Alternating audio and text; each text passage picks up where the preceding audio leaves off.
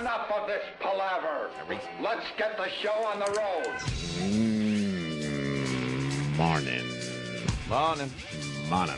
I'm on. Good morning. I'm on. Get your car, fucking doctor. Card, rub your card. Rub your card. Good morning. Rub that card. Good morning. Good morning. Rub the card. Oh, Jimmy. Good morning. What's going on in your head, Jimmy? Nothing. I'm just nice to be doing radio here at Close Encounters. Yeah. Don't mention the lights. They worked very hard at the lights last night. Ixnay on the Eitzley. They were here very late working on the lights. I never noticed, though. I could care less about the lights. They're always fine for me as long as they're not in my face. And, like, this is... I'm, like, looking up at this giant, like, light cells. Sure, you're like a little deer with the headlights. I really am. I was just trying to cross the road. I meant T-E-A-R. I was fawning around. Fawning. But the lights were never good. That's why we had to, like, redo them.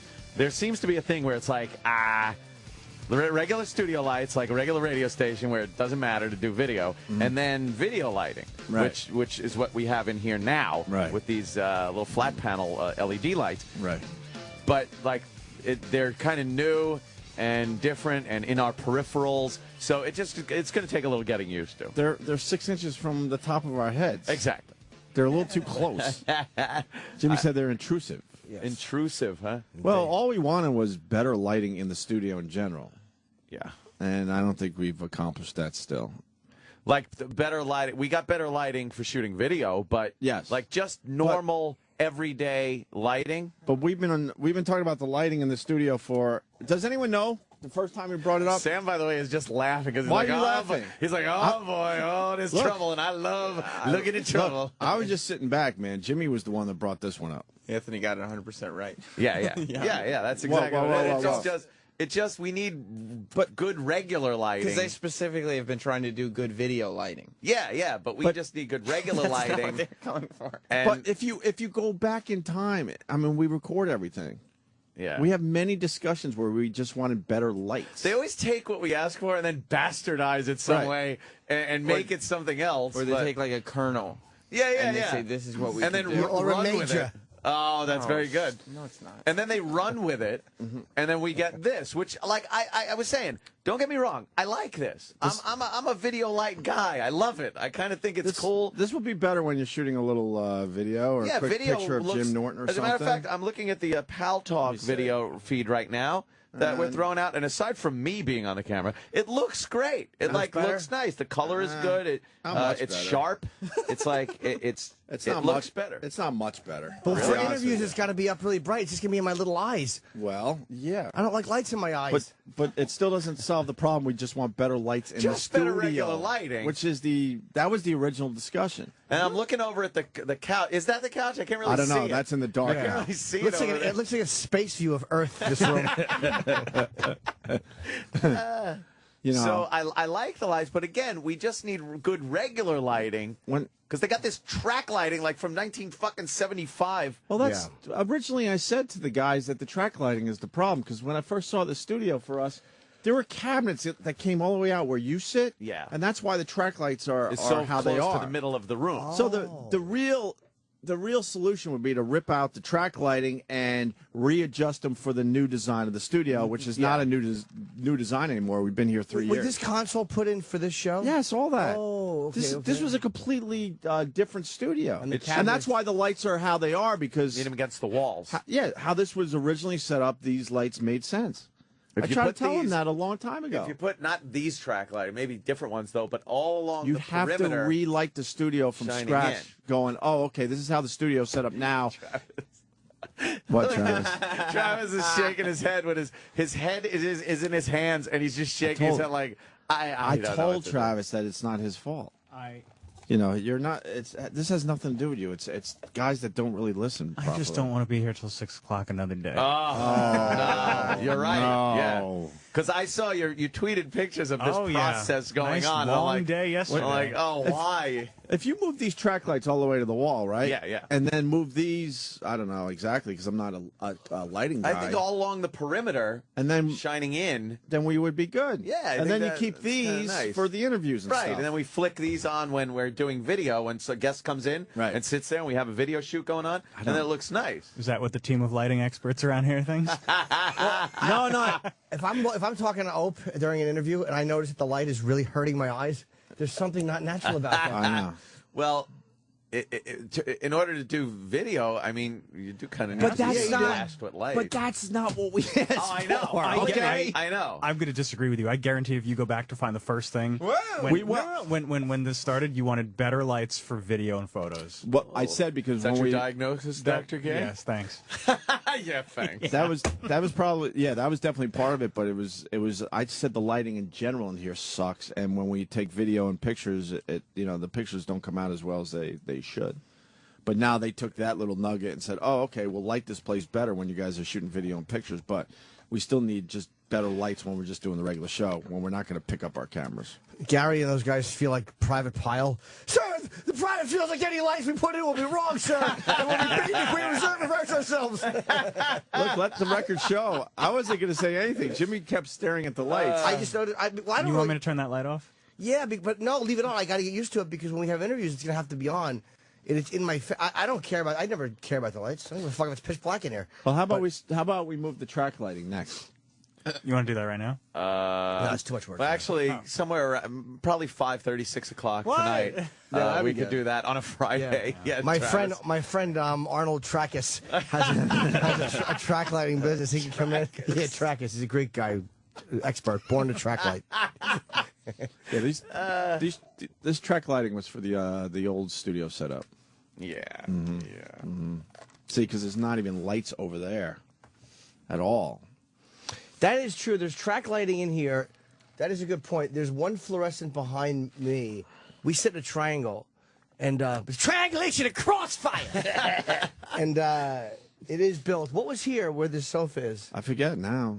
We redesigned this whole place for us. A fish console hatchery. used to be in the corner over there with the TV. What did they do here? All the bats would sleep right here in the dark. Wait, where was the console? Over in the corner where the TVs were. Oh, That's where the console was, and then this whole area where you guys are sitting was Cabinets. like a half moon thing for guests and cabinets and storage and stuff. Yeah, there were a lot of cabinets in here for whatever reason. that's crazy. Shelves and whatnot. Oh, well, you know what? I'm getting used to it. Because it's right in my face. Like Yeah. you're looking straight ahead. But that was the payoff is you get to look at Iraq, which is your penance. well. I think the professional lighting guy wanted to make sure you were lit up nice. He cares about you. You do look darling under this light. See, we can't argue with the guy. He's a professional. He is a professional. That's true. So But this is what he thought should be done. the lights, you're never supposed to notice the lights. Oh, we notice them. Meaning it's supposed Do you to notice be these? the first. I yeah. can't notice them. My eyes are hurting too There's a much. giant Czech cereal glowing in the fucking sky. I feel like a little piece of wheat floating in a giant bowl. Like a nuclear light bright. It's very bright. It Yeah. is very bright. Well, maybe they'll be better when we get the filters today. But the Oh, you pro- are getting filters? Yes. Oh, okay. But then the problem is they adjusted all these lights, so when you turn these lights off, then these look weird. Yeah, could you turn that one down or turn that one off? So You want that one off? Yeah. See, if that I one's just want off, something That on was my a quick face. 5 minutes of getting used to it. but if that one's hate it. off, then it messes up the rest of them. No, let's see This what is it a looks very like. sensitive environment. You can't turn out. You I can't just turn don't- off any of these lights. I just don't like it in my face. Gonna throw off the balance. But then we can't then we can't shoot any of it. See, no, Oh, boy. no. Well, for Oh, now. boy. What? What happened? Travis, stop knocking water Travis, over. did you fall down, go boom? Yeah. Now I'm dark over here. No, we got to turn this back on. Yeah. I And now you're in the I dark. don't want you to touch I that light. can't Don't see touch the light. Opie. What happened? Oh, you're not allowed to touch The red it. button. Red button. We have to. Blinded by the light. That awful song. Or then I have to move these downward. I need like 6 of these. But then that's going to mess up everything. Anthony for my loves studio. these lights. I really do. I need these. I'm not saying they're bad get lights, like but six. the way the one's positioned is right in my face. Just make believe it's diarrhea and you'll love it. Well, I think your problem is that it's positioned, towards the interview subject. The guests are going to hate Yeah. that when they're talking if a light's in their face. I've never done a TV interview Yeah. where I was looking, and again, I know it's not a TV studio, but there's a way to light it where. Oh boy. But I They had a don't care about the professional lights. guy. I like the idea. We'll just get Opie and Anthony sunglasses, hand them to the guests. They'll put them on. Yes. They'll put them on, Branding. wear it, and we get some branding, and then we could sell them as merch. Yeah, I Would like we it. let the guests keep them? Yes. Oh, that wow. way they could wear them around. As long as they sign the waiver. I like it. Yeah, That's gonna be expensive. Now they're probably going to start working on. Oh, your sunglasses. We're working on that right now. No, I was a joke. But the way they'll do it is they'll put a giant O and a giant A over the eye part like they did with these stickers. Oh yeah, the sticker. Oh, I debacle. forgot about the stickers. The sticker. Those are debacle. long gone, huh? Yeah. Well, we left one. Whatever. I understand. They're trying to. Can I move one of these? For real? I You do what you would want. be so upset if you move something. No, because they said it's they set it up perfectly. My eyes are light sensitive. Since my fucking eyes are. So am mine. I got these fucking beautiful blue eyes. I'd say, and, Jesus Christ, I love seeing and them. the fucking sun and these bright lights hurt. Yeah. Mars was about to move the lights this morning, and Travis wouldn't let him, and he ran out of the office and said, "Those lights are not there for you to move them." Travis doesn't want anyone touching the lights. The lighting guy moved the track lighting the way that it should be. There's not as much shadows, which is important when you're doing a TV shoot. Yeah, these aren't shadowy. I They're like not this. that shadowy. That's the lighting guys are amazing. Like when you watch a TV show, nobody ever thinks, why are there no shadows? What is this, the Vampire Chronicles? Nobody has a fucking shadow. I couldn't believe how much this guy knew about lights. Yeah, the It's like light. enough about your lights. Yeah, we get it, bright. We see everything. Oh, you can read. He was just listing shit you can do. You can read by him. You can eat next to him. See? If you drop marbles, well, thanks to the lights, you'll find your marbles. Let's move the track lighting next now. We're almost done. We're almost done. We are. We're almost done. We're getting I like there. that. Yeah. Now we got to move the tracks. Track lighting. And we got to the knock walls. this studio out next to us to just take over both studios. Don't laugh. That's has to happen if we stay here. We moved the Who was track lighting. laughing? We need I a gotta much come bigger back fucking late. studio. Don't And all we forget have to do is again. take this wall down. Jimmy's right. You don't want to be in the same room as Eric. Doesn't I do. matter. Just shove him in the corner. can't be. Shove him around the corner. All right, whatever. Enough Eric. about the lights. Do you want that one off again? No, we No, no, can't. off. Because then they all have to go off. And then I turn these, and then that's going to be a problem. Lighting for video isn't that hard. Like fish, man. Shut the fuck up. That's right. Yeah, what are you opening up Everybody's with got to golf get into the gills? act. Shut up. We've been trying this for a year. I think it looks good. Yeah, it does look fine. I just don't like any light in my face. It drives me nuts. Tebow's in town. Landed yesterday. What's the headline over there? I catch the train. Oh, sorry. What happened? I just keep thinking of light things. What was the headline over there on the Tebow? Halo, New York. Halo, New York. Hello, New York. I York. get it because it's a Tebow holy roller. arrives, and he's waving. I get it. To his now. massive fan base. Hi. That's what that I wave know. says. Oh boy, does it ever. Hi. I think it's a masculine wave. Yeah. No, it looks like Grace Kelly the way he waves. Hi. Halo, New York. Yeah. And exactly what we've been saying for the last couple of days. The headline in our paper today, Tebow here to be #1 quarterback. And then you go to the sports section, their headline, sources say Tebow has eye on Sanchez's job. Watch out, Mark. That's This is just- exactly what we've been saying for the last few days. That's all the sports writers. That's not it. Tebow probably said nothing of the kind. Yeah. It's just the Yeah. scumbag sports Drama. Well, we They're all knew making this drama. is what they were going to do with this whole thing, and knowing that Sanchez is a bit sensitive and Maybe Mark Sanchez is the source. Watch out, Mark. It says on the back. Yeah. It's like, it really does. You think this guy needs this shit? and this is what we were Poor questioning. You know, is Mark Sanchez ready for all this shit? Whether it comes from Tebow or the sports writers, Yeah. they're going to go with this angle. Yep. Everyone wants Tebow to start now. Yeah, yeah. Why not? Yeah, they got him. Might Why as well. not? Throw him in. See what happens. But Mark Sanchez is so good. I think Mark Sanchez fundamentally is a better quarterback, but He's not good enough for everybody to go, well, obviously clear-cut Tebow's decision. not going to, Yeah. well, obviously Tebow's back up and you can't put him in because it's not like Brady's there or something, you know, and you're like, all right, let's replace him.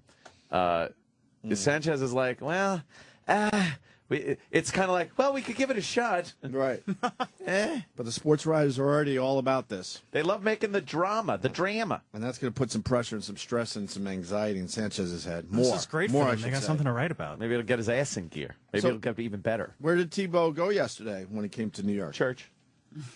Went to St. Pat's. You're kidding. Yeah. I don't know. I know. Neither do I. Sounds logical. It does. Probably hit 10 churches already. This guy. Yeah. Got to find a good parish. Like find a good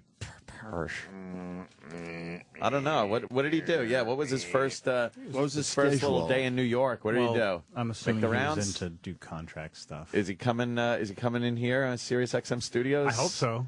Sure, you got something. NFL channel. Did you guys get the Pat Robertson? Pat Robertson. Pat Robertson clip on Tebow Holy rolla. and Peyton Manning? No. They just threw it on the TV. On the TV. Yeah, he's hoping that Denver has a shitty year because they got rid of Tebow. Because, Pat Robertson's all about that God thing. That God It's thing. all about football, really. I mean, Yeah. they're synonymous. So why doesn't football. fucking God do Tim Tebow's deal? Yeah. Pat Robertson's a dick. He really is. Just a dope. He's the fucking worst. But he still has an audience. Oh, always will. Still has the audience. Them holy rollers. People actually go to these arena sermons. Ah, it's amazing. I mean, it's like you get so used to the idea that this is such nonsense, but you forget that there's a lot of people that really Oh, my believe that God, stuff. yeah. they shut their eyes, they lean their head back, and they put their arms up, and they rock back and forth, and it's like, wow, you're a fucking psychopath. And I kind of fluctuate between hating them for their dumbness and feeling for them. Like you really think that this douchebag is helping you? This jerk off in the front of this arena?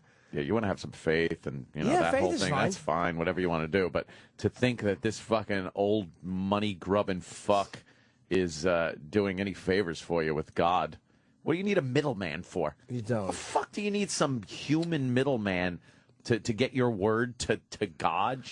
Talk to him directly, right? Yeah, He direct talks to me line. too. I get emails from him. I follow him on Twitter. He's Follow God at God. Yahoo. I wrote to him. Actually, it's God 232. Yeah. He couldn't get God. Right. Some fucking idiot in Chicago has it. Yeah, he's just in the middle of a fucking copyright thing, but he realizes he never copywrote God. I can't believe I forgot that. Is this the clip? I don't know. Uh-oh. Sam yelled at you a little bit right there. I don't know. Hold on. Whatever. Hold on? Really, Sam? Really? boys, things all are right, changing we'll around all here. hold on. Yeah, whatever. How about Sure. we just hold? Hey, listeners, hold on. Sam's busy. Whatever, Sam. Yeah, Whatever, Sam. I think I saw a guy die yesterday, so I'm a little fucked up today anyway. So, in our neighborhood, too, there, Jimmy. oh good. I can name a couple people. I hope it was. No kidding.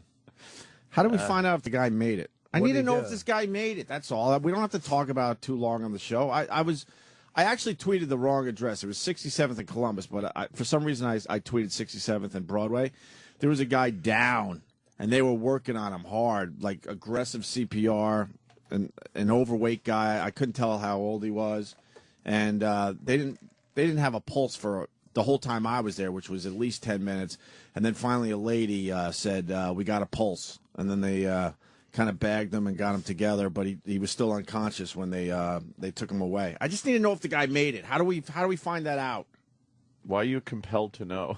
Because I don't know. Did I see a guy die yesterday? Well, why do you want to know? I don't know. You don't know why I you kind want to know? of well, because I saw the wife and it looked like a wife and a kid. They're just horrified, and I just want to know he did all right. Maybe you How do you find shit like this out? assume he did, and then you can go along your merry way. That's you. Make it go away. Make it go away. I just need to know. It was well over 100 people just like dead silent watching the EMTs like work their balls off. I thought I walked on a movie set. This is great. Opie's stealing Club Soda Kenny's bit. Which one? Just the doom and gloom. But what am I going to do? I walked upon this yesterday. I didn't search this out. I was just minding my own business. That's the opening of the book. I stumbled upon it one day. Yeah. There was 100 people watching. But how does one find this shit out? I don't know. Don't we have because- EMTs in New York that could fucking look that shit up? Sure. Look at the logs. I fucked up with my tweet. I've said that many times. It was 67th and Columbus, not Broadway. I don't know why I wrote Broadway. Broadway's very close, obviously, if you know that area. I'd be curious if the guy was dead. You would, right? Yeah. I mean, I would. And then everyone's like, you get video? Holy fuck, man. I'm not even that sick. My phone was getting, my camera was getting a little itchy. It's like, yeah, a little itchy, pull it out but I and take a fucking wasn't look-see. gonna. I wasn't gonna film that shit. Put it up on fucking those gruesome websites. Yeah, the body was just like, I mean, rocking and rolling like jelly when they were working on him too. Yeah. God, well, I was watching some. Oh, gross there's a video. law preventing you from finding out. Yeah, but we know people. Oh, yeah. Someone slide a little info to me. I need to know. Yeah. Please. We're above the law. Yeah, we are above the we're law. above the law. Police tell me that all the time. I get pulled over, and I show my license. They go, "Oh, we're sorry. You're above the law." Yeah. And they walk away. Let me just continue speeding along. Wow. I was watching some gruesome videos from Afghanistan and Iraq online yesterday. A lot of Apache and Cobra helicopter gunship cool. stuff. Holy shit. That shit's cool. Just with the forward-looking infrared cams and just watching these bad guys. You see them digging. They're digging for the fucking explosive devices, and they just don't know it's coming. And then all of a sudden, and you just see them exploding. That's amazing. They just explode. And then a few of the guys will start running. Yeah. And you know it's pitch fucking black. It's like totally dark. Meanwhile, the guys in the copters see it all lit up. Like it's fucking daylight. The guys are glowing white. And they're running, and you know these guys are like, must run away, because that's like your first thought is like, must run away. But they see him, like it truly is, you can run, but you can't fucking hide. Well, and then you, and they just come apart. You see pieces of glowing, like flesh all over the bushes. Wouldn't your best move be to play dead at that point? Well, they hit these guys when they're dead. Too. Oh, because they figure that shit out. They too. can see the body isn't in pieces. They're getting hit with 30-millimeter rounds. They see it's not in pieces. So if it's just sitting there, they'll go, hit him again, hit him again. Well, then fall down and come apart. Fall down and twist your body weird. Yeah, I was thinking the same thing. Throw a piece of your fucking brother on top of you. Try to pull your leg up as high as you can to your fucking head and fall down. And these missiles, like there'll be two guys with fucking, RPG, and they're just kind of squatting down, and then you'll see for a split second this giant missile just hits them, and you see pieces of body just go flying in the air, like 100 feet in the air. More importantly, was there a meeting yesterday? That we need more music, on the show. Was that it? E-Rock? What is this? Were is you this told to be to grab some from Rambo? Oh, it's Rambo. Yeah. All right. But that's like I just want to make sure you just did that, and no one's telling you that we need more production value at the show. Why don't they, Eric? A little more music would help. Yeah, that's cool. I would see those videos. Yeah, no they're pretty wild. And then I was watching some sniper videos from Somalia. Holy shit. Really? These guys, they all look like those warlord type guys. They don't look like the warlord. They look like the cronies. Right. For the warlords, they're all wearing mismatched uniforms and shit. Oh, like fucking Book of Mormon guy. Yeah, exactly. Bringing it back to that. And they're walking around, and they're pretty close up shots of these guys, and they'll just be walking like next to a vehicle, and then bam, they just fall down, shot in the head. Just sniper video from the sniper's vantage point. It's amazing. I saw a horrible one, and I haven't been watching those videos lately, but I saw a horrible one of a guy cut in half on the train tracks, completely cut in half, and still alive. See, I don't like that. I don't mind the war ones. Reaching up a little bit. I don't know if he tried to kill himself or if he got pushed, but they're loading him onto this piece of wood to pick him off, and his fucking... Like they're trying to figure out how to pick up the lower half without his intestines falling out. Why do you watch those videos? I just happen to see it. I don't understand that. Like when I was walking yesterday and you see something going down, of course I'm going to stop, and I think most people will. But I will not search this shit out on the internet. But it's for the same reason, really. Although the stuff Ant was looking at, I could easily see. Yeah, that's a... But what you search out, I don't know. I just don't know if... Why you do it? It is terrible stuff. I only go to one site now. I used to go to a lot of them. Right. But it really is terrible stuff. But where does that come from, you think? Because you're not the average dude when it comes to that stuff. No, but we've talked about it before. Like, as much as I can watch a lot of things that a lot of people can't, but you have to see it. A beheading is not this random thing. Like, oh, it's a beheading. Like, to me, I can really graphically see it. Like, I really don't want to die that way. Like, really don't want to die that way. It's a fucking horrible way to go. Ow. I think I got it pretty much figured out what it would all be about without seeing it, though. I don't need to go that far with it. It's made me, I think I've said this on the show before, but it really has made me more empathetic towards victims of things. Because, again, it's easy to go, like, there was a horrible car accident and a man was killed. Yeah. And it's like, I've seen these videos, like, oh, my God, like that really is a fucking horrible way to go. Right. Yeah. You know what I mean? Not that you need to do that, but for me, it's made me more empathetic for some reason. Maybe that's weird, but it has. Yeah. I told you and I've said this before too, there's only one, there's a couple I haven't watched, but there's one I couldn't watch. It was that guy being stabbed by those maniacs over wherever the fuck they were, those 3 guys. They were putting screwdrivers in his eyes. Oh. And I physically had to get up. I almost fainted. Yeah, fuck that. Fuck that. I just can't do that. No. Yeah, my whole body tingled. I had to get out of bed. I don't mind. Guys, Watching guys explode in fucking infrared. But it is the same thing. It's just a little bit less graphic. Wood Floor Liquor has been waiting for this day for 3 years. So can can I give them a minute on the show, please? Can I? Sure. Because we have listeners and they're all experts in their field, and this is Wood Floor Liquor's expertise. I think he knows a little something about EMTs. All right. Wood Floor Liquor. Good morning, gentlemen. How are you? What's up? So I saw this guy on the sidewalk being worked on, and I need to know if he's alive. There are laws in place that are privacy laws called HIPAA laws, HIPPA, that prevent... Is that Iraq's law? Oh, HIPAA. Oh, okay. That's different than what I was Always thinking. Fat, no matter what you do, fat. Oh, boy. Fat. Oh, boy. That sucks. They are privacy laws that prevent anybody else from finding out any information about your medical background unless you give specific consent for that person to find out. All right, but we know all that, but we're us. How do I get the inside fucking info? Where's the inside track in this one? We've done things above the law many times. Yeah.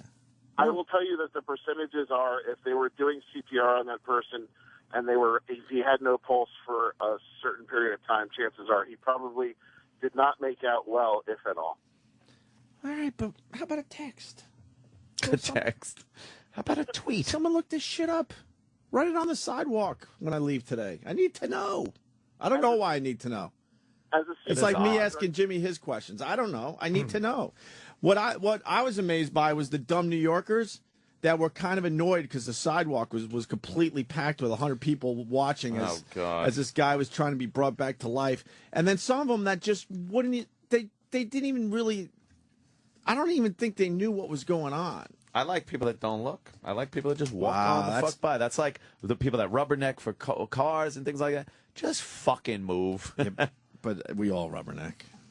You even rubberneck. I literally don't rubberneck when I'm driving. You never take a look. You know why? I make a point of not because I'm looking right at the fucking guy in front of me, and the second I see brake lights, beep, beep. I get so pissed off. Oh yeah, we all get mad at the rubberneckers, but I would guarantee it's 99% of the people rubberneck. Mm-hmm.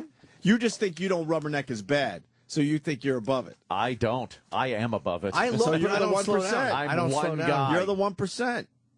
I try not to slow down. I slow down a tiny bit, but I don't think my slowing down is causing the problem. Yeah. All right, Wood Floor Liquor. Big day for you. Congratulations. All right. Gave us some info on this thing.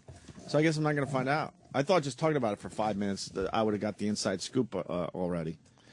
Yeah. We've gotten the inside scoop on some shit before. The inside dope, the inside poop. We need the skinny. Remember when me and oh boy, I make a joke. Rock fat, always fat. No matter what you do, you'll be considered fat. That's terrible. Sorry, Fat. Right. Fat guy. Fatty Fatterson. Oh, poor. boy. That's See? uncalled for completely. Oh, necky cheeks. Oh boy. man. Even if he goes on Biggest Loser, always considered fat. Always to the day he dies, fat. Terrible. Constantly. All right. Remember when me and Kenny were driving in and there was what we thought was a dead guy on the sidewalk? We found out that guy wasn't dead. He was some kind of drunk that just kind of passed out.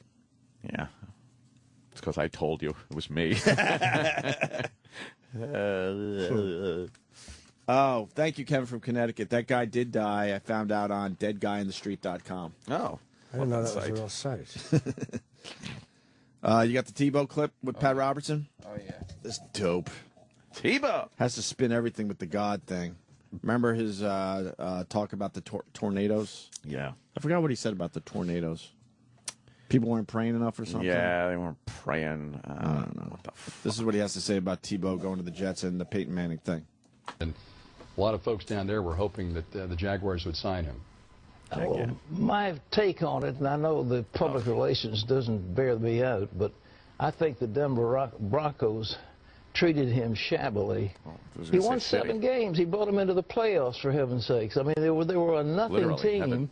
He rallied them together with spectacular last-minute passes, and you know, when when they beat Buffalo. I mean, Please Pittsburgh. fall face first into the console, you asshole. Is this how we sound when we talk sports?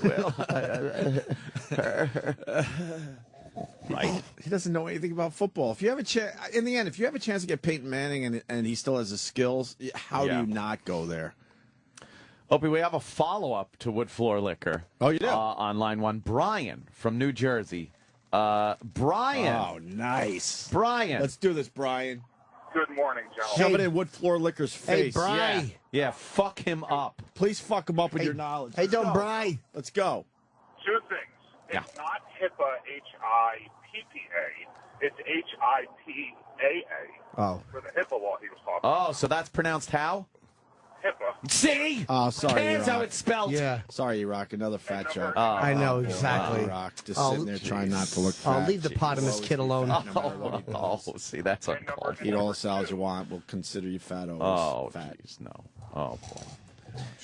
What? So what do you got, Brian, on that? And number two, Yeah. if this gentleman that Opie wants to take a peek at or get information on had died, his information is available because HIPAA expires when you die. So if he had gone to the medical examiner's office, so to speak, you could publicly request his records and you would have access to whatever happens to him. But you'd need to know the man's name. You couldn't just say that guy in the blue shoes on fucking 67th Street. You might be able to do that. You never know. You could be able to pull that off. Yes, you could. I'm eagerly awaiting the call from somebody saying Brian from Jersey is full of shit. All right. Because it's always this chain of people calling out the previous caller for being a dickbag fuck ass. I hope it happens. Of course. I am a dickbag, but let them call. Have fun with it. Thank you. All right, Brian. Thank you. Thank you. Face to Wood Floor Liquor. What happened? Yeah. What happened? Did Jimmy just quit the show? Yeah, he's gone for good. Fuck, Jimmy just quit the show. That's right. Mm-hmm. He hated the lighting. He left. He just walked the fuck out. He doesn't like the lights. He We quit. got, It's in his face. He doesn't like it. we got someone on the line that wants to talk about. It's an EMT. It's Chip, the EMT. Oh, Chip. Hey, what's up, guys? I was talking about the HIPAA law, and I'm like, what is it, a big fat hippopotamus or something? Jesus. Do you know anything about this guy or what other calls have been saying? Yeah, the HIPAA, because he lived in Brooklyn downtown. He was really HIPAA. But do you have any info? Like, can we get information on this guy? I need to know if he's dead. Because the guy fell down the stairs and he broke his HIPAA. I got a lot of HIPAA stuff. I hear. Yeah. I hear. You can find out. Yeah? How? Just ask him. Ask who? The guy. I don't know where he lives.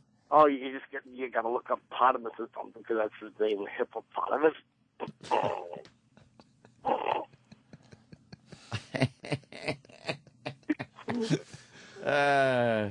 All right, Chip, the EMT. Okay, see you later. All right, thank you. Can I get the hotline number? No. What I find amazing is he left the studio to do that. He left the studio to do that. What's that? Oh, nothing, Jimmy. To do what? Nothing. Remember you wanted Brian's knowledge to be challenged? Yes. Well, now we got Stacy in Baltimore. Stacy. Boy or girl? Hey, Stacy. Funny every time. I am a female, Oh. and I'm a doctor in Baltimore. And Yeah, right. Ah, bullshit. Women can't be doctors yet. How you doing, nurse?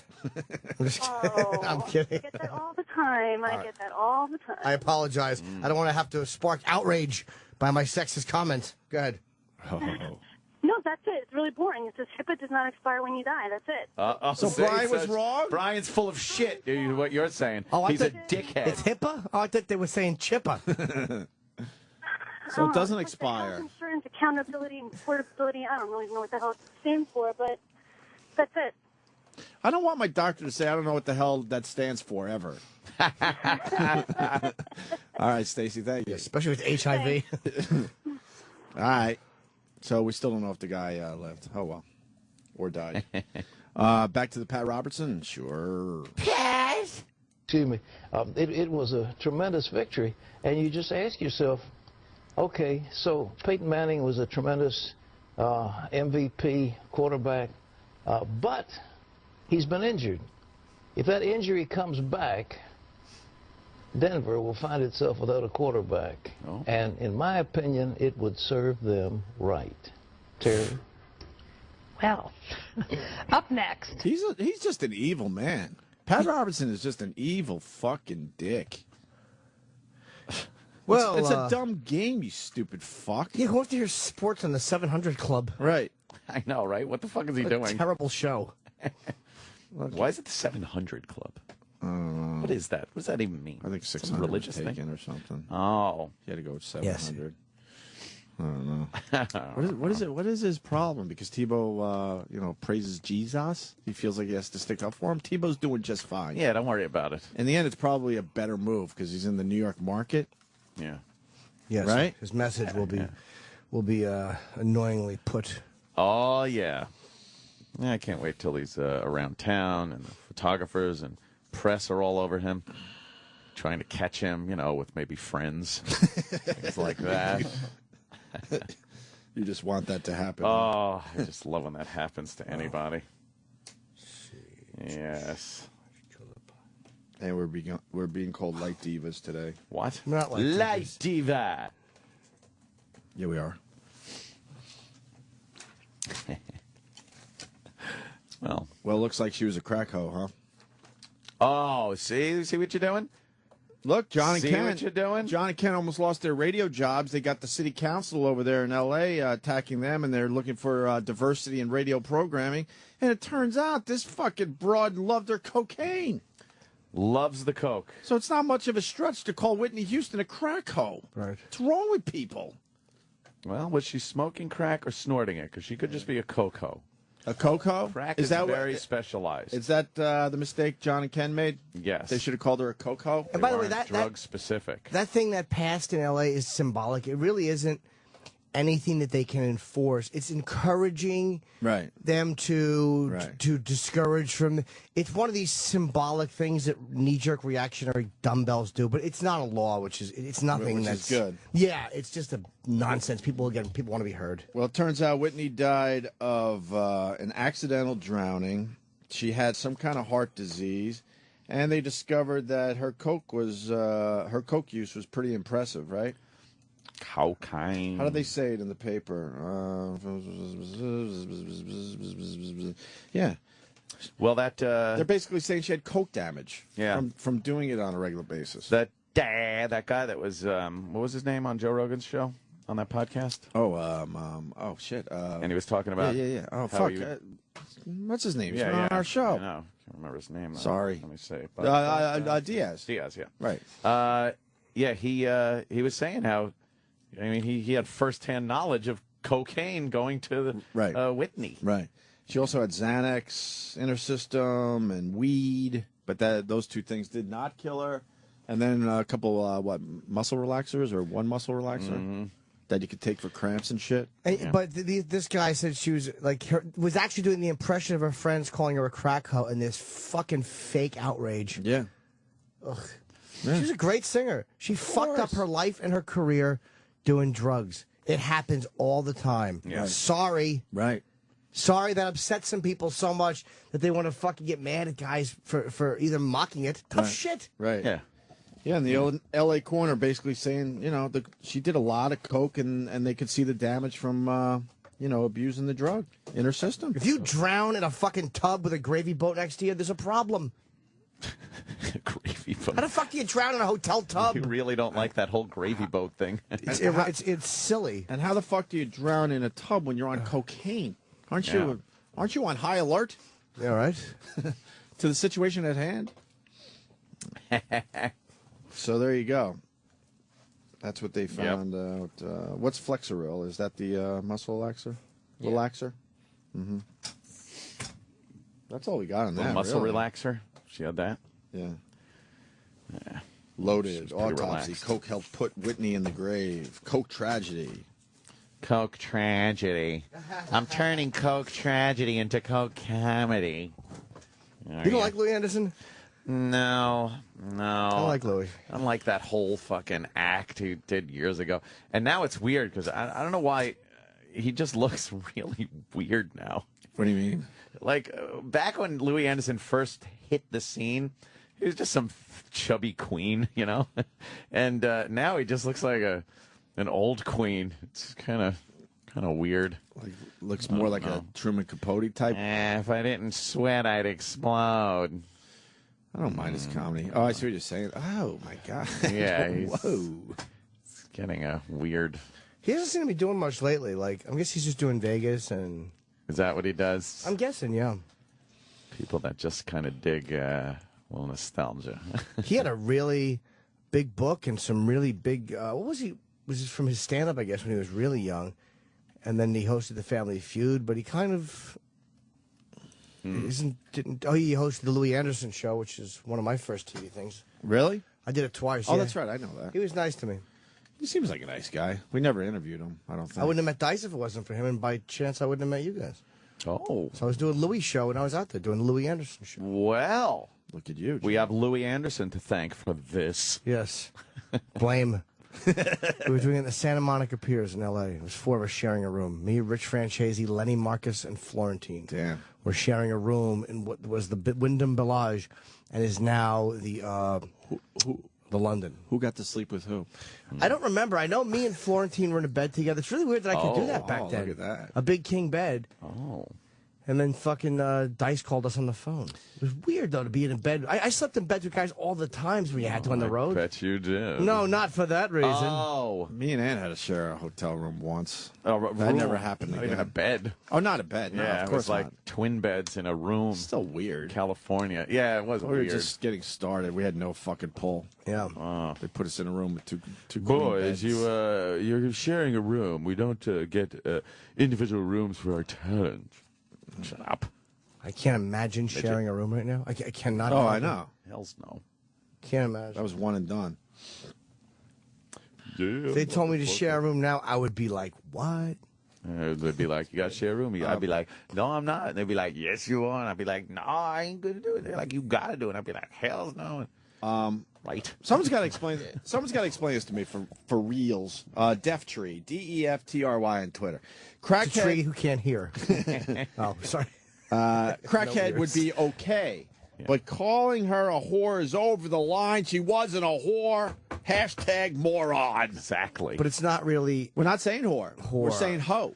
Hoe. Yeah. That's just saying. That's like saying the nigga. A crack. N-I-G-G-A. A crack hoe is more of a slang for a girl who does crack. It doesn't necessarily mean the literal breakdown of a girl who's fucking. And I think we for all know crack that. in lieu For of crack. money. Right. Exactly. To say crack whore, really, to me, a crack whore really means a girl who fucks for money. Right. Actually, Right. crack hoe is just saying that somebody who's strung out on crack. And that's why they came up with hoe. Yeah. Yeah. I concur. Yeah. I concur. So who's the moron now? That's what I Moron. asked We still are. today. Yeah. Are we morons? We'll always be. Oh well. Always be morons. All right, we're gonna break because we got our food here. I love the smoking kid. Is he still smoking? Kid. Kid's hilarious. Fucking Look at the Keith little Richards. kid smoking on the news. No age limit in Indonesia for smoking or for buying cigarettes. Apparently, they're getting their medical information from 1950s TV commercials. Yes, according to this repeated nationwide survey, more doctors smoke Camels than any other cigarette. Why not change to Camels? And the #1 story of the week. It's almost like an Etch-a-Sketch. You can kind of shake it up and we start all over again. Just hours after an impressive blowout win in Illinois, the political conversation turned from Mitt Romney's frontrunner strength to his inner Etch-a-Sketchness. Had Mitt Romney been around at the time we were drafting our Constitution, he'd have just shaken it and just shook it up after it was approved to rewrite it. So I'm going to give it to you guys to play with, all right? Now Newt and Santorum are both holding Etch-a-Sketches. Yeah, that's what we're great. down to. That's wonderful. Douchebags, just drop out. Both of you stink. Santorum's a fucking twat. He sure is. You talk about the Constitution, where everybody is supposed to be guaranteed equal protection and fucking life, liberty, and the pursuit of happiness. Or is that the Bill of Rights? I'm not sure. Unless you're gay. Unless you're a faggot. Is that Right, what it is, Santorum? Rick? Unless you're gay. Ugh. God, I just hate people who interpret the Constitution to mean more for themselves than other people. And I need to say it every time. I hate them all. I hate them all. Yeah, I just hate some more than others. Of course, of course. I've grown to like Biden because he just doesn't have a lot of money, and he's, to me, one of the only straight shooters out of all of them. That's why he says so many stupid fucking things. Dummies. McCain seemed like a straight shooter, Yeah, too, didn't he? He was. He had that whole Keating loan thing, but I respect McCain more than any of them. Yeah. They just picked the wrong fucking running mate. Did you see the Sarah Palin movie yet? No, I have not. Did Yeah. you? No, I did not. No. I was hoping to get my knowledge from you. I have no real need. That's why I want, or asked that question. Ambition to see it. to I tell don't you the either, truth. but yeah. obviously a lot of people are checking out that movie. I did see it. She was from Alaska. And she wore glasses because her eyesight wasn't what it used to be. She was married with children.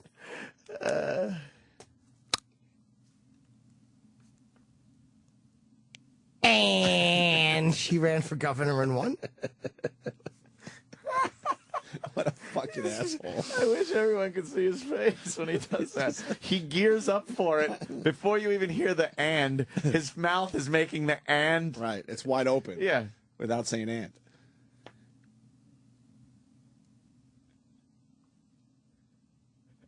And John McCain asked her if she would run for vice president. Oh, shit. Jimmy. I tried to find a movie to watch last night. There's nothing. There's no fucking movies out there. What? What do you mean? Like go to a movie On or demand. watch it on demand? On demand. I demand something. Give me a good. movie I should watch right now. Go. On demand. All right. Something that's on demand right now. A Birth of a Nation? What? Descendants. What? I'm not going to fucking see that shit. I'm not going to see that Hugo crap. No? What's Hugo about? Won Like the a lot hurricane? Won a lot of awards. Hunger Games comes out today. I want to see Hunger Games because we have Sutherland on Monday. I want to see that over the weekend. I'm sure there won't be any lines. Yeah, what the fuck is that? Yeah, whole right. What's that whole thing about? What are we looking at there? Like, what is it? What it's is kind it? of like the new Harry Potter phenomenon. Yeah, it's a massive. What's the gist? What's the gist? They're hungry. The gist is kind of the summation. They're hungry and they're looking for food or something, and they make a game out of it. I don't know. That's as bad Base as that what- on what the is title, it? didn't you? What? Did you base that on the title? No, that's what it's about. Yeah, it's gonna be a big bust. The Hunger It's Games? gonna be a big must. Yeah, because they're hungry and they're fucking looking for food and they make a game out of it. That just sounds stupid. Well, they have the kids like fighting each other. Over Don't food? tell me I didn't see it. Oh.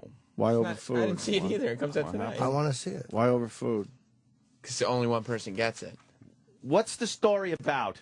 And then they kill one of the main characters at the end, which is pissing off people because in the book, They do? in the book, the person doesn't die. Oops. Don't Oh, blow it, 'cause I spoiler. wanna see it. Spoiler. Oops. Did that just come out? What's it about, Sam? I haven't read the books. It's a book trilogy, and my understanding is that I guess everybody's very poor, and so they pit kids or something, families against each other, and the winning surviving kid gets food for their neighborhood or whatever it is, their area. And what? And the other people are just going to allow that to happen after they lose? That's why the movie's stupid. You haven't seen the movie. So you lose, so you don't get the food, and you watch other people eat, and you're going to just sit there and allow that lose to by happen? dying. Yeah, they're dead. What do you mean they're dead? They kill all the kids off. Oh, that's why the main character Yay. dies at the end. Gotcha. Yeah, I mean, boo. That's why they're competing. It's not just like, Gotcha.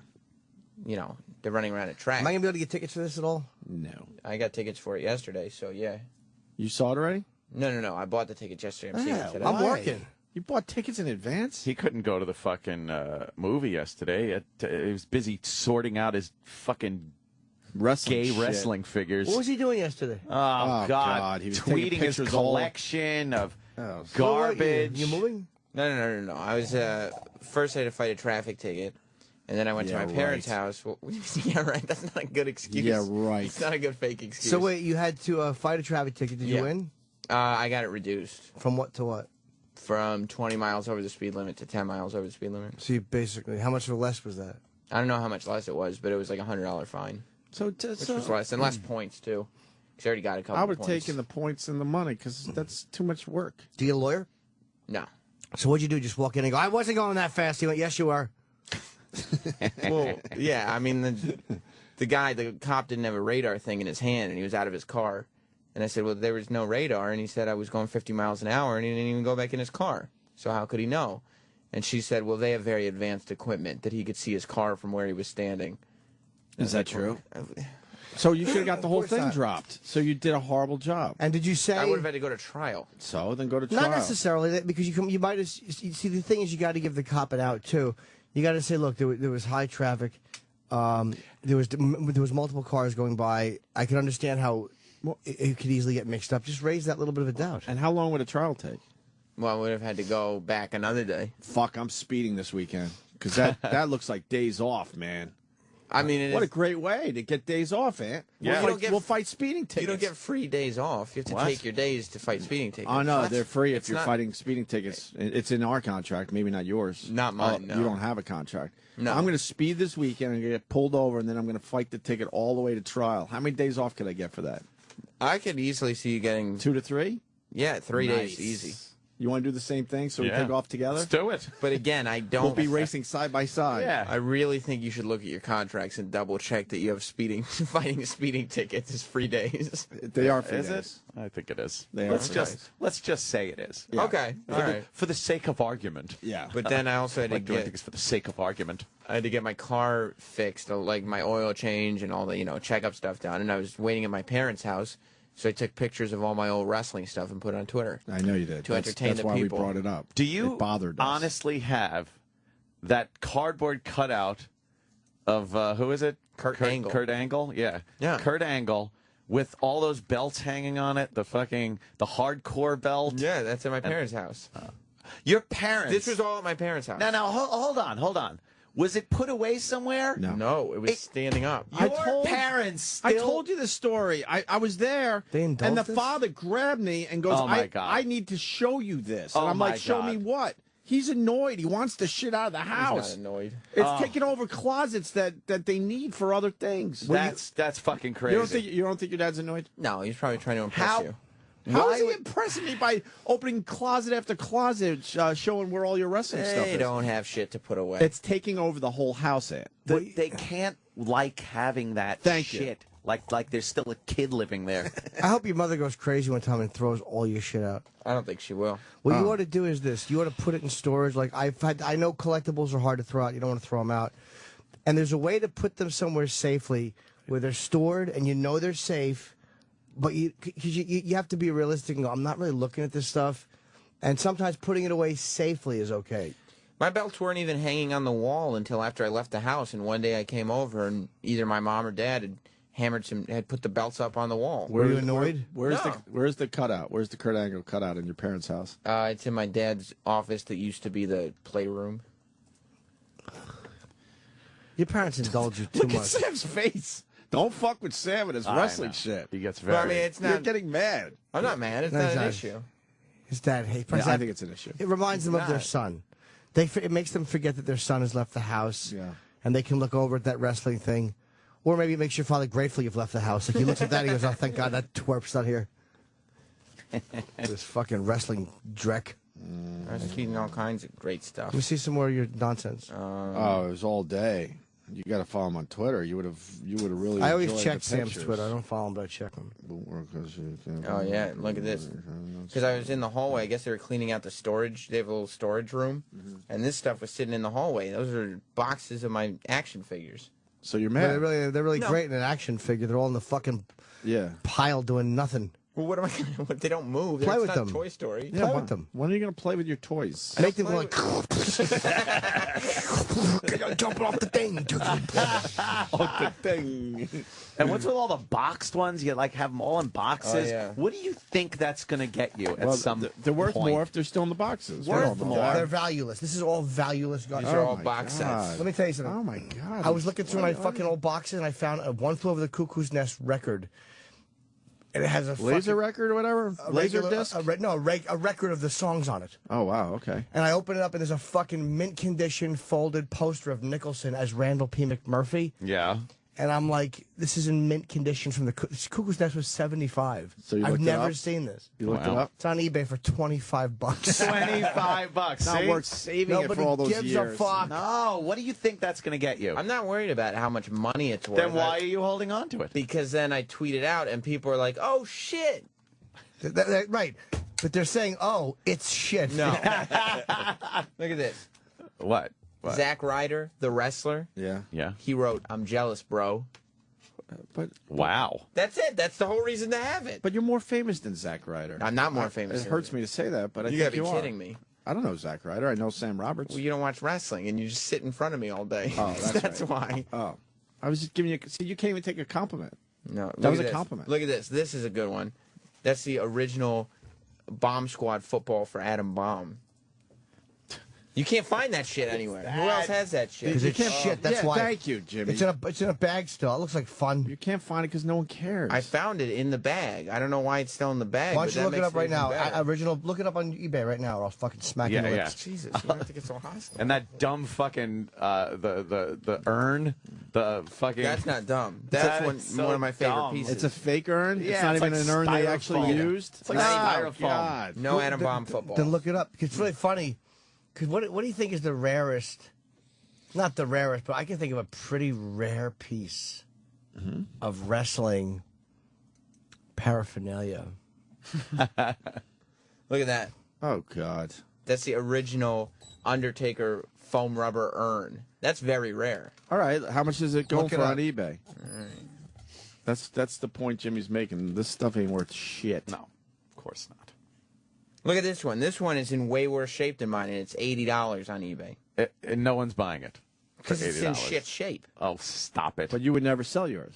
Exactly. That's So what now I'm you're saying. just stuck with all this junk. Ugh. I'm not No, worried he's about not selling stuck with it. His parents are stuck with it. Yes. Like a hoarder. My mom said I should go through the stuff because she said one day we'll die and somebody's going to have to go through this stuff. Why wouldn't you go through the stuff? I didn't have time. I was taking pictures. Look at this shape that's in. All right, listen, we got to take a break. Yeah, We're happy for you, Sam. I know one piece of wrestling history that you would love. Yeah, I know. Are we talking about E-Rock's fucking championship belt? Oh no, What are we talking much about? better than that. It is better than that. You mean the one signed by Virgil? Yeah, exactly. This isn't worth shit. Virgil. My Undertaker urn is worth more than Virgil. That's like me getting my Shane McMahon shirt signed by his best man. Yeah, who cares? Oh boy, another E-Rock fat joke. Oh, no. Jeez. What? Oh boy. Dude. Do you like that? Do you like that shirt? Fat E-Rock. Yeah, I like that shirt. Oh, boy. It's a very rare Trying to mind piece. his own business, but we see that he's fat. Doesn't matter. Doesn't matter what he do. No, not at all. Does do. It's terrible. Yes. What? No, I don't know what you're talking about. I'm lost. Jim has the T-shirt, the original T-shirt Which I from found. Shane McMahon's bachelor party, I knew I wouldn't have thrown that out. and it says the SS McMahon on it. It's got a little cartoon picture of Were Shane. we at the bachelor party? No, this is 1996. Yeah. Yeah, this is. I was on a boat. Me and Bob Levy performed. Oh, right. And Pat Patterson was there, and Vince. Pat Patterson. And Pat Patterson was there. Wow. Pat Patterson was there. And I didn't have a camera. On a boat. I didn't take pictures back then, but I got Vince's autograph on a business card, and I kept the shirt You still have the business card? with Vince's autograph. Yeah. I do. Yeah, it's my business card, just what he signed Yeah. back. We got trivia coming in. Excuse me, Sam. Trying to go to break, but Brian has something very, very rare. Brian in the Bronx. I have Owen Hart skull cap, Sam. How much is that worth? Owen Hart's. Oh. That's disgusting. Oh, Wow. that's Is it signed? That's terrible. See you later, guys. All right. No, It's not he signed. doesn't want to even elaborate. It's my JBL hat. It's your and I saw it was ring used, right? Yeah, he wore it, and there's a stain on the inside of the brim from Jizz? where. Nope. From where CM Punk splashed whiskey in his face. Wow. That's right. Does it smell like whiskey? Oh, it's iced tea. All right. It was whiskey. No, it wasn't. So I'm not wrong. No. So, isn't this great? Jesus. Can we break now, Sam? Please. Yeah, all right. We're gonna step aside. We got the hoarder guy coming in today yet?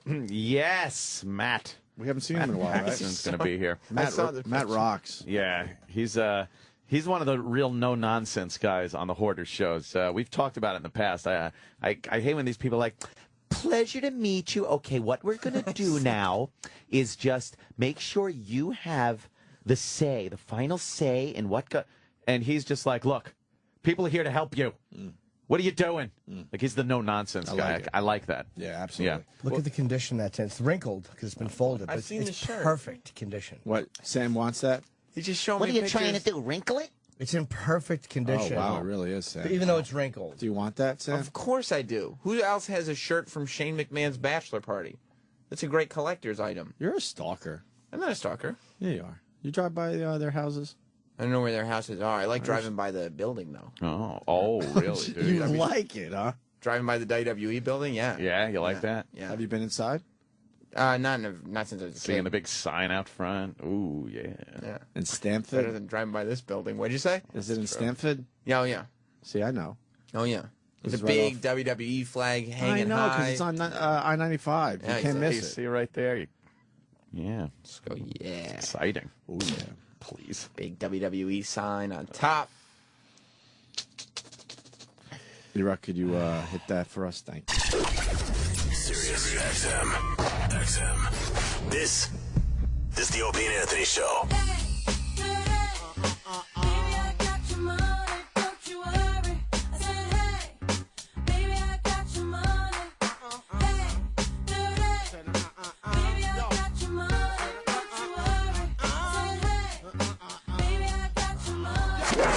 Getting topical. With the Sex Man. Good morning, sexy. Good morning. You like the new lights in the studio? Yeah, they're fine.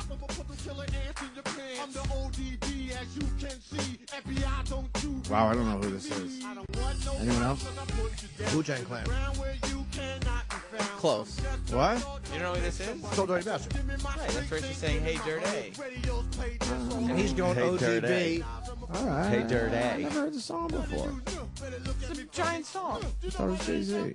Oh, Jesus. Oh, Jesus, he said. Oh, Jesus. Chip A, what's up? Hey, Chip A, what's up? Yo, Chip A, how you doing or something? So why are we playing this? An easy one. Our friend, Oh, yeah. our friend Michael K. Williams is going to play ODB in a movie about his life. Fascinating. That's one of those little, like, regular radio tidbits that the guy in the booth would say. Wow. That's like Erock's What do you doing it. think we're doing? I would have went with Evel Knievel. I'm a child of the 80s, and this was a beautiful story when I was growing up. And he was the 70s, wasn't he? No, it wasn't. Nope. Okay. Look it up. Evel Knievel was jumping still in the 80s. Oh, yeah, that's true. Being a child of the 80s, I know that. You don't remember when ODB interrupted the Grammys and said Wu-Tang is for the children? What year was that? It was in the early 90s, mid-90s maybe, 94. No, I don't know much about the Wu-Tang. Yeah, Is that Colin Quinn behind him? With the hairline. It's not, but it looks like him.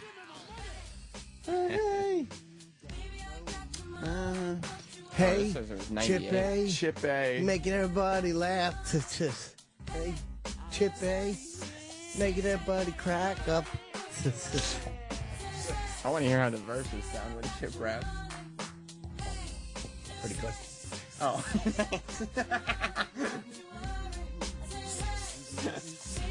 People are saying this song was not giant. Well, people can say whatever they want. It was I think Sam would know. How? a huge song. How would he know? He's black. Are you black? No, I know that this was a major song. Sam would. Who said this wasn't a big song? What? Who said this wasn't a big song? Somebody. Who? I'm not saying. Exactly. You want another big old dirty bastard song? Yes. Oh, yeah. Oh, I remember this one. Is this Hard Knock Life? No. What? No. We're kicking it old school here. Yeah. That's Shirley Temple, Hard Knock Life. Yeah. Uh-huh. What did he die of? He was in his 30s, right? He was young. Chippy, yo. Yeah, I go down to the store and I buy my Hubba Bubba.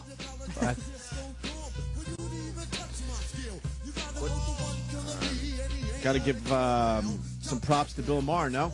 Propellers? Oh, yeah. You got to give props to Bill Maher. Not necessarily a fan of the Bill Maher, but he wrote a fine piece for the New York Times, I think, right? An op-ed. An op-ed. He did an op-ed. Yep. Bill Maher writes, "Stop apologizing," op-ed. Ann Romney says she wasn't offended by De Niro's joke. Good. Are they still talking about Robert De Niro's joke? Well, Where are we yeah, at with that? until the next volley happens. Right. Until the next fake bit of outrage that the other side uses to further their cause in the overall picture. I thought it was a good joke. Yeah, but it was an all right joke. Maybe we didn't hear the actual joke because I'm sure he delivered it horribly. Terribly. But it was a good line. Are we really ready for a white first lady? As you look at me up here. Well, you're looking at me up here.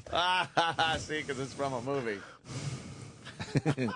And Romney, Miss Santorum and Gingrich, we're not ready for a white first lady. And then Newt has to say they would all be great fucking first ladies. Because he's a fucking... What an idiot. He's It was a joke, fat you dope. Tool. Newt sucks. Takes it seriously?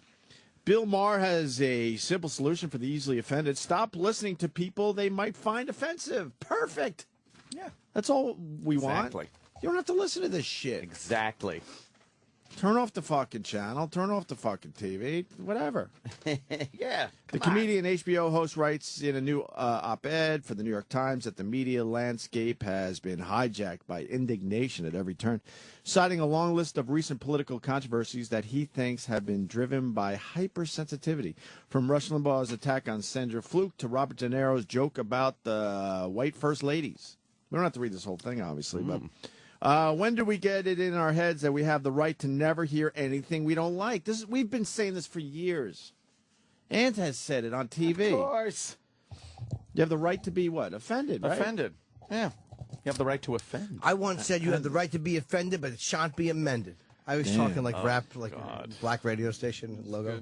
In the last year, we've been shocked and appalled by the unbelievable insensitivity, of Nike shoes. The Fighting Sue, Hank Williams Jr., CeeLo, Ashton Kutcher, Tracy Morgan, Don Imus, Kirk Cameron, Gilbert Gottfried, the Super Bowl halftime show, and the ESPN guys who used the wrong cliche for Jeremy Lin after everyone else used all the others. Who could keep up?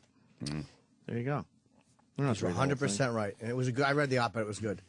You liked it, right? Yeah, I mean, I like him as a comic. And a lot of guys don't like him, but he's one of the few comics who has truly suffered. Like in one sense, he got booted off ABC. He said something that bothered a lot of people, and he lost his show for it. So he is, when all is said and done, one of the guys who did fucking get kicked in the balls for saying something. He understands this shit. Yeah. I don't mind that he called Sarah Palin a cunt at all. I could care less. Yeah. But of course, Greta, who just really stinks. Greta Van Susteren fucking terrible. Stinks. It's like you rode the coattails of a fucking woman who got a throat cut to get to fame. That's pretty much how she made up bones. I don't want to hear about her whole career, I her did whole it thing. too. Wait a minute. Yeah. Well, you actually threw out the glove and knife. But she fucking was on TV every day talking about OJ and the morbid voyeurism attached to that trial. And boy, she didn't seem to have any issue. Helped her career, right? It made her famous. Sure. Bill Maher talking about the De Niro joke. I laughed. I took it for what it was, a joke. Thank you. We take everything so seriously. We have to be so correct. He told Piers Morgan on Wednesday night. In politics, the fastest way to get in trouble is make a joke. To that end, Maher writes that we should have at least one day where people don't ask for an apology about a political statement. So there you go. I have a better idea. Let's have an amnesty from the left and the right on every made-up, fake, totally insecure, and it goes on and on. I think what should happen is the people should just not apologize. Yeah. And these you know. They go away after a while. They don't even... Word is bond. When we say it the other day, I don't know if we talked about it on the air, but it looks like Rush Limbaugh's skating. Yeah. And that's because everyone just hung in there. Just hang in there. Batten down the hatchets. Batten down the hatchets. Hatches and just, ride it out. And ride it out. Yep. Rush Limbaugh's going to be fine in the end. Thank God. Yeah. Don't like the Rush, but thank God. I want him on the air. Of course. Absolutely want him on the air to say whatever the fuck he wants. Yep. Because that helps us in the end. Exaca-ticka-tackly. Yeah. but you know what? They don't. They fucking buckle under, and you give these people more power. And then before you know it. But this is a great example with Rush Limbaugh. See? And that was a big controversy. Yeah. And I guarantee you give it another month or two, a lot of those fucking, companies are going to be advertising on the show again. Mm-hmm. They'll come back. They'll just sneak back on. They don't want it to be a headline, but, you'll see. Yep. Absolutely. CNN reporter says the N-word in the context of a story, and it's news. Why? Yeah. Why is it news? Because there's nothing else to talk about. N-person. N-person, right. This is how it went down. N-person. So he didn't say the euphemism N-word like a it. baby boy. Right. No. At the end of this, Daryl Dedman is laughing with his friends and actually called on a cell phone and, pardon my language, but there's no other way to say this, said, I just ran over that effing nigger. That's what he said. And it was a clear-cut case of pure racial intent murder that took place there. Wow. Good for him. Well. Yeah. Good for him. You're in the news. Was he actually doing the story, or he was just talking? Just And the having problem, what you conversation? couldn't see is he looked at the camera after he said nigger, and he gave a Norman Fell smile. He gave a Mr. Roper smile, and that's how they knew that there's something wrong with this place. So why is that news? That he said it. Because he actually said it. They have nothing else to talk Yeah, but about. where's that story where it's news? That's how he used it, obviously. But now people have a problem that he actually used the word, I guess. It's on every website today. That clip is on every Is it? every news. Sure. Or It's news. Political website. A man said something. That's what dickheads Americans are. Yeah. What's going on? A man said something. Who? I've never heard of him. Why are we giving away our freedom of speech? We're dummies. Crazy. We're dumb. Why are we doing this? We love it. Why are we doing this And where in are the America? civil libertarians? Where are all these phony civil libertarians? And I'm calling you guys phonies because you're obsessed with airport security. And where the fuck are you on this issue? Where are you? Look, if you choose to just say the N-word, that's fine. But I have no problem with this guy actually saying the word, especially in the context of a news story. My God. If that's what the guy said and he's just quoting it, right, then it's fine to say it. It's saying N-word all the time just comes off as infantile. So America has no problem just giving away the freedom of speech thing, huh? Yeah, so we weird. love it. We just love giving away the freedom of speech, and people just give it away and don't even know they're giving it away. No, it's better this way. Mm-hmm. Oh, really? Because you were offended by what you heard, and before you know it, they're going to take away something that you said, or enjoy listening to. The hardest thing to do is support someone that you don't like when it comes to freedom of speech. And I know that. I get it. I think we've all gone through that in our lives. But you got to look past that. You just have to look past it. I remember the old days when maybe a radio guy got in trouble or something. And I'll admit it. It's like, yeah, fuck him. And I'm glad they're, fucking him over. But then you got to realize that in the end, like we just said, it will come back to bite you in the ass and hurt you. So it's really hard. Yep. A lot of people probably like, yeah, get that fat blowhard off the air, Rush Limbaugh. Yeah, it's easy to say that. It's easy to say that because you don't like him. Right. But it will hurt you in the end. Yep. It's really tough to support a guy you don't agree with. Yeah, because but you have to. Yeah, because eventually it's going to come around to something you like. Absolutely. And you'll be like, oh, well, wait a minute. No, I like that. So you can't take it away. Yeah, really? Mm-hmm. Watch. And then you get the diversity people out in L.A. that don't understand that that's the opposite of diversity, silencing other people's views. And, I mean, we're twisted. We're obsessed with the Imus thing, but when it was mostly black radio stations, we're so excited that Imus was getting in all that trouble. Yep. I wanted to talk to those guys and go, what are you doing? They're going to go after you next, you dopes. Yeah, you're hanging yourselves. It probably pains you, obviously, to support Imus, but you have to. You have to in the end. Yeah, support me. I wonder how many of those guys are still in the air, because I bet you, it hurt them. Yeah. And their companies probably said, oh, boy, we can't go edgy anymore. So these guys that were laughing and thinking it was great that Imus was getting fired and whatnot, I wonder where they are now, if they even have their jobs. Mm-hmm. Ridiculous. Anyway.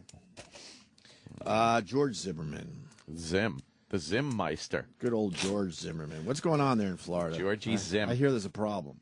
Well, What's the latest I guess on that? The tapes are coming out that he was throwing around some racial epithets. Oh, was he? Some racial epithets. We got the 911 I wonder call? if they're going to leave them out the way they did when the guys were set on fire. Oh, that's right. Oh, right. That's They won't. right. They That's right. They won't leave out these racial epithets, but when they set the kid on fire, oh, that's right. By the way, the news wants this guy to be white so bad. I know, but he's not. He's so Hispanic.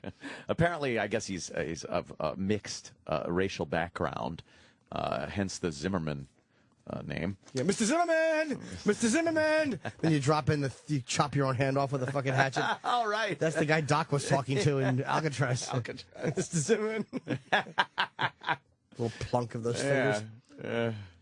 Hey, someone is begging me to read the last two sentences of the Bill Maher op piece. Yeah. Okay. And I just read it. Yeah, I guess it's worth. You should go search this out and read the whole thing for yourself. It says, I don't want to live in a country where no one ever says anything that offends anyone. That's why we have Canada.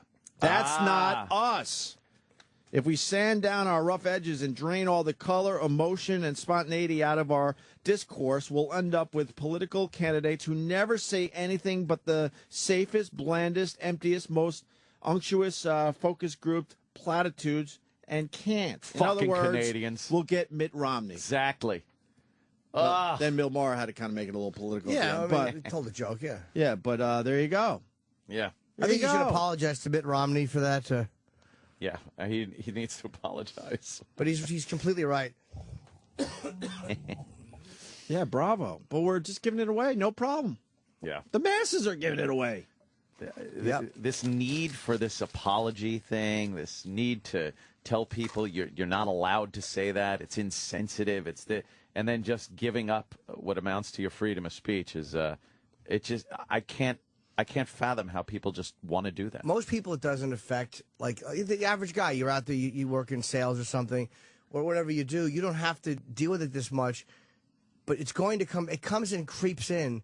Like for the mechanics that can't hang up a picture of a girl, it's not even naked, like a calendar, right? Because it's considered sexual harassment. Like, yeah, it's the same nonsensical thinking. Mm-hmm. And the sales guy, you say the wrong thing in the office, even if it's a lighthearted. I'm not talking about when you look at a girl and go, "Great tits," right? But if you just make some offhanded light remark, whoa, or for all the people that fucking try to hang a flag in their office and are told you can't because you might offend somebody. Yeah, we're being sanitized. People just don't see how it's creeping into every aspect of your socializing, and your work is being affected by this. Yeah, I think they do realize, but for some weird reason, the minority has really got a lot of power for some reason. Yeah. Unless in our worlds, we just don't run into these fucking goody two shoes. Most of them, when you talk to them one-on-one, I think our audience is annoyed, obviously, and they don't want this shit. But they're not annoyed to do anything, by and large. They don't. If we get thrown off the air, like that one guy said, like the guy called in, he was honest. Yeah. He's like, yeah, it goes away. Yeah. It is what it is. Where was Rush's audience? Maybe some of them stuck up for him. But he's on 600 stations. Yeah. There wasn't a national outcry. No. Nobody gave a fuck. Yeah, right. Well, that's why you got to get involved somehow, I guess, right? Because, yeah, if we do go away, they're going to replace it with something that's pretty fucking lame. Yep. I could guarantee that. But that's where it affects people. Our audience would care, but they wouldn't care that much. Yeah, I don't ever overrate myself. No, I think you're right. Because to most of the audience, it's like, all right, they're on. It's kind of, I enjoy it, but it's not anything I'd work for. But when it affects them, they care. Yeah. Like when the guy who works in the auto dealership, where he's on the fucking production line, tells a bit of an off-color joke, and somebody overhears it and goes to a supervisor, and he's accused of being a racist, then he fucking cares. And he's like, what the fuck? But it's like, you dumbbell, this ball has been rolling downhill for a long time, and you just stood there and watched because you didn't think it affected you. Yeah. Good question coming in. Jeff in Pennsylvania. Go ahead, Jeff. Hey, Ope, how are you? Hey, what's up? Hey, you're a student of radio. I mean, when did the actual downturn of radio begin? I mean, we all listen to Stern, most of you guys for years. I mean, when did it actually start happening? Well, when I first started radio, which was a long time ago, sales were looked at as a fucking joke. It was like, shut up, don't tell us how to program. Right. And then somewhere along the line, the sales manager became as powerful as the program director. Yeah. So, and that happened really slowly. So then they had a voice in what the programming was all about. And then the Imus situation just threw it completely over the fucking top. And then the FCC raising the individual fines really killed everything. Janet Jackson hurt, even though that wasn't radio, because the FCC, like Hope said, raised the fines. Right. I mean, it was happening slowly, but then the catalyst was absolutely the Super Bowl thing with Janet Jackson and the Imus thing. And when did they up the fines at the FCC? That was for Janet Jackson. So that it went from what, 35 to $350 per offense. So there's your answer. When you're being threatened with a $35,000 fine, most radio companies would fucking laugh at that. And you kind of like behind the scenes, they go, look, we're going to fucking pay that, no problem, because we're making so much more money. And you guys, the ratings, it's what did they say? It was the price of doing business. Cost of doing business. And then they made it into $350,000 per occurrence. Per occurrence. No radio company could handle that. Per occurrence per station. So if you go out, right? So if you go out, if you say something, if you slip and say fuck or twat or whatever is an offense, and it goes out over 12 stations, that's fucking $3.5 million plus 2 more. That's like $4.2 million. I hope that answers your question. But when they raised the FCC fines, fucking game over, man. No one was willing to take that risk. When Howard was doing his shit, and we certainly got in our trouble, they laughed at it behind the scenes. Now, has anybody actually paid that fine since it was elevated? That's a good question. Has any station? No, because they fucking shut everyone down immediately. But okay, still, you'd think they'd be fined somebody. The FCC commissioners doing that, or is that the president at the time who basically, obviously is overseeing the FCC? Well, that's a good question. How does the fine? It comes from the fucking commissioners, but shit rolls downhill. Right. And what is the tone of the administration? Right. Is kind of, it's almost like when Obama's in office, you don't see as much anti-porn crusading. You see some, but not as much, because that's not the tone. Yeah. And this is more. Unfortunately. Yeah, well, please, your lips to God's ears. Porno. The tone of the administration, I think, sets the tone of the FCC at the time. And Jimmy's right. I think the Janet Jackson had a lot to do with it, because we had a 2-year period, 2 years, 3 months, where we weren't. No, even longer, because we had to go back to satellite for a little bit. So we were off regular radio probably a total of 3 years, and when we got back there, we saw a major fucking difference. And that had to be because of the Janet Jackson thing. Yeah. It had to be. The language was all fucked up. Everyone got all scared. They were all scared. Yeah. So, and the same things that allowed people to get paid so much money from syndication also hurt it. Because I still do shows on the road, dude, where I'm doing like a one-market show.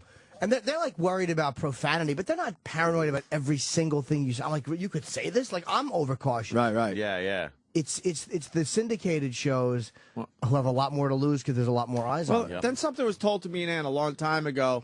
Like, you suck. Yeah, you suck. Get out of the business. Don't hire that fucking third wheel.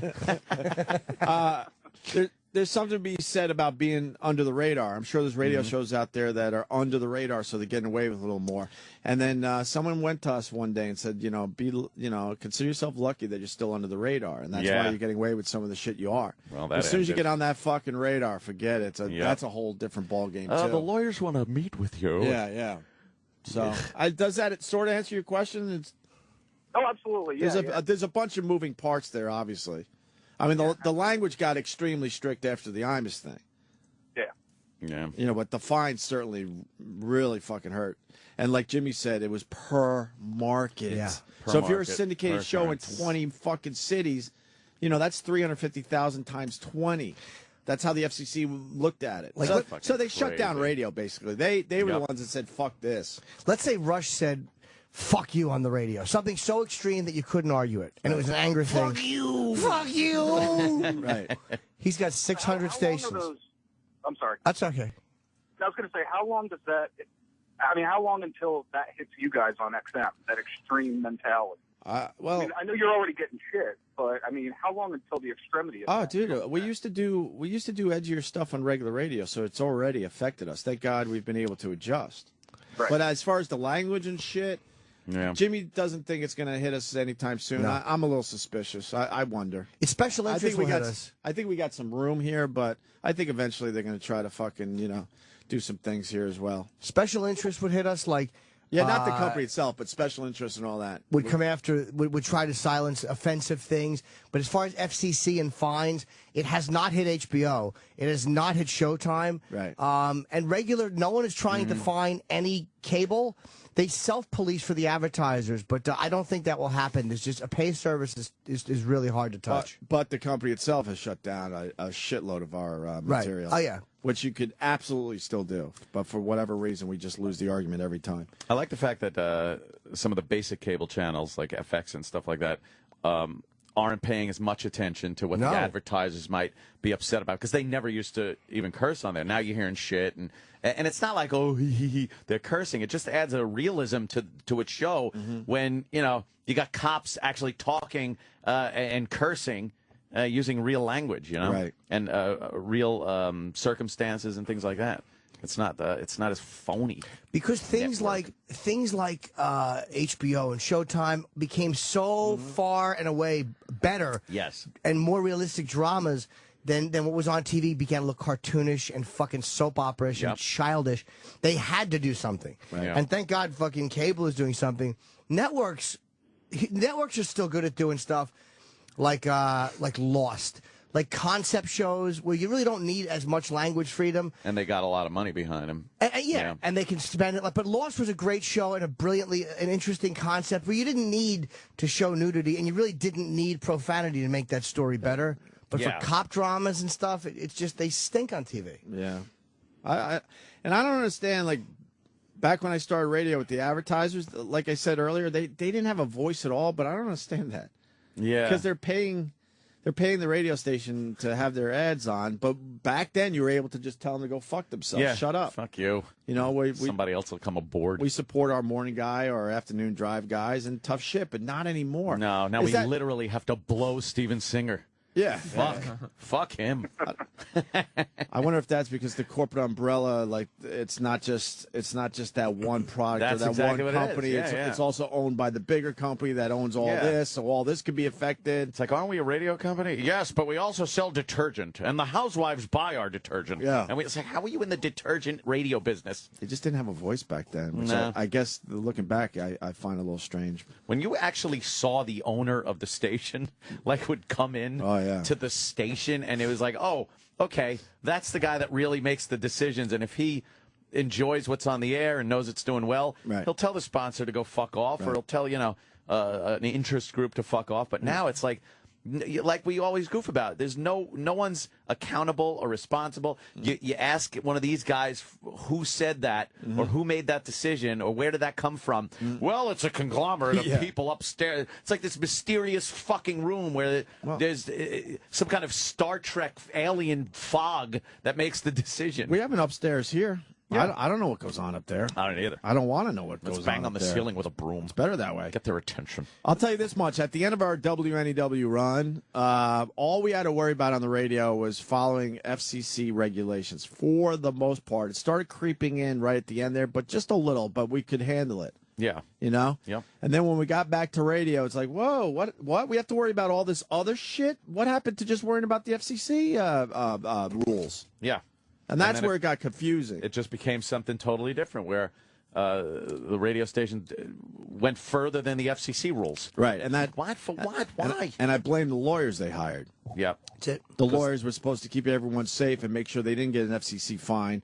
So why did we weren't allowed to say boobies on the radio anymore, or we weren't allowed to actually have a fart on the radio anymore? Oh God, that's right. We weren't even allowed to fart on the radio anymore, and that had nothing to do with the FCC. That's scatological humor. They were bodily fluids and fucking scatological.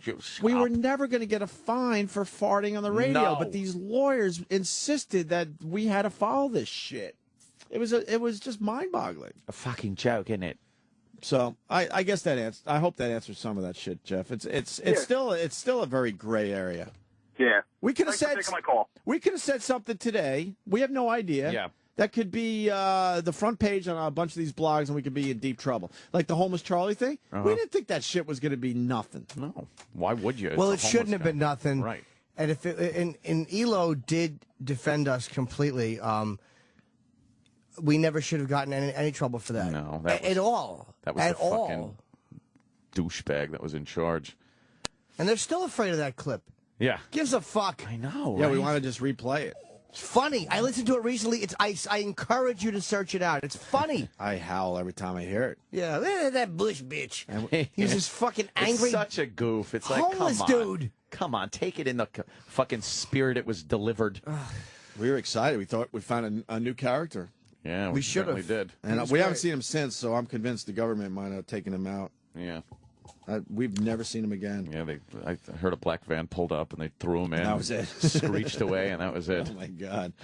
I would love to know what happened to him. Experimented on I him. would love to know. Cut out his brain, you bloody baboons! He was a homeless guy that was a huge fan of the show. And funny, man. And funny. How could he be a fan of the show and homeless? Because he was on K-Rock, he would listen back then. He had regular radio. He had a radio. Yeah, he walked around with his an old fucking radio. Yeah. Boom, boom, boom, Yeah, I know who box. you are, man. He was really a funny guy. His delivery was. Bill great. Burr was in studio that day. I heard that recently. Was he? Yeah, I've heard it recently. I haven't heard it in a while. Hey, the motherfucking Jews, he was killing everybody. Everybody he was bashing. Yeah. It's fantastic. We were stupid, I guess, because we just assumed, look, Were? the guy's a lunatic. Yeah.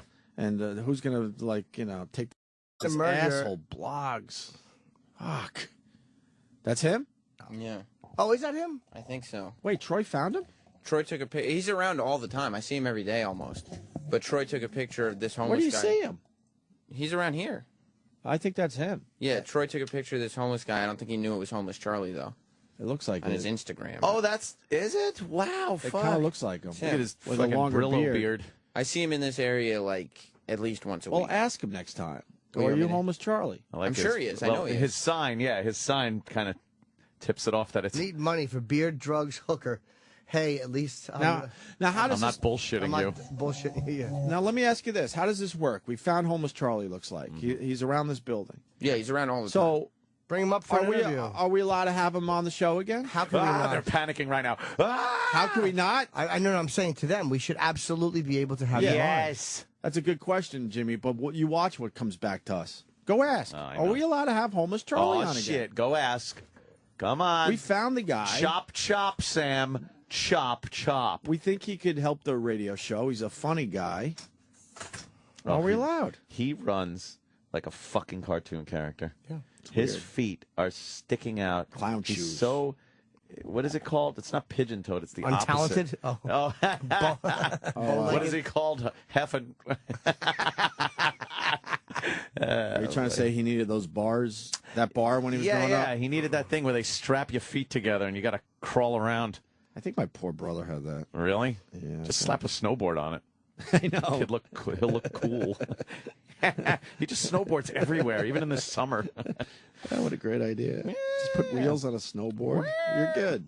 You're good. Yeah, Don Martin footed. That's it. Steve from Bayshore. Yeah. Well, we'll get the answer to the homeless Charlie thing after the break because we got our guest ready to come in, Matt Paxton. Yes, Matt from Hoarders. He's great. He's been on Rogan's podcast a lot. Oh, we love him. And yeah, he's good. He's the no nonsense guy. Absolutely. I have one quick announcement. No, you don't. There are some tickets available for my late show only tonight. Tickets. The other 3 are sold out. Oh, nice. Well, next week at Caroline's is selling very well. Of course it is. Sam's back. That's why they should get their tickets immediately. It's going to be people are going to be disappointed when they realize they can't get tickets. Sam? Yeah, he said, I don't know why not. Okay, good. Oh, that means no. That means No, he said, I don't know why not means we'll check and they'll say no. Of course. Well, Thank you, I mean, maybe Anthony. they won't even. You know, you guys are responsible for whatever happens on your show. So if you guys want them on, there's no reason not to. Oh, yeah, that's going to have to change with our new contract. What? Thank you for reminding me of that. What? What's going to change? We got some things we have to work out. If we're gonna continue Things. here. Yeah, I sent a long email Yeah, I'm to not. Bob I'm not, there. Did you? Yeah. Oh, fuck yeah. Yeah, he sent me a thing. I read it and I sent back some things, and that's how it works. Good I haven't things? talked to Bob. Yeah. Negotiations have begun? No. I'm not saying anything. Why would I say anything? Yeah, Sam, what are you, not a negotiator? Sam. I'm not obviously. This is not the way you negotiate, Sam. I was watching Twilight Zone last night. I was watching that one where they play pool. And it's he's playing He fats. always wins? Does he always win? No, it's the one where Jack Klugman says he's the best pool player, but Jonathan Winters is fats, and he's dead. But so Jack Klugman never gets a chance to play him to prove that he is better than him. and he comes down from like heaven and plays him a game of life and death stakes, a game of pool. That's what it's called, a game of pool. You're traveling through another dimension not only of sight and sound, but of mind. Jonathan Winters in that is so fucking good. Yeah. I was watching it, like just him acting. He's so fucking good. Like you never realized how good an actor that fucking guy. He was a brilliant improver. I mean, he still is. I mean, he's a funny dude, man. Yeah, Talented really, guy. really fucking good. And Jack Klugman was just like, every time I was out loud just going, Sam, because everything he said sounded like Quincy. Yeah. I'm playing pool. I gotta knock the 8 ball in the corner pocket. Fucking great though. It's on Netflix. All the Twilight Zones. I haven't seen a Twilight Zone in a couple of years, actually. Oh, I should watch them. So good. I watched the one with the bomb shelter, the guy that built the bomb shelter, and there's nuclear missiles coming, and the neighbors freak out and want to get into the shelter, and they start knocking the door down. Yeah. And the guy's like, go to your homes, go to your own basements. I built a shelter for my family. And they're like, you gotta let us in, you son of a bitch. And then there was one guy that's like, I guess he's supposed to be Spanish or something. And they were all friendly neighbors at one point. And then the one guy goes, we don't want to hear from you or your kind. Oh, wow. And he punches him in the face. Wow. And then right when they bash the door down, an announcement comes that it was just satellites. There's nothing to worry about. And they're like, sorry. Like fucking, it turns out, the Rod Serling twist is that people panicking were a lot more detrimental to society than the actual, threat of nuclear disaster. Serling was great. Well, where do you think the writing came from? Rod Serling. No, I know that, but I mean, was it pod influenced? No, I think Rod Serling. I think it was a lot to do with the time. He did a lot of shit on the Cold War, nuclear threat. I know, I understand where the subjects came from, but the writing is so unique for the time. Yeah, he was. You think there was some pot or drugs involved? It wasn't just him. He had other writers for some of the episodes and stuff. And I have a feeling they would sit around, get baked, and fucking start writing. How did he have time to fucking put any pot smoke in him when he was constantly smoking cigarettes? It's like, hey, Rod, we need you for 2 minutes to do the intro to the fucking show. Could you just put the cigarette out for 2 minutes? But he was always standing there, a pitiful portrait of a poor man, and he's got the cigarette burning constantly. What? You got to think out of the box. Yeah. He was smoking marijuana. You think? Oh, yeah. Making his own marijuana cigarettes. Do you know that motherfucker was like 35 during those? Wow. and he died at 50 years old because he just smoked. What? How many of them were there? Like, I mean, like, was it a 5-year run or a 3-year run? I think it was 5 seasons. Yeah, like 5 seasons. But they had a lot of episodes each year. Oh, yeah, right? yeah. A lot more than we have today. A lot of episodes. Maybe he was smoking pot. Maybe And that was the he way was. he was able to smoke his pot, make believe it was cigarettes. Smoke his The writing was just way too unique. Yeah, it was really because really they cool. weren't doing anything those twists. near that with other shows back then, No. right? Alfred Hitchcock kind of had. Hitchcock. He was more like mystery, intrigue, and Twilight Zone was more that kind of weirdness That's and what I'm thriller and space shit. It never came out that he was on drugs or smoked pot. Or none of that shit, huh? He was just a brilliant writer. Can you tell him not letting this go? No, I know, yeah. 1975. Maybe he was just brilliant and Yeah. didn't need anything. What did he die of? Cancer? Yeah, the would big assume. casino. The big casino. All right, we're babbling, and we got to get Matt in here. Oh, is he here? Oh, yeah. Matt Yes. Paxton next from Hoarders. Stay there. Sirius XM. You're listening to Opie and Anthony.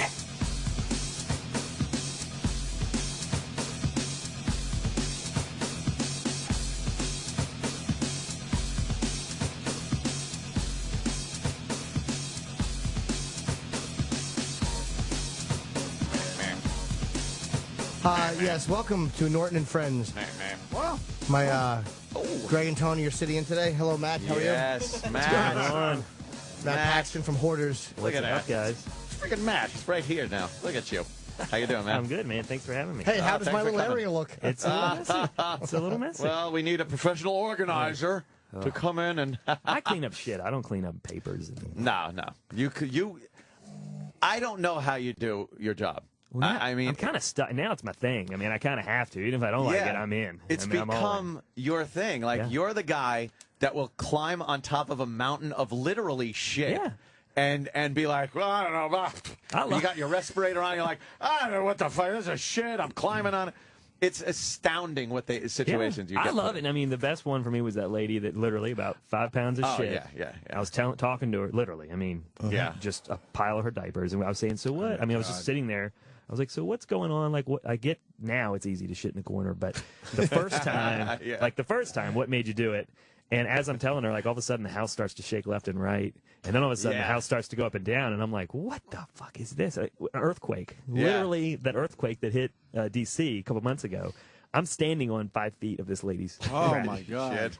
And then there's a 300-pound camera guy right behind me standing in the tub. And I realized, I was like, I'm going to go through the floor. Yeah. This lady's shit is going to land on top of me. And then the fat camera guy is going to land on top of me and kill me. Oh, wow. And I just freaked. And I mean, we started running. I said, that's the worst way to die, Yeah. under your shit. Like, I don't You guys wanna got die. video of this? Oh, yeah, it was on, it was on the show. It was on Hoarders. See, I can't watch the show. It hits Why? too close to home with the Does fucking it? mental illness bullshit. How annoyed do you I get know at it's a them? great show, and I do take a peek. Fantastic. Do you I annoy can't our stop. super fan? I watch. I am a super fan of He Hoarders. loves it. I love tweeting during the episodes. You're my Monday night now, man. I always see what you're tweeting It's during the show. fantastic. So why It's don't you just- get Ant to be part of the show? Oh, he would destroy the show. That's the last person I would let on the He show. hoards hatred. Have him do a ride along. Will you do a ride along to one of these? Come do it in the city. We do it in the city. You can come clean one with us, sure. I like I would being go. safely in front of my television and watching you guys do it. Because Could you invite us? Yeah, you come to a private one, just not a TV one, yeah. Oh, you do private We, ones? yeah, my Oh, I business, just- Clutter Cleaner. We do all. We Oh, do them all over stupid the me! I state. just thought you were a TV star and you didn't actually have to. he actually does this. I do this for. Yeah. Look, I was doing this for $12 an hour when I started, and just I mean, I didn't know anything Braggart. about TV. I was living on a buddy's couch. Really? Making Wow. money. Yeah. How annoyed are you at some of these people? Like not the ones who are like, look, it's time to clean up here, but the ones that just resist it and the selfishness. It's. I forget that it's a disease sometimes. I mean, you get really, especially when they're like Is it? screaming. It is. It really is. I swear to God, it is. When they We argue that point with what's her It name all is, the but time. there's I also know. a self-centeredness Yeah, that but to has a to be point, addressed. Well, there is. I mean, you get some. You Right, I had a guy. self-awareness. There was a guy named Randy from Wildwood, New Jersey. He was called Randy Land. This guy had the most amazing collection. You do watch that? This guy had over 100,000 antique pinball machines. Like, it's the most amazing. 100,000 machines. He bought a bunch of old Dwayne Reeds and filled them. He made a pinball museum. Like, it's amazing. He's got a whole block in Wildwood, which is easy to do these days. Really? But, I mean, it was fascinating. But he had a disorder, but he's also an asshole. Like that, and that is separate. That has nothing to do with the disease. And he was, we were yelling at each other, and we had it out. And A&E didn't air that part, but I finally just said, look, man, you can be. You can have a mental disorder, but right now you're just an asshole, and there's no excuse for that. And I lost it on that guy. Why do you want It's how you bring it in. You bring it in this way, But sideways. it's all part of the solution. Do they You want have to go throw out through the it. pinball machines or no? If it's No, he just didn't. He thought he knew everything. He was the smartest man in the world, and no matter what I did to help him, he was not interested. Well, why do they need help? That sounds more like a collection than a mental illness issue. Well, he's lost everything in his life. He has no family. He has no friends. He has Because of dumb nothing. pinball machines? He's an Pinball asshole. machines, yeah. That's why. He's an asshole. Yeah. Was it? Is it a legitimate museum? The pinball machines? Yeah, or it's no? bad. I mean, it's the most amazing place I've ever been. It's. I mean, I always say. I mean, I still talk to him all the time now, and he's become a really good friend actually. And he. I mean, I'm like, the world needs to see this. It's such an amazing thing. Oh, it's not open to the public? No, it's a museum, but it's only open for himself because no one else is worthy of seeing this museum. Oh my God, he's such an asshole. Yeah. He can't help it. Yeah. So that's when I was like, wait a minute, you built a museum for one person. He's like, Yeah, yes. just I for lost him. everything to get to that point. Everything. I'm sorry. Is it set up well? Like, could it actually be open for the public? I don't know if you could get insurance because it's so tight. I mean, like, you couldn't be 7 foot. 7 foot guy couldn't walk through there. Yeah. But it's better than museum quality. It's amazing. He's got this one area where he has 100 skee-ball machines lined up, and then behind it he has the old shooter pinball games. And the old antique where you have the bat and hit the baseball. Yeah. Oh, right. There's a whole line of them. There's a whole line. When you hit them in the upper deck, Yep. he has a whole line of them. Wow. Yeah. But he had his one thing where he claps, and one pinball machine comes on, and then once you roll the ball, as soon as it goes into one of the holes, then they all go on a half-second timer. It goes, and it goes all as far as you can see, all the way down the wall. I mean, he set it up. That's pretty wild. It's yeah. amazing. I mean, I'm sure it took him 10 years to put this thing together And by himself. Couldn't he no get one more to money? see. If he charged people to come see it, They don't care. They don't care about money. He's afraid of breaking. He's afraid they're going to break things. Yes. Or they're going to scuff it or make it not perfect. Yeah. But he can get more money to buy more shit. Yeah, but he doesn't. It's never about the money. No. It's all about that's what. I mean, that's he could make fucked up. millions. He could make millions. How many Dwayne Reeds does he have full of? How many Dwayne Reeds? 2, and then he has like 30 more 18-wheelers full. 30 18-wheelers Full. pinball And I never even got to see those. Wow. Where are they? Yeah, I don't know. Somewhere in New That's Jersey. insane. Was he rich? I think it has to be. Has I mean, to to be, have yeah, I don't know. yeah. I didn't. Wait, but how did I he never talk money with these guys because it's very offensive. To If them. he's rich, how did he lose his family to this whole thing? I don't know. They just disappear. They They disappear probably one by had it one. with him. They get tired of his hands They making get flipper frustrated. motions. They get really frustrated. They get super frustrated. I want to see this place. I want to see you got this a place key? too. You got a key? I wanna to see this this place? place. He will absolutely. If you like, I'm going to do a podcast there. Just come drive up with me. It's amazing. Yeah, I'd love to see that. Yeah, that would be it's fucking fascinating to walk through. And once you walk through it, you're so blown away. Now you're so emotional to it that you're like, I want the world to see this. Like Yeah. you really want to get involved in it. And he's like, nah, I'm Is good. it dirty or smelly or no? It's a little smelly. Yeah. A little musty? Yeah, it's a little smelly. It's a bit stinky. Yeah, I couldn't find the bathroom in there. Could Well, so here's the thing. This is what I'll throw for you. So like you're going through, you're in love with it. Remember the Zoltar from the movie Big? Oh yeah. Yeah. He's got 3 of those sitting in the Wow. corner. 3 of those things. There's only like 5 of them in the world. He's got 3 of them. Really? It's only 5 of them? Yeah, and it's in perfect He's got condition. 3. He's got 3. Wow, man. Doesn't matter. He's got people that want to, pay him a lot of money for Oh, him. He's he not could off interested. those for huge But money. then you walk around the corner, and I'll be like, "That's interesting." It was one of those old, the hockey bubble games. Sure. Filled with his own hair. It was all hair he'd have his entire life. He'd saved all of his hair. Crazy. I And love this guy. So like you think that you're like, this guy is actually, we're crazy and this guy is brilliant. Like he gets it and it really starts to mess with you because you're like, we're the crazy ones. How And did then they- you and see then you see something like every that. piece of hair he's ever had his entire life. Wow. How Like, did he make his money? No. I don't know. I think he fixes the. You don't know. You I said think you're he good fixes- friends with him. Yeah, I don't ask about money. He doesn't I ask never money ask about about money because he'll totally cut Maybe me it's off. old money. Maybe he got I think inheritance Yeah, or I don't know. something? I think you inherit that. I don't Wow, think this you guy inherit that. sounds fascinating. Yeah, he's Was he- fascinating individual. Was he Fascinating. featured on Hoarders? Yeah, we did Yeah. a half hour with him. You remember No. seeing Oh, this yeah, guy? yeah. Do they show the Definitely. pinball machines? Yeah, oh my God, that's all you Yeah, can see. they were trying to move him in. He into actually the lived place and- inside an old Pinball machine? what's the one you roll the balls into the Yeah, skee ball. yeah, like he Yeah. lived underneath it because he liked to feel like he was one with the machine. Come on. Sort of guy. Just Yeah. like What a But great for me, job.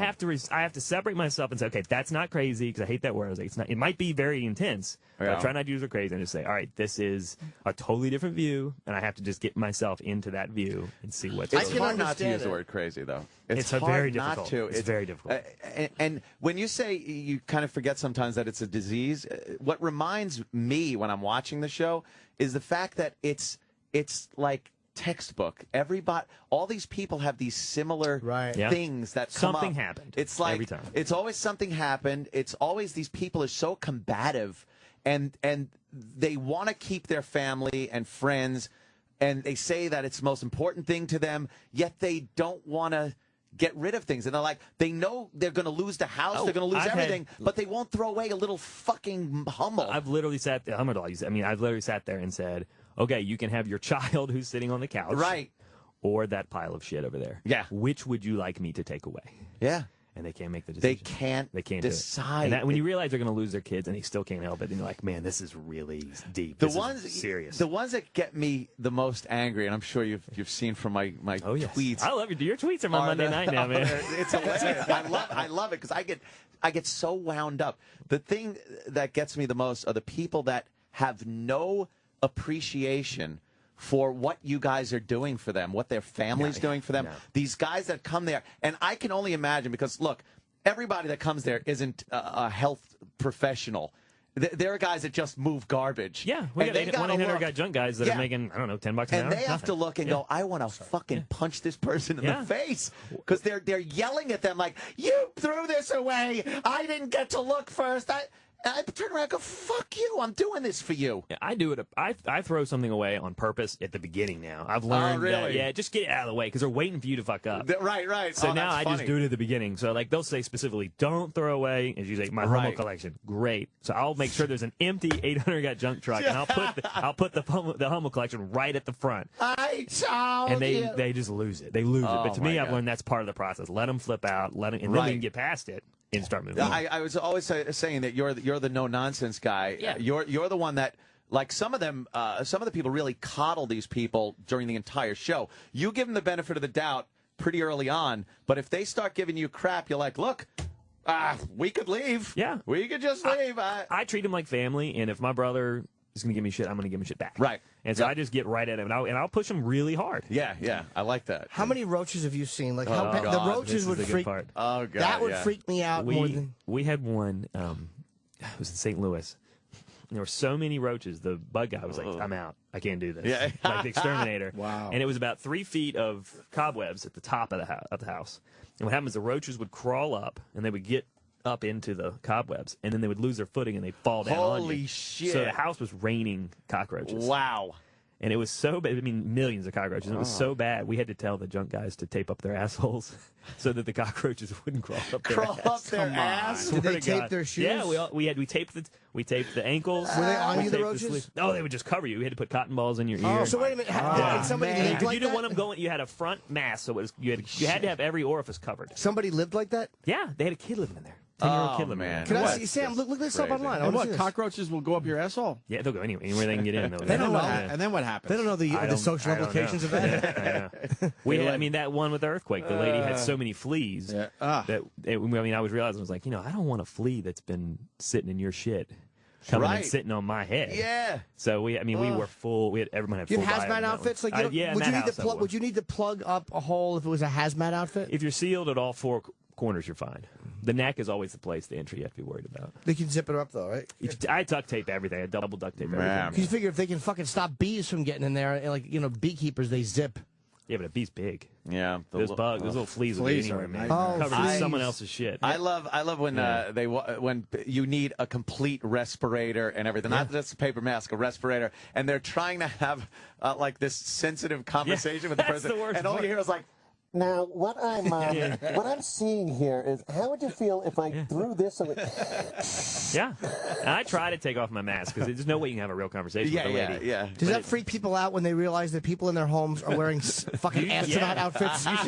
Usually when she's like, "Why are you guys all wearing the full Your house stinks. white biohazard?" You think that insults them? Yeah, it does, and they don't get it. They're just like, it's just Fuck some paper. them. I'm like, Fuck but these it's people. the 3 feet of black mold that I slipped on. the That's what I'm worried roaches. about. No, the roaches. Sam, are you Roaches finding are this lousy. video on YouTube? There's two types of hoarders I've noticed. There's the clutter hoarder, that it's like newspapers and boxes and We call it things. information hoarders. Yeah, they're the worst. And then there's the disgusting thing where it's literally garbage and shit and I love roaches that's and easy. food. That's easy. I love that's easy because it's like there's no debating that 300 dead cats needs to be thrown away. Maybe you keep one, that's fine. The rest of them are going $2.99 are going in the trash. But when somebody has the paper, things, that's information. That's valuable. Wow. And so it's really hard. And they're to get always them to dumb. understand. That's the amazing thing. It's like you have all this news in front of you, and you don't know what an ass you are. You didn't learn I've had anything. 3 this year that I found out they were contestants on Jeopardy. Wow. And they're hoarders. And they're hoarders. They were contestants. Because I now know what the picture looks like. When you're a contestant on Jeopardy, they give you a little Jeopardy box with a picture of you and Alex Trebek. I found it 3 times now. Oh, the cockroaches don't look that bad. Oh, come on. That's Sam, turn disgusting. Come on. This Oh, is isn't that that the bad. God, Where's the clip, Sam? What about cockroaches? Why Bad. are you hoarding clips? My shit. Way to bring it home, Jim. Mike the Marine in Waiting River wants to know about the vibrators under the bed. We've had a lot. I mean, every house. Amy doesn't like me to talk about this story. So let's just get that out. They just don't like it, but anyway, it's a good story. Just tell them we forced you. Yeah. I mean, they know I'm coming on here. So, I mean, it's not like Why wouldn't they want you to talk about that? I think the network just likes to keep things. They like to keep it on the up and up. Up and up. There's 300 dead cats in the house, and you can't talk about the vibrators. Wait, was she We hoarding found out vibrators? Every hoarder has a massive collection of dildos. It's fascinating. Fascinating. Excuse me. Someone wrote in and told me they're not dildos, they're vibrators, which I didn't know the difference. I mean, the vibrator never matches the hoarder. Like you look at them and you're like, I wouldn't think that they would have 600, vibrating dildos under the bed, and they'll use them, they'll burn them out. And then they'll keep going. Because here's why. Wow. Because nobody will fuck them, so they have to masturbate. I'm telling There's you. a high. It's still a high sex drive. It's interesting. But how many vibrators have you found? Thousands. It's under one bed. Oh yeah. We had one lady. It was amazing. She was dying. She was dying of cancer. He was dying of Lou Gehrig's. The family called us in just to clean, so the family could come and say goodbye to these 2 people. Whoa. Right. So we're cleaning the house, and it was pretty messy. A lot of mold, a lot of bugs. About 4 foot high, just. What kind of bugs? Roaches? Roaches and, mice, rats, everything. And when you have, dead cats and mice living in the same room, you realize how bad and how dense the horde is. These things shouldn't live together in the Right, same right, room. yeah. And they're living very fine in the same living room. Disgusting Tom and Jerry. But this house, we got all the way to the bed, and when we got to the bed, it was just D batteries and vibrators, and that's it all the way through. When we start cleaning the bed, and she's like, oh, that's and I look at her, I'm like, ma'am, I'm very aware of what this is. I was worry about it. Don't worry about it. Let's just move on. And then she just out of nowhere, she goes, we met at a swingers club, and we were swingers. And I was Holy like, shit. Okay. That's great. That's cool. And I guess she had never told anybody. Yeah. And she just, screamed it out, and then we just laughed the whole way. But it was fat. Wow. Literally, it was 2 trucks full of dildos. Yeah, so it was probably a couple thousand. That's hilarious. And I don't think you can use, even you couldn't use 1,000 dildos. Probably not. I could shove a bunch in my ass, but not 1,000. Well, I want to take this phone call from Fred in Morristown. Fred, we got Matt Paxton from Hoarders in studio. What's up, buddy? Yo, what's up, boys? How you guys doing? Hey, there was an episode where you guys were like finding all sorts of food items, like dry pantry shit. Yeah. And there was an episode where there was a jar with like black Yes, I did that one. moldy balls or some shit, and then she eats it. Mm-hmm, I did it. God. Yeah, that was supposedly it was in the refrigerator for 20 years or something? 20 years, and she that lady was brilliant, by the way. Her name's Lisa. And what do you mean she was brilliant? Very smart. She was she had worked for the UN. She was a translator for the UN. So wait, what moldy balls were in the fridge? She liked to make food, and she had this old jar full of some type of spicy food, she said. And I was trying to push her to say, well, clearly this isn't safe. And I was trying to go on the safe side, trying to reason with her. And I saw it in her eyes. it was a fuck you look. She's like, I'm going to show you. And she pulled the thing out, and she goes, this is wonderful. And I think it was a date. I think it was a 20-year-old date that had like petrified. And she just goes, she just chews on it, right? Just to show me that I'm wrong. Shit. And it was just this black tar that just kept sticking to her teeth. And I lost it. I lost it. I was Did like, she I spit it can't out do or swallow it? No, she swallowed it. Did she get sick? Wow. Yeah. No, she's fine. I got sick. I only went outside. It is amazing with the stuff they'll eat and But for me, have in the fridge.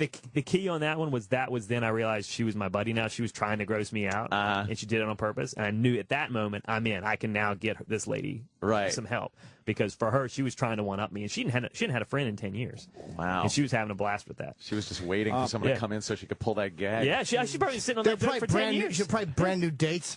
She's put it in an old jar. Oh, it's disgusting. Rotten food, my God. Food is tough, man. Food is really tough. The house, the smell, that's another thing. I can't imagine what these places smell like. I've smelled I found a dead body. I've smelled everything. Jeez. And food is always the worst. Yeah. Chicken bone, old, like 10-year-old chicken bones, like they sweat. And those are really bad. Like I'll throw up every time I get the chicken bones. Oh God! What does it smell like? It's like a orange shit, like it's citrusy and poop at the same time. It's man, it's really nasty. It's like an open asshole. It's been open for a while. Yeah, you know what I'm talking about. Do you find the clip, Sam? Disgusting. Just disgusting. Let the record state he looked at Jim Norton. No. I want to see I listen every day, guys. Remember the St. Louis Roaches. The only big roach clip coming up is from the other show. We don't acknowledge I that. never watched it. Did they show that one in St. Louis or no? That when you're gone, but not while you're here. The website only shows like last week's episode. Yeah. Can't we go on YouTube and look for it? I'll fucking bite your cheek. He's been hustling. Matt, I like asking you every time you're in here, what's the worst one? Is it the same as the last time, or you got a new worst one? It's new every week. This one, the last month or so, we did a mouse one that it was just 5 feet high, straight of newspaper the whole way through. And there were, you'd walk in, so it was probably about a 2-foot pile on the tire floor, and then they had made paths, and it was just newspapers the whole way through. That's the house. The whole house. The whole house. And so the mice took it over. And our exterminator came in. He was like, dude, there's nothing we can do. You have to burn. This is a colony. Like, you have to burn this house. A colony of mice? Colony of mice. There was nothing. He's like, I can't get rid of these. It's impossible. How many mice? We filled two 55-gallon like big metal trash cans, just one at a time, just like picking boogers. Or just how were you killing them? We actually just lit it on fire. There's no other way to get rid of it. It was a lot easier than going to property. You want to admit that? Wouldn't Peter have a problem with that? Probably. They're not exactly in love with everything we do. That was. But in an extreme situation like that, it's like. Go ahead. Well, in an extreme situation like that, you don't want to kill them, but where are you going to put the mice? Would somebody from PETA be willing to adopt them? That's fine. Yeah, I can't let them go to the neighbor's house. No. I have to get rid of them. So is that going to be on a future episode? No, that was a private. No, they won't. A&E Oh, wouldn't touch that. Will you A&E call us doesn't next touch time? this stuff. I mean, A&E will not touch the real bad stuff So- because it's too gross for Yeah, TV. it's- right, It's right. way Really? too- They oh, wouldn't yeah. touch that one? No, like we've had a couple where there's bodies that have been found and they won't. They will not. Like the lady, So- her husband died naturally. Like Corey's the other guy on the show that does the stuff I do. Yeah. And I was just out with him last week in California. He did one just last week where the lady, her husband died. She rolled him up in a shower curtain and then just forgot. And he was there for like 5 years. Just forgot. Yeah, just What about forgot. the smell? She just ignores Never- the smell. The smells never Yeah. matter. Never matter. So Corey called me. He's like, "We got to get this on TV today," and I was like, "Yeah, it's not gonna happen." Ain't gonna happen. It's weird that they would fucking. man. They would. I mean, they show some gross stuff, but why would they not show that stuff? Yeah. Well, there. You know Because what the show does well, and they can Right, keep true. it They've- more between the lines, I guess. I think they went a little too far with the poop last season.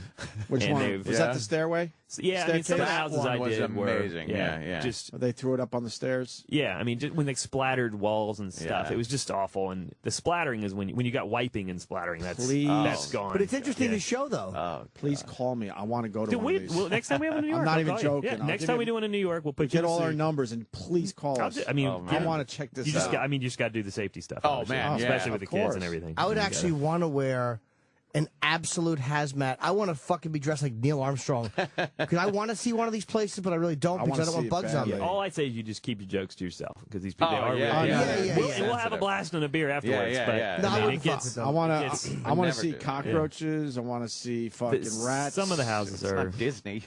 We did one here. not? One of my Why favorite not? ones. One of my very favorite ones was in Queens, and this guy had it was about an acre, like an actual acre, and it was filled with bicycles. His whole yard was filled with bicycles, and there was a bum camped out in his yard. He didn't even know. He didn't know it was such a big horde, and we had to like knock down the. One of the things the city wanted to do was knock down this guy's shelter, and he's had buckets and buckets of poop all throughout the shelter. So I was the bum, yeah. And I was cleaning his house out. I was cleaning this bum's shack out with him.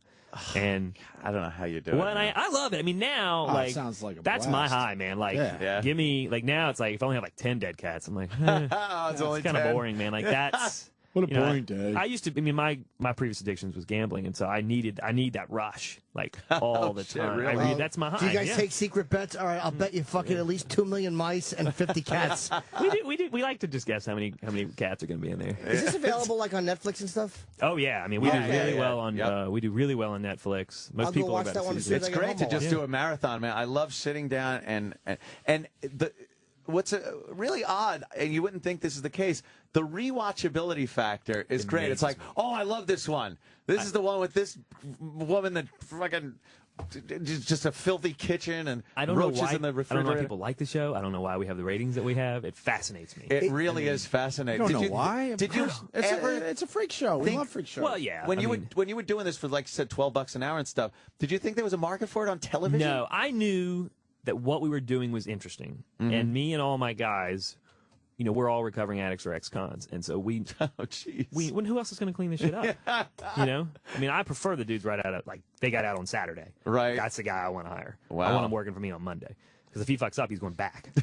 So he's not gonna. He's got not a gonna little mess up. motivation. Yeah, oh, they're the right. best guys in the world. Wow. And so, I mean, I've converted. I got rid of all my college kids and converted all. I'd much rather know how much time you did in jail.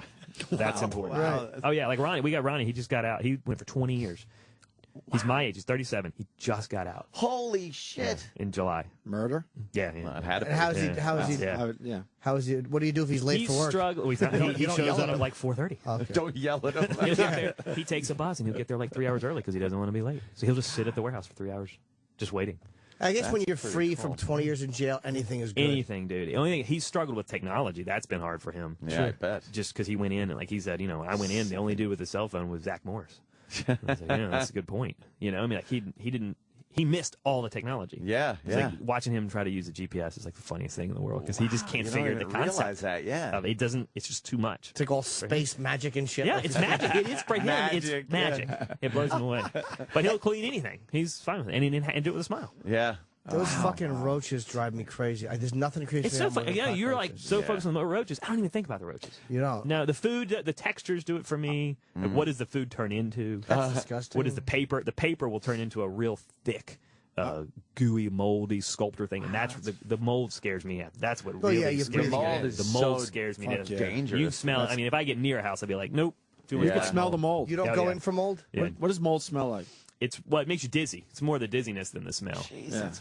You feel it right away. You feel it on both sides of your head. I was running a place in New York, and we were infested with mice. I want to know about this colony thing. Oh, yeah. So, I mean, they're everywhere. They're in the, I mean, what you don't see, like, it's fine what you see outside of the walls, but what's inside of the walls is even worse. Oh, we used to hear them at night when we were trying to sleep in the ceiling. Wow. And I've told the story a bunch of times, but what the fuck? Someone gave me electric mouse traps. Yeah. I was up to close to 70 kills before I left. Easy. So how many does that mean were in the walls? Thousands. Thousands? Every house in America has mice in it. People don't realize that if you cut open your walls, you'd find all your old socks, everything you can't find, the insects and mice took into your walls. They're all pull the drywall down and you'll see, I mean, a good... That's what you see? Almost every house. You'll see 6 inches. I ruined that for everybody. You'll see like a 6 foot, like, just stacked pile, but a house like so that's where some of your shit goes? Absolutely. The socks and stuff you can't find, that's where they go. They the drag mice it in drag the them in wall. there. See well-dressed mice? Right. I mean, it's just, it's a whole nother mouse world. with an Aussie shirt on. Wow. Just hanging. I actually have a... Wait, I want to slow you down for a second. Yeah. So if I killed 70 mice, there were thousands in my walls. Man. Thousands. At least, no let's doubt. just say hundreds to be safe.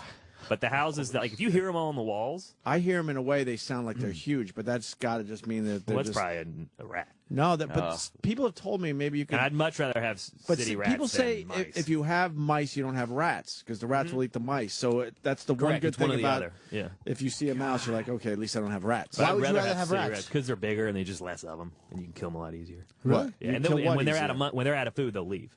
What, Rats rats? will just leave. They want to get more food. They wanted more food. I never They could give wanna a see- shit about I you. They never just want want to food. see a rat in my house. This New York City rats are bad. They Oakland, hiss that shit. Yeah, Oakland are the worst rats I've ever Why? seen. They're just massive. They're like big cats. I mean, they're Oh, huge. wow. They get that big in New York, Yeah. no?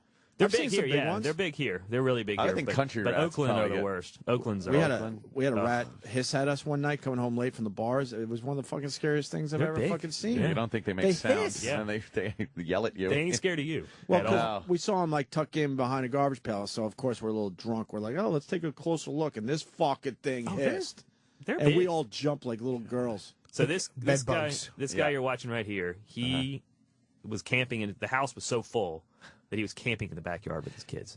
He gave up his own house. In a Boston. Pushed winter. himself out of the his house. own house. And he still doesn't see where that's a problem. But he does now. He's gone to therapy, and he's been clean for 2 years. How do you do therapy for this shit? You know, you got to find out what the issue was. Like what?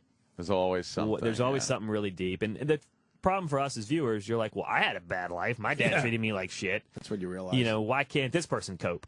And they can't. I mean, for me, my dad died, and I went on a pretty bad bender for like 2 years. Drinking or gambling or everything. I moved to Lake Tahoe, lived on the 7th floor. Wow. I mean, I went all in. It was awesome. Yeah. It was Awesome. It was a great year. I had a really good time. What do you mean you lived on the 7th floor? I lived on the 7th floor at Caesar's Palace. Just got a room. man. Just got a room and lived there, and it was awesome. Are you making enough to survive? You're rich. Well, no. I started cleaning up shit for a living for $12 an hour. So no. I mean, I had a really bad rock bottom. I mean, I went literally. Yeah. Guy beat the shit. A bookie beat the shit out of me, and that was my Wow. a really good rock bottom for me. But he beat you up for owing him a lot of money. Yeah, I owed $40,000. I couldn't come up with it, and I called him, and I was like, "Man, I'm sorry, I don't have it." And he's like, "Don't worry about it, man." Oh man. And he's like, "Just come on down, get what you got." And I was like, "Oh, okay." And I'm like, "This isn't like the movies at all." He's a nice He guy. wanted to lure you in. Yeah, and I gave him $1,000, and he beat the shit out of me. Broke my nose, and it was like, Wow. Oh, and What did he say? You got a week to get me $40,000. So he took the only grand that I had, Beat the shit out of you. and beat the Said- shit out of me. And said, "You got a week." Did you get it?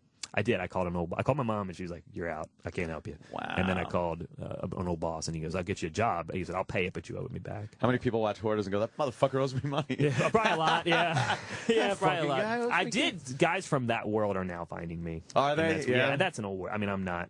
I'm Yeah, not yeah. out of that world. They're finding you for what reason? They just see me and they just think it's funny that I'm doing this. Now. Oh, they're not. Yeah, it's funny. No, I'm paid up. I don't owe anybody anything. This year I paid off all you my were debt. a fuck up. I did. I had Gambling's a lot. rough one. You paid up until this year? It took me 8 years. Yeah. Wow. I mean, I don't make a ton of money, man. No, I mean, but I clean you up shit owed for a living. bookies waited for it? How much did you lose total, if you had to guess? Oh, I mean, probably close to 100 at one point.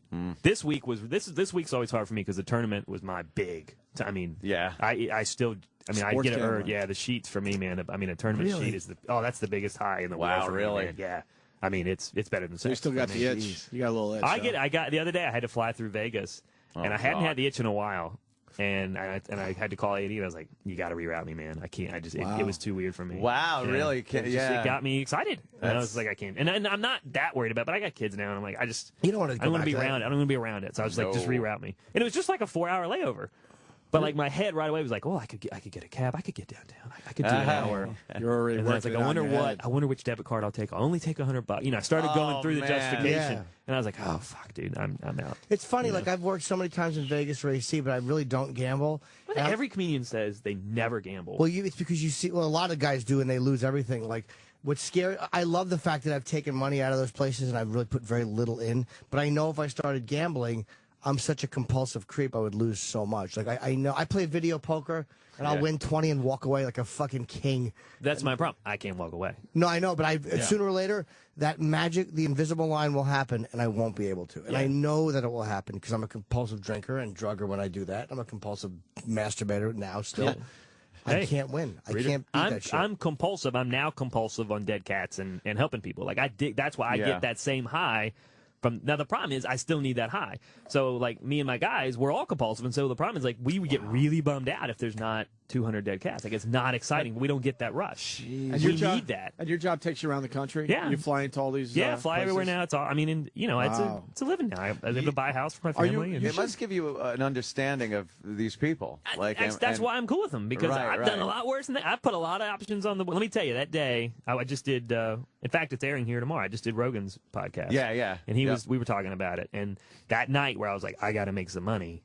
Like I put a lot of fucked up options on the table. Jeez. Like a lot worse than cleaning up poop. I mean, that was the best. Were you gonna prostitute yourself? Yeah, after I was like, you know what? I wonder how many dicks I got to suck to get 40 grand. Like I actually thought about it. Wow. And not that I would know how to like line that up or anything, you know. But then I thought about, I was like, I could go to New York and run drugs just once, and I was like thinking of anything I could do. How many dicks for 40 grand? I don't know. Hopefully not 1,000. Yeah, He's only got $40 a pop. In Tahoe, I'm sure it's in Reno, it's probably even more. And I mean, it was just I did not. I just want to put that for the record. But I mean, for me, because you'd probably be really lousy at it when you're doing it. When you're like trying to rush the guy into coming because your bookie's waiting. Like, come on. Can you write that check? Can you write that check, please? Come on. Only 999 to go. Oh my God! But it makes you realize these ladies aren't as crazy. I gotta tell you, I guess. Did you write a book yet? I did. I wrote the book. Did we read it? You did, yeah. I think you had me here already. I mean, for the book. Yeah, he was here for the book. Clearly, you read it. Yeah, no. What I meant to say, did we promote it? I'm sorry. He's also got. Oh, now I'm gotta go fucking read the book. He's also got 5decisionsaway.com. The number 5 decisionsaway.com. It's your podcast. Yeah, it's amazing. Like I did a tour last week and did I did Rogan and the Scar Brothers and all those guys. People are loving it. They're loving crazy. the podcast. We're in the top 100 now, and I mean I'm making more money on that than I was on TV. What do you mean? And I don't make a lot of money. We got really good advertisers. We can't really figure that out yet. I want to talk to you guys. I mean, as a listener, please just go do a live daily podcast. Just leave this place and be done with it. We would love for you guys just to move on and do the live podcast and get over with it. You can make. Well, let's do it. It amazes me the money I'm making doing a podcast, and I'm barely in the top 100. That's now really something. What makes me happy financially is obviously a lot lower than what makes you guys happy financially, but I'm telling you, it's where it's going. It is the next step, and it's a very logical place to go. And all these guys that have these high profile, like Kevin Smith has a whole fucking network. All these guys that have big networks, massive. There's a lot of money to be made with it now. So I spend the night over at Jay Moore's, and his is Jay Moore, man. Jay's great. Yeah. And people, I mean, I have stories forever. I mean, that's not a problem. Is that pretty much what you're doing? Yeah, on the podcast? It's basically, it highlights the 14 years of failing before, like all the dumb shit I did to end up having to clean up poop. What are you doing, an hour podcast? What is 5 decisions away? What is that? That was the guy, that bum. We were sitting there and cleaning out his shack, and I asked him, I was like, how did you end up in the middle of New York City living in this shack? And he goes, actually, I was a broker. And I was like, really? What? I go, what? And he goes, yeah. He goes, girl broke my heart. I was like, a girl broke your heart? He goes, well, I got addicted to crack too, but the girl also. And I was like, and I just looked at the camera and I was like, I guess we really are, because I'm standing next to a 5-gallon bucket full of shit. Yeah. And I go, I guess we are all 5 decisions away from shitting in a bucket. Wow. And as soon as I said it, it just exploded. And so now, I mean, we just talk. I mean, everyone, I found, and this is what I love about hoarders, we're all fucked up. We're all a little crazy, but we all hide it. And if we just tell the stories, they're actually pretty funny. And so, I mean, I think, good Lord, the stories you must have are just ridiculous. Mine are mostly sex stories, and fucking some of them are uncomfortable. Yeah, just wrote a couple books about it. But there's 1,000 people that have the same story. Yeah, it's cathartic You know? sometimes just to get on the air, and sometimes if it's a slow news day, you just find yourself blurting out this shit that you went through in life. Just for material. Yeah. But then you kind of get into it and you realize people are like, holy shit, yeah, something similar happened to me. Or, people go, holy shit, no, I've never done that Right. Yeah, or I- had that happen to me.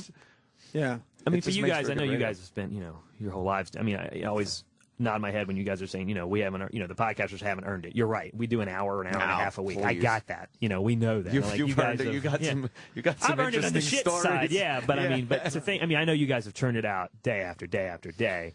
But it's amazing where the technology's going. I mean, I was telling Roland. I mean, I went out, did Stern a couple weeks ago, called in, and it doubled me from 25 to 50,000. And I was like, oh my God, this will never happen. Did Rogan's, and it tripled me from 50 to 150 on the Amazing, way out right? the door. 150,000 downloads. Yeah, in a day. And then you do our show, and you're back down to 10,000. We're gonna lose a couple. Well, that's why. I mean, I was telling my wife. She's like, you're not doing any TV or anything. You're going to New York just for O&A. I was like, yeah. You kidding me? Radio is better than TV for yeah, stuff like that. And absolutely. And what's your average?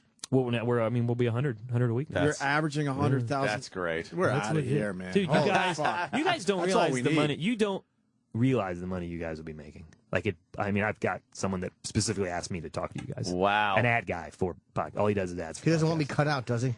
No, it's like, dude, the rest. I mean, they call you and I'll be like, well, what can I do? Just keep talking, man. Just here's the ads. Do whatever the fuck you want to do. We're gonna. They don't care. They don't care. Yeah. There's no rules. We're gonna talk. It's amazing. It's fantastic. changed our business. I mean, There's no reason to be. I make a lot more money telling stories about picking up shit than I do actually picking up shit. Hey, good question coming in from Sean in Georgia. Is there something called a clean hoarder, and have you come across that? Well, it's OCD. What you don't realize is You're lot not of cleaning that shit, obviously. no, or- but or- a or lot are of you? a lot of the really bad hoarders do start out OCD. And so if you got someone that's like just over the top anal, and they're really worried about things, what their mental process is, it's got to be done perfect. There's a right way and there's a wrong way. And if you don't do it the right way, don't do it today, I'll do it tomorrow. That's how a lot of our really bad hoarders start, because they'll say, okay, I can't do it right today, so I'll wait, and then it sits. And then the next time something else sits on top of it. And they really believe, I mean, they're so over the top OCD that they can't get to it. And then that's how the house Wow. just totally fills up. Did you ever tell somebody you're just a messy Marvin? No, I don't think so. I don't think You're so, such a Jim. messy Marvin. Another thing that just annoys the piss out of me is when you pick something up or go to ask somebody if something could be thrown away, and they always have a use for it. They're always saying, "Well, I'm going to fix that. It's like, no, it's an old 486 computer. Yeah, or something. Commodore 60. If I see another Commodore Yeah. 64, I'm going to go fucking crazy. Well, Jimmy brought in some old computer stuff recently. Oh, yeah. Jimmy Remember had a little Jimmy? episode Remember? recently with a monitor, a computer monitor that was, how old was it? 10 years old? But it, no, it He's wasn't worried all- about the hard drives of the other. Yeah, believe me, right. those are the old saved. thing, yeah. But it was in good Put a nail condition. through 'em. I just didn't realize that the technology had changed so much. But I was okay smashing it. I just wanted to exercise the option of not wasting it, because part of it, I do have a bit of a hoarder tendency if I look at it. But a part of it is I make decent money, and it's easy just to throw shit out that other people would actually want. And I don't want to throw something out that's legitimately good. But when I realized it was fucking a hunk of shit, I threw it on the floor. Yeah. Toss it. I mean, most of the stuff people now, they think there's use for it, and they don't even realize. I mean, there's nothing to do. I mean, a pre-plasma TV, there's nothing to do with that. You're right. Yeah, It's garbage. you don't and that's need it. still around. I mean, that's in most people's basements. Let's go to Kyle in Boston. He's got something on the mice thing, which I find fascinating. Kyle. They like cheese. Thanks, Kyle. So I used to clean out foreclosed houses down in like Dorchester and Roxbury, and we had a second floor pipe break, and we had to pull out all the sheetrock on the first floor. And when we pulled it out, the mice stacked playing cards inside the wall and used them as like storage shelves. There was dog food in all of them. Matt is nodding like he's seen this. Yeah, we started out doing foreclosures in D.C. and Baltimore. That was our first thing. But they're before we using did them as orders. little shelves? Absolutely, they're brilliant. What he's saying is they're really smart, and they are. No. And that's actually probably rats, not mice. Rats are a lot smarter. But yeah, they build systems. They build entire little worlds in the walls. You ever read that book on rats? Came out a few years ago. I barely read. I barely read the book I read. It was a great everything you need to know about rats, and they're fascinating. We did a house that was only rats out in California. And it was like 5,000 rats. We just running around catching rats. Man. They learn. They're too. brilliant, man. They're so smart. They have paths, and you think, oh, I'll just put a trap in the middle of their path. They're like, fuck that. They stop. They look at they figure out what you've done. Yep. And then they go around it. Yep. It's amazing. It's amazing. They don't go willy-nilly whatsoever. No. They're smarter than us. It's fascinating. The rats they're survivors, man. They're fascinating. I think they're really. And they collapse their jaws and stuff, so they can get squeezed through through these little holes. Yeah. Yeah, it is amazing how they could just get in these little spots like that. What's cool about the hoarding houses is, by the way, whoever that guy that just called, if you're cleaning out foreclosed houses, that's a tough fucking guy. Yeah, because we used to do that. We stopped doing it because it's too dangerous. Because you clean out hoards, but you don't. The bank basically pays you to break into a house and change the locks. Oh, okay. And so you're going into a house. It's supposed to be empty. Yeah. Doesn't mean it's going to be empty. Not always. And Baltimore is not a safe town. We were downtown Baltimore. North. Did you have any instances that were not good? We ran into our last one. Wow. We ran into that MS-13 gang. Oh man, those guys, we're done. They'll fucking kill you. What happened when you walked in? We ran away. We were like, sorry, ran away. It was supposed to be an empty house, and it was filled with like plasmas and bikes and motorcycles and stuff. I mean, clearly just stuff they'd stolen. Yeah. And we learned. I mean, it's easy. Did you knock or did you just walk in? Well, we break in. We'll drill the. I mean, we didn't know anybody was there, so you drill. You literally either pick the locks or you drill the locks, and you go in. And house is supposed to be empty.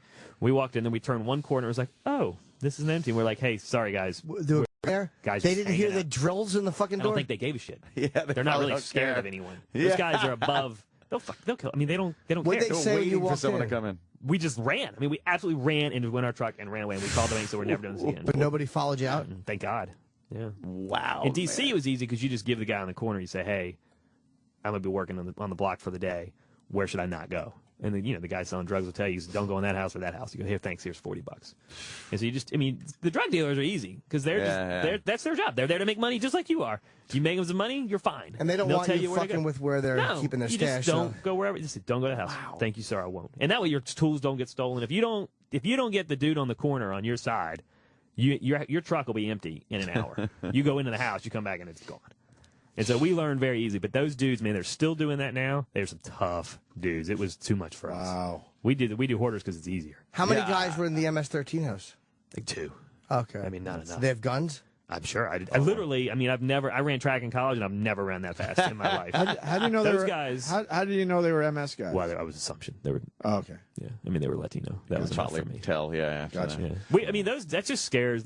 We all had stun guns at that point because you just never knew what you were going to come in on. It was. But when you're desperate, you'll do whatever you got to do. Yeah. So you were happy. It's better than sucking 999 dicks.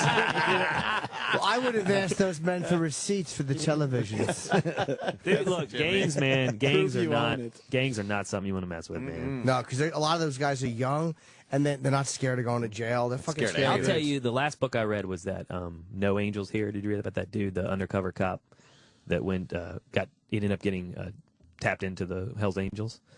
Fascinating book. I'll read it. Fascinating book. It's real quick, too. You can read it on a plane ride. And the dude, he went in. He was a football player in Arizona, ended up being a cop, and then he went undercover with the Hells Angels. And as he got deeper undercover with the Angels, he realized they were his brothers, not the cops that he worked for. Wow. And he really flip-flops. Wow. And ends up, he's very on it. And, of course, he's running from the Hells Angels now. But he ended up, he got inducted into the Hells Angels. Actually made it full colors and he everything. Was really, he got full patched and everything. And it's a fascinating, but it really gets into that world and understanding what those guys believe. Wow, man. That's an awesome book. What a great appearance, man. I want to do a podcast.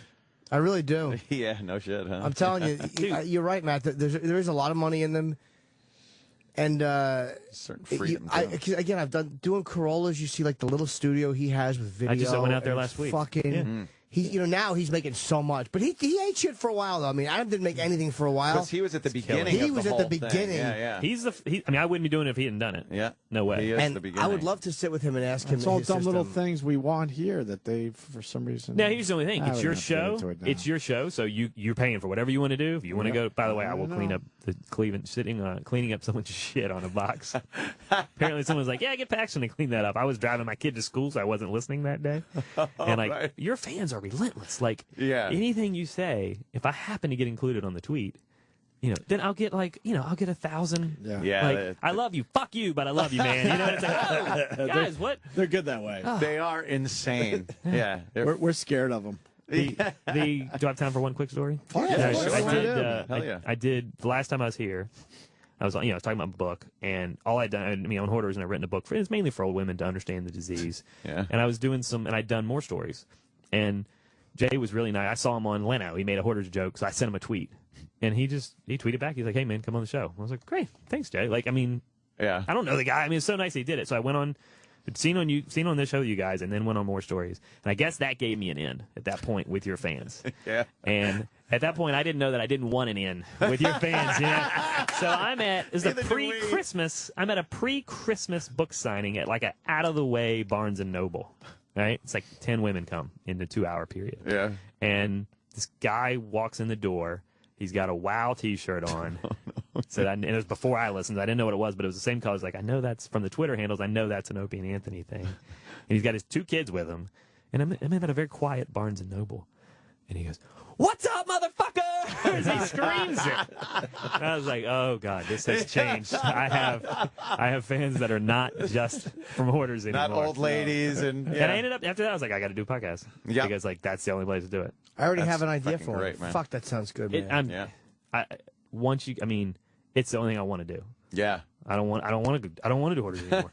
I'd rather do 2 podcasts a week. Yeah. Yeah. Fuck their rules. You do one a week. Rules. I do one a week. I know. My I place. find an hour. I'm a smaller market. I know my place. I'm happy. It's a lot of money for me. One a week's fine. I'm becoming a fan of a bunch of podcasts, and I find 1 hour is perfect. They told me I got to go down. I'm an hour and a half, and they're telling me to go down to just do 45 twice. Yeah. And the ad guys are like, "That's fine." I just find an hour is just right. Really. Rogan's. If we went to the podcast world, we would have to do a little more. But wait, Joe goes live like a radio show, right? Joe basically puts his joint down, turns on the mics, and turns on the camera. On the computer you can see it. Yeah, and he streams it live. Yeah. Mm-hmm. Oh yeah. How many? Joe will go for a while though, because I've done 2.5 hours. Oh, yeah, Rogan can talk. I was wasted by the time I walked out of there. Wasted. I don't know what I said the last 20 minutes. I was in L.A. and I'm like, I want to do your podcast. Or whatever. He goes, all right, let's get an audience together. And he just fucking, because he Twittered or whatever, and and all of a sudden we had like in Kevin Smith's space, we had a nice full crowd. Me, him, and Red Band. It was fucking great, man. Red Band's awesome. He's a good dude, man. Very and good. like Jay's the same way. Jay will just. He's like, I wouldn't know. I can't get on his, but I'm working on it. I have to send a tape. Those guys, it's nice that they all, they're all on different networks and they help each other out. Yeah. It's like, okay, whatever, just come on out. And the cameras, which we've been arguing about here forever. Yeah. Just being able to turn cameras on. It's your thing. You do what the hell you want to do, man. It doesn't matter. It definitely opens up a. We're probably heading in that direction. Does Jay video? To be honest with you. No. Does Jay video? No, he's fine doing what he likes. He's happy doing it? You'll find your thing that works for you. And I love the video. When I do the one from my house, I love the video aspect of it. I could fly in like downloads on that blows my mind. Yeah, it's fucking great. And I barely do them because they're kind of itchy here. But I like the video aspect of it because I could fly in video and like watch Hoarders and goof on the people and take calls and shit like that. It's so much fun. Yeah. Like, A&E finally embraced, like they get it now. They're like, we get that we're actually gaining viewers. Yeah. By you doing this every week. I'm Right. like, I don't want any money. Like I told him, I said, let me do it, and I don't need a raise. It really is amazing that sometimes they don't understand that. I think they're it's like getting it's it now. promotion. Yeah. Come on, what do you? Free promotion. Free promotion. You don't have to pay me you actually can pay me less. Yeah. If I do this every week. Fuck, we're gonna be podcasting in October. Oh hell Nice. yeah! Nice. I we're right around the corner now. Well, I was all worried because I didn't hear back from Roland, and it was Tuesday, and I wrote Yeah, you. yeah, I So I was saw like, it. oh fuck, they got kicked off the air. That's Like I didn't listen to it no, today. No, we were like definitely... every week. I mean, like I never know. I'm like, maybe they're on tomorrow, maybe they won't be. You know, like I don't know. yeah, well, neither do we. Things will have to change, but yeah, we're near the end of our contract, so we might want to have to. We might have to talk to your guy. It's amazing. Fuck it, I don't give a fuck what they hear. Whatever. We got to take care of ourselves finally. I mean, I got 2 kids and a wife. And that's the 2 that matter. You know, podcasting. How old are your kids? 2 and 6 months. Oh wow. Oh, very young. You got a 2-year-old, right? I got a 2. we're getting Right around the killed. corner, a 2-year-old. Wow. We're just getting killed, man. That 6-month-old was a lot harder than we thought. Really? Yeah, it's fucking hard. That's pretty new. I mean, that's. I'm on the road half. I mean, Was the like, first it's hard one- for me. My poor wife. I mean, she's getting work. First one was easy, right? It's totally so easy. That's what I'm worried about. Yeah, as soon as you think, we could do it too. Having This would be another easy. one. No. They always say the second one is the one. It's easy to juggle one ball at a time. Will you know? kill you. I mean, it's awesome. Hearing Daddy when you walk in the door is the greatest thing in the world. Yeah. Oh, yeah. Tell me about it. you get Daddy every once in a while. Every so That's just often. Saturday nights. That's the only difference. It's not. He gets Daddy, I get Hi, Daddy.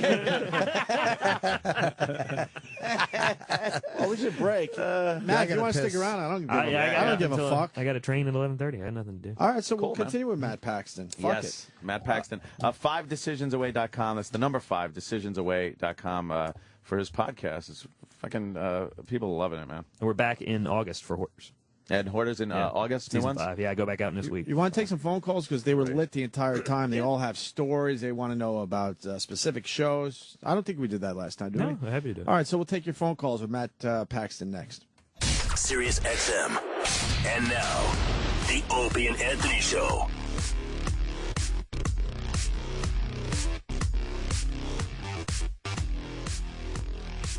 God, that Matt Paxton. What a weirdo. oh, you're still here. That's fucking great, man.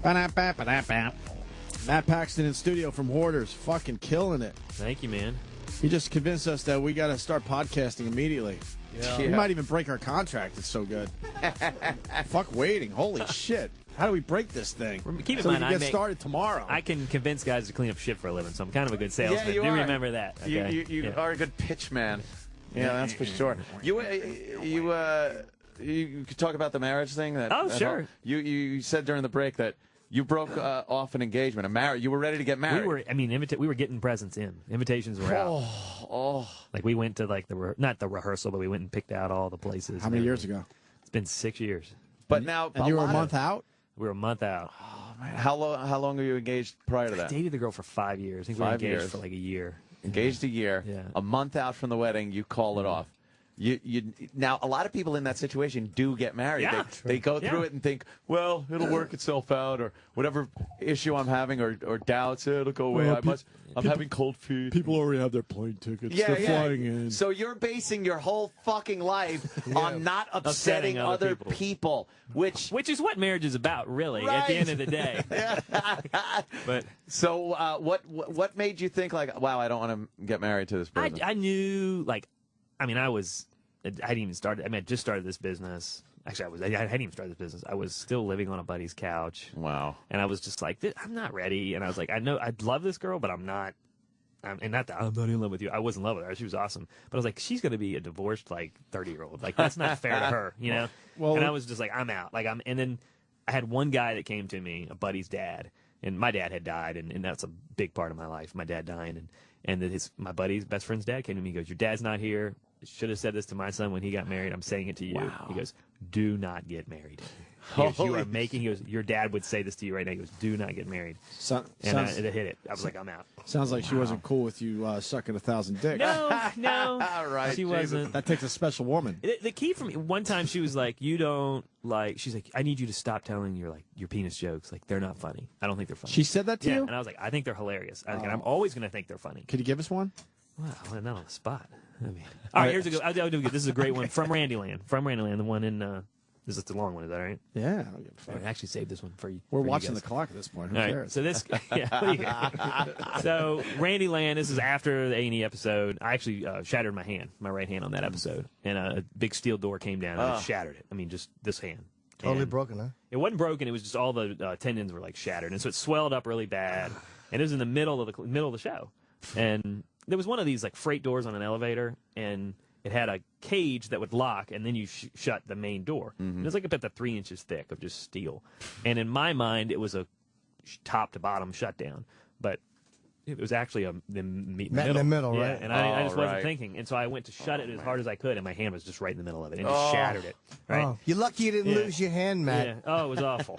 So, and you'll appreciate this story. So, I go to the hospital, come back. They give me some OxyContin. I'd never had OxyContin before, and they said, "Don't have a beer with it." Okay, sure. Well, one of the guys was getting married. This is his last. One of our producers. This is his last episode. He was going to go get married, and so we got to go out. We're in Wildwood, which is not a raging place, but we wanted to go to a beer, and we go get a beer. And I was like, my hand's killing me. I got to take this OxyContin. And they're like, don't do it with a beer.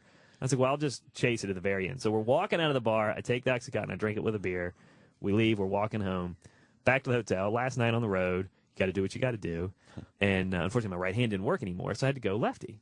And it's a lot harder than you think to stay committed to your left hand because you always can switch back to the right. But I couldn't. My hand was shattered, so I couldn't use it. So I remember saying, I got like a tennis elbow or something. Like my elbow was hurting, and I was like, I'm gonna have to quit. Like I'm not gonna make this. Oh shit! And I was like, literally, I was like, don't quit. You got to finish, man. And this is in the hotel, and I wake up the next morning. I wake up, doors knocking. It's 7 o'clock in the morning. One of my guys is here to take me to the hotel or take me to the airport. I wake up. I look around. TV's still on. Lights are on. Windows wide open. And just come all over my stomach. I clearly roofied myself, but I had no idea. Who came on your stomach? Hopefully me. Hopefully me. I never thought about it that way. But I fucking roofied myself. Wow. Yeah. So that's my best dick joke. Yeah. Damn. That's pretty good. My wife didn't like those. I called her immediately. I was like, honey, you're never going to believe what happened. Well, you're I almost told her. wife because you're Yeah. married. Yeah. No, this was 2 years ago. Oh, a year ago. Wow. So I told my now wife, and Oh, she's wait. like, don't tell anyone. I was like, I'm telling everybody. That's the best joke I Wait, got. I'm confused. Your new wife doesn't like your dick jokes? No, she thinks they're hilarious. Oh, This yeah, was that's what I'm that's the saying. type Okay. of joke the original girl would have hated. And my Gotcha. wife, she gets that. Like my wife now gets that. How did you tell her a month out you didn't want to get married? What did you actually say to her?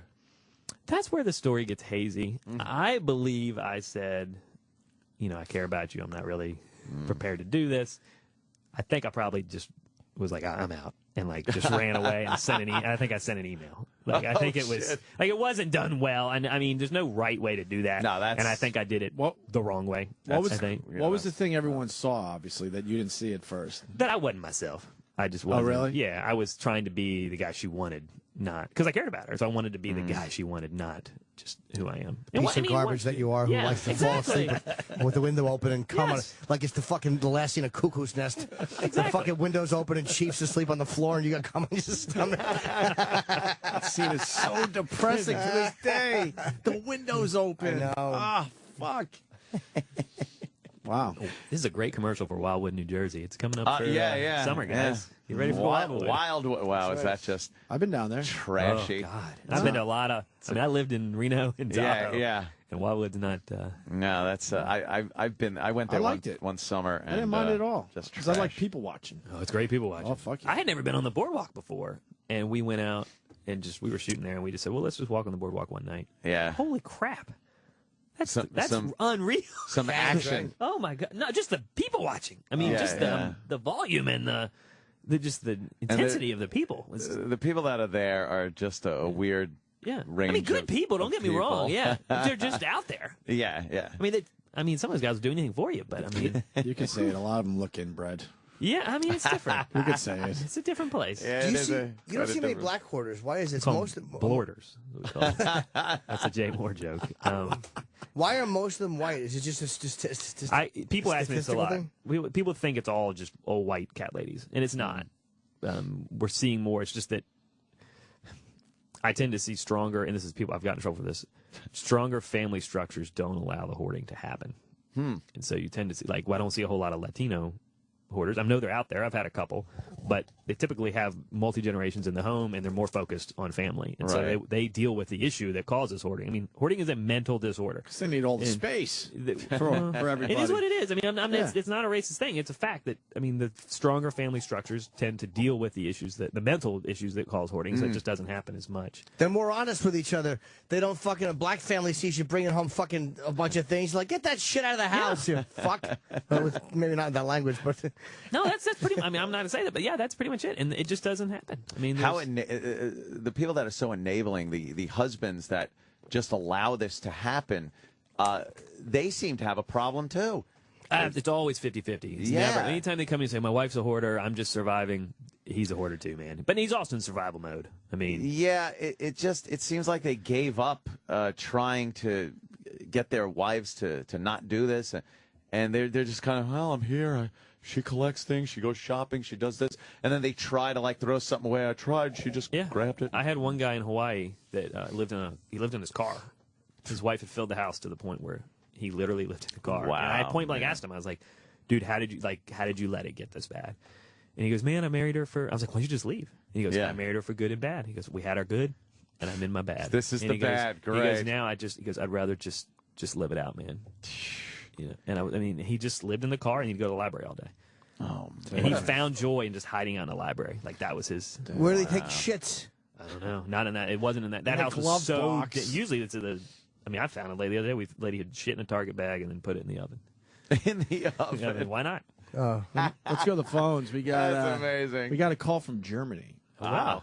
Steve, what part of Speaking of Germany? shit. Yeah, exactly. I'm out in Dresden, That's East funny. Germany. I'm hoarding stolen artwork.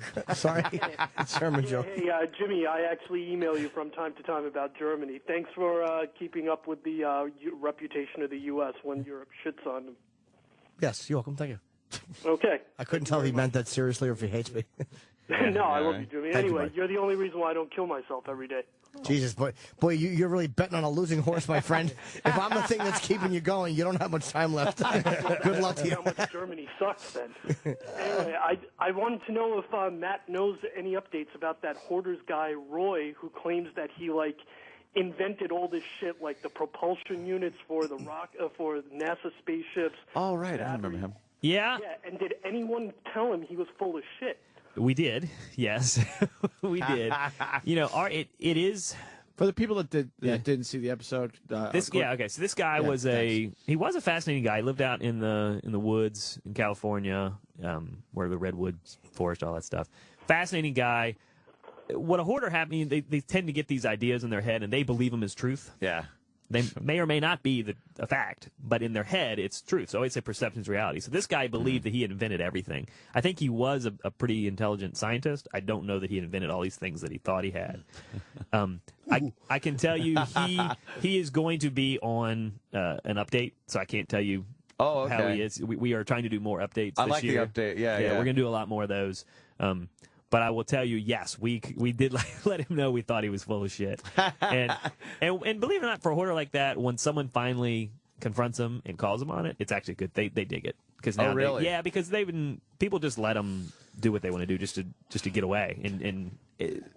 Most of hoarders, if you call them on their shit, they're happy. Are you aware that some of the hoarders are so annoying and repulsive to the viewer that at the end we kind of like seeing that they failed and did lose the house and did fucking like I almost always root for the house to go. Yes. Except when they want the help and they're gracious. I have right. such a dislike of so many of them. And maybe I shouldn't as a recovering person, but I really do. I mean, I always say the more you hate the hoarder, the more compassion they really need. Like the ones you hate the most are the ones that are the most fucked up. And we can't always tell the depths of those stories. I cheered when you went downstairs and those joists were all busted up. That guy was Roy. I love that guy. Oh, man. yeah. That house was insane. It was crazy. This guy's house. It was a basement full of stuff, and we went in and it was like that trash compactor in Star Wars. The with the floating boxes and water and everything. Yeah. And the boxes were all the way to the roof, and we pull all the boxes out, and they're floating. And then all of a sudden, we're about waist high, and me and a camera guy are in the water with waders on. And then all of a sudden, we look up, and the joints. I mean, these are 2x8s, doubled up, and they're split. I mean, they're hanging, dipping into the water, all the way across the house. Wow. Because of the weight of the hoard stuff above it. upstairs. Wow. And I can hear everybody, the crew, and everybody walking upstairs. Yeah, you came Get upstairs the fuck out now, man. Got a that problem. house was just going to implode on itself. Have you seen a house that has imploded on itself? I've never seen. Usually, the stuff holds it up. To be honest, I mean, a good hoard is really structurally pretty solid. I will say this last season got really. I mean, I'm like the hoarder. I do the worst of the worst, and so I had 4 in a row that had to be demolished. Wow, man! I had one that we couldn't bulldoze it. We actually have to control burn it because it was too messy to get into the ground. What was in it? Cats and feces and just Did you film that one? Oh yeah, it was a good one. So you couldn't bulldoze it? We couldn't. It was too close to the Chesapeake Bay, so it was the runoff from that would have been too dangerous. Do you film the private ones for your own collection or anything? Like no, I mean, little camcorder, your phone. I see it enough every day. I don't really want to know it. I do use their stories. I mean, in the book, and I need good stories. That's how I make my living now, telling stories. So I have the rights to tell their stories. Right. But I changed the names. Do you see, like, have you seen big nests of mice? Oh, this Oakland one. Jimmy's questions are so adorable. It's like a little kid. Wow. You see big nests of mice. Big nests of mice. We had a rat's nest in Oakland, and this is in the book. People love this one. It was in Oakland. It was about 8 foot wide, about 6 foot high. And you can see, and you can see all the holes where the rats were going in. And here was the worst part: we learned that week that rats don't eat money, so we could see folded bills and crinkled bills all throughout this rat's nest. Oh shit! And we're like, shit, that's money. And so we're going, but we don't know if the rats are in there or not. And so we're like, inch by inch, we're like grabbing $1, and then we'd like take a broomstick and poke in there. Wow, it's like a game, yeah. Oh, it was awesome. I mean, as far as like a rush, because you didn't know if a fucking rat was going to come out, and you're getting money. Is it really if worth there'd been it? naked girls, that'd have been the best thing for me in the world. Just came up with our next radio bit. God, it was awesome. It was awesome. How much money was in there? $13,000. No. Wow, man. Why so much? She would take a 20, and she would go to the store, buy us at the dollar store, and then just throw the change in a plastic bag, and then she'd throw the bag in the corner. So for her, it was not about the cash or the item; it was about the consumption. Why didn't she save the money to consume more? Didn't she? Money didn't matter. It was just she money's needed weird. that rush. It doesn't matter these I said people. today it's kind of like when you do. Actually called in to Ron and Fez today because I love listening to those guys in the afternoon when I'm driving around, and they were talking about sex addictions, and it's the same thing with these hoarders. It's not about the stuff. It's about they need to feel better about themselves, and the going and buying something makes them feel good. It's the act of buying, consuming that brings them happiness, not whatever they actually bought. I'm fascinated when so a lot of times a woman hoarder will have bags of stuff stacked up on the sides and a little path in the middle, and you notice whenever they're walking through it, they have to fiddle with it. They have to look in bags as they're crawling through. They need to touch it and look and see what's in there and put it in somewhere else, and they're constantly adjusting their hoard. That's when the therapist is really important. We always have a therapist on, in the hoard with us, and that's like there's something about the touch. Some of the hoarders need to actually physically touch it. Yeah, it's so odd. It's just and again, you see some of the same behaviors in so many of these people. It's like it's not just a coincidence. It has to be something. This is what it is. And the thing is, we're still learning that it's a new disease. I mean, I always say it's like the next alcoholism. Like you got a buddy that's an alcoholic. You're like, good for you, buddy. Good for you for getting help. And now it's like we're starting to get where people are still like, oh wow, you're a hoarder, you're a freak. But at least, like, even you realize now, okay, I don't buy it, but I know that there's a disorder. Oh, I know there's a disorder, but I despise them.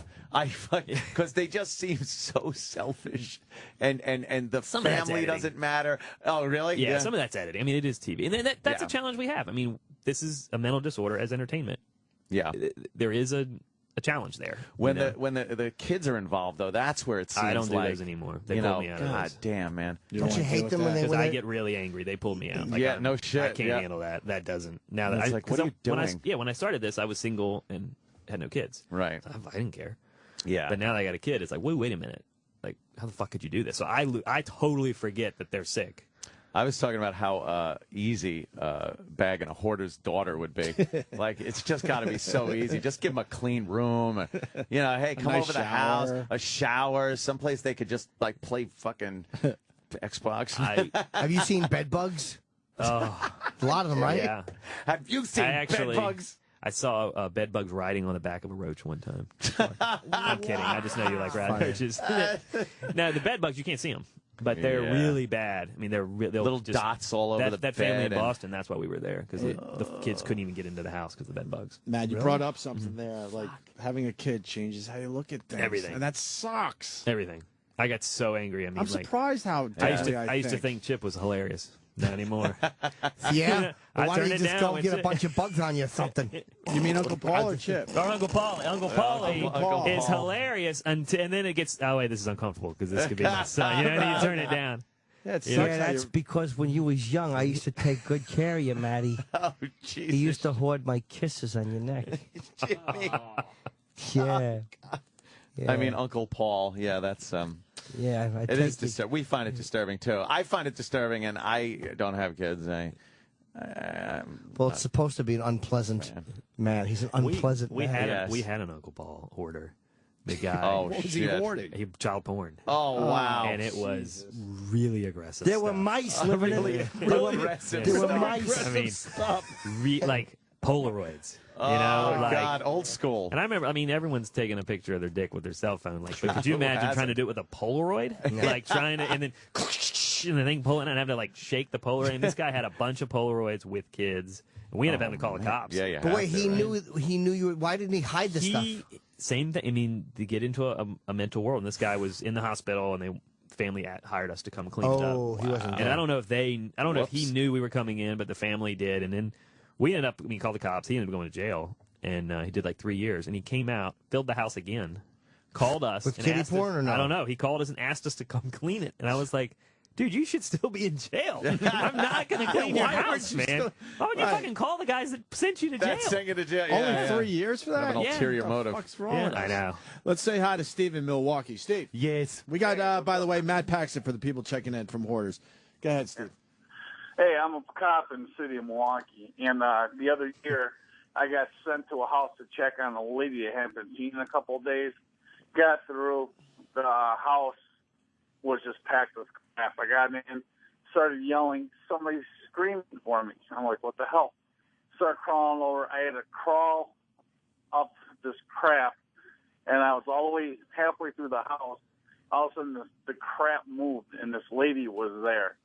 And what she got so succumbed or taken over by the stuff she had, it trapped her in the house. I got her out of the house. The fire department comes, and the heroes that they are, they run into the building. And as soon as they run into the building, they double back out, and they said, who went in there? I said, I did. Next thing I know, I'm getting taken onto the ambulance. There was so much methane in the house. Yeah. They were all worried that I was going to die from everything. Wow. Yeah, he's totally right. I take a methane reader in there now. Fire department gave it to me.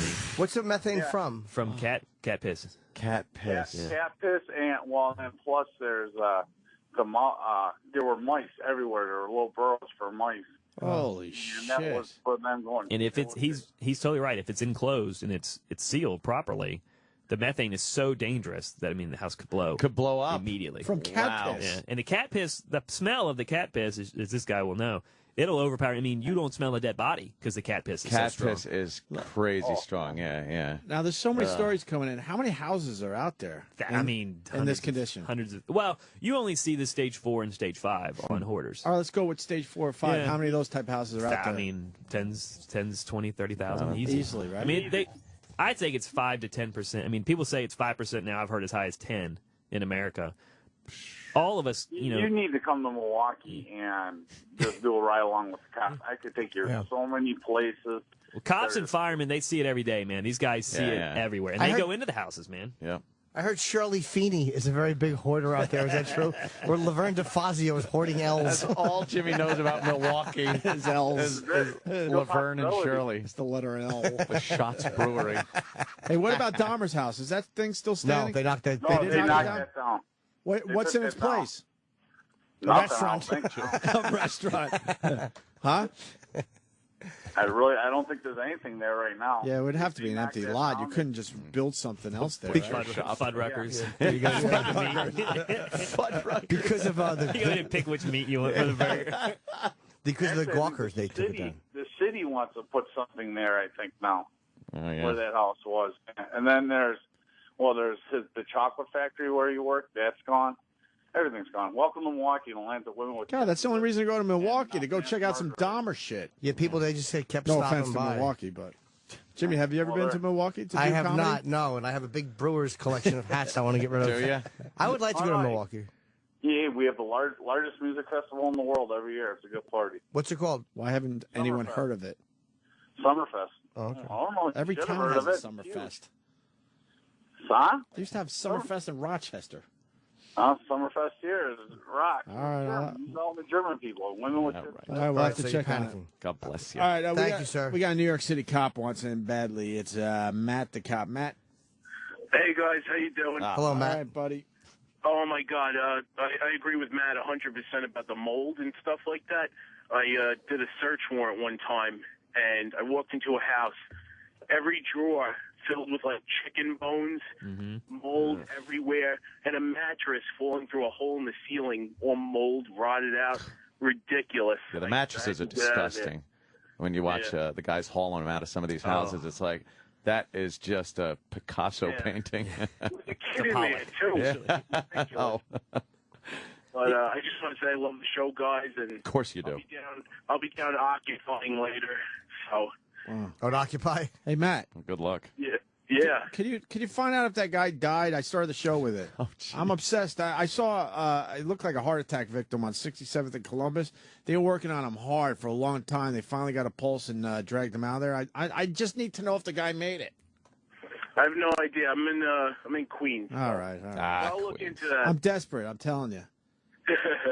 All right, guys. Have a great day. Be safe. All right. Thanks, Matt. I don't know why I need to know, but it was so damn depressing last night. 100 people. Not a word spoken. Everyone just staring like, holy fuck, is this really happening right here? Looked like a movie set. People are gawkers. Why, Jimmy? Why do you have a shampoo bottle? I know. Because I hoard things with Dove on them.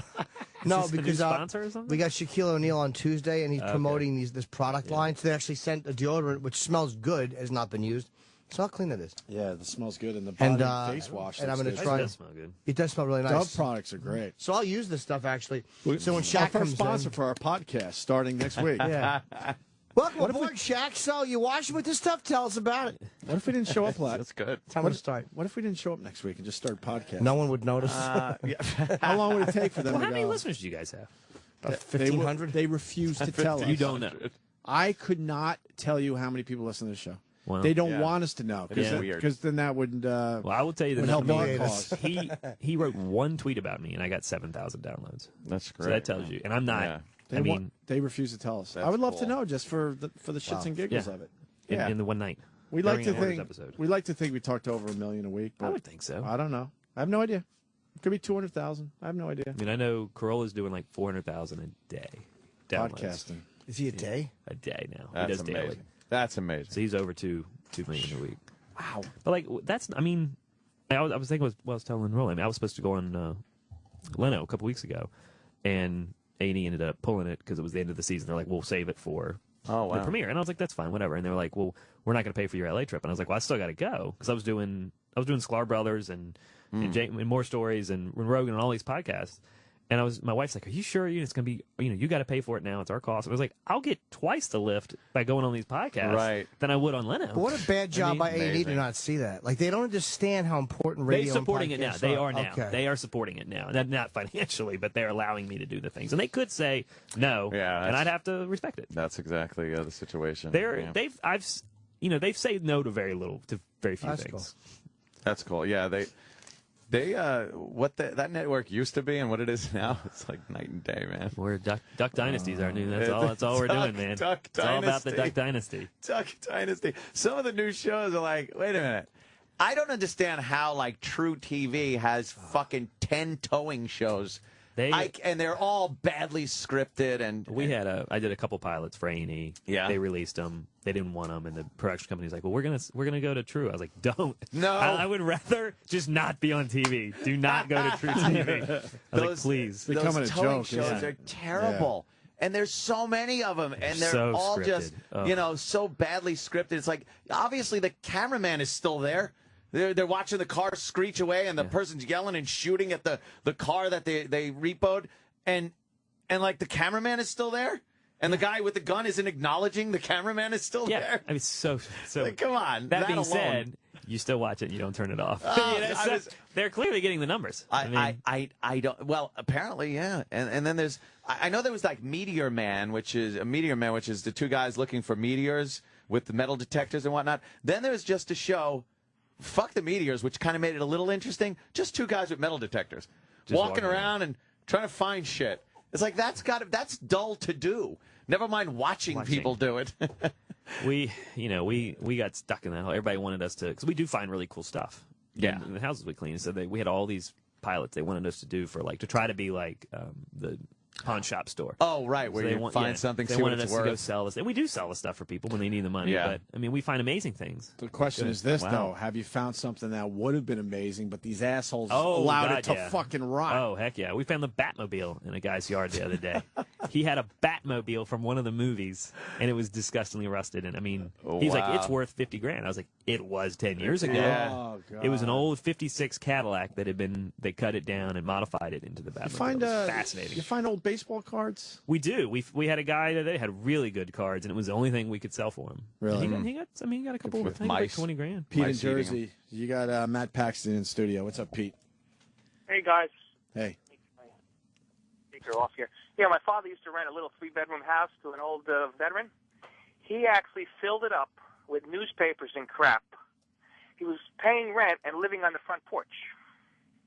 Jesus. Yeah. How's that? That's And he seems to collect in themes, too, around the house. He had golf clubs and bicycles. Ugh.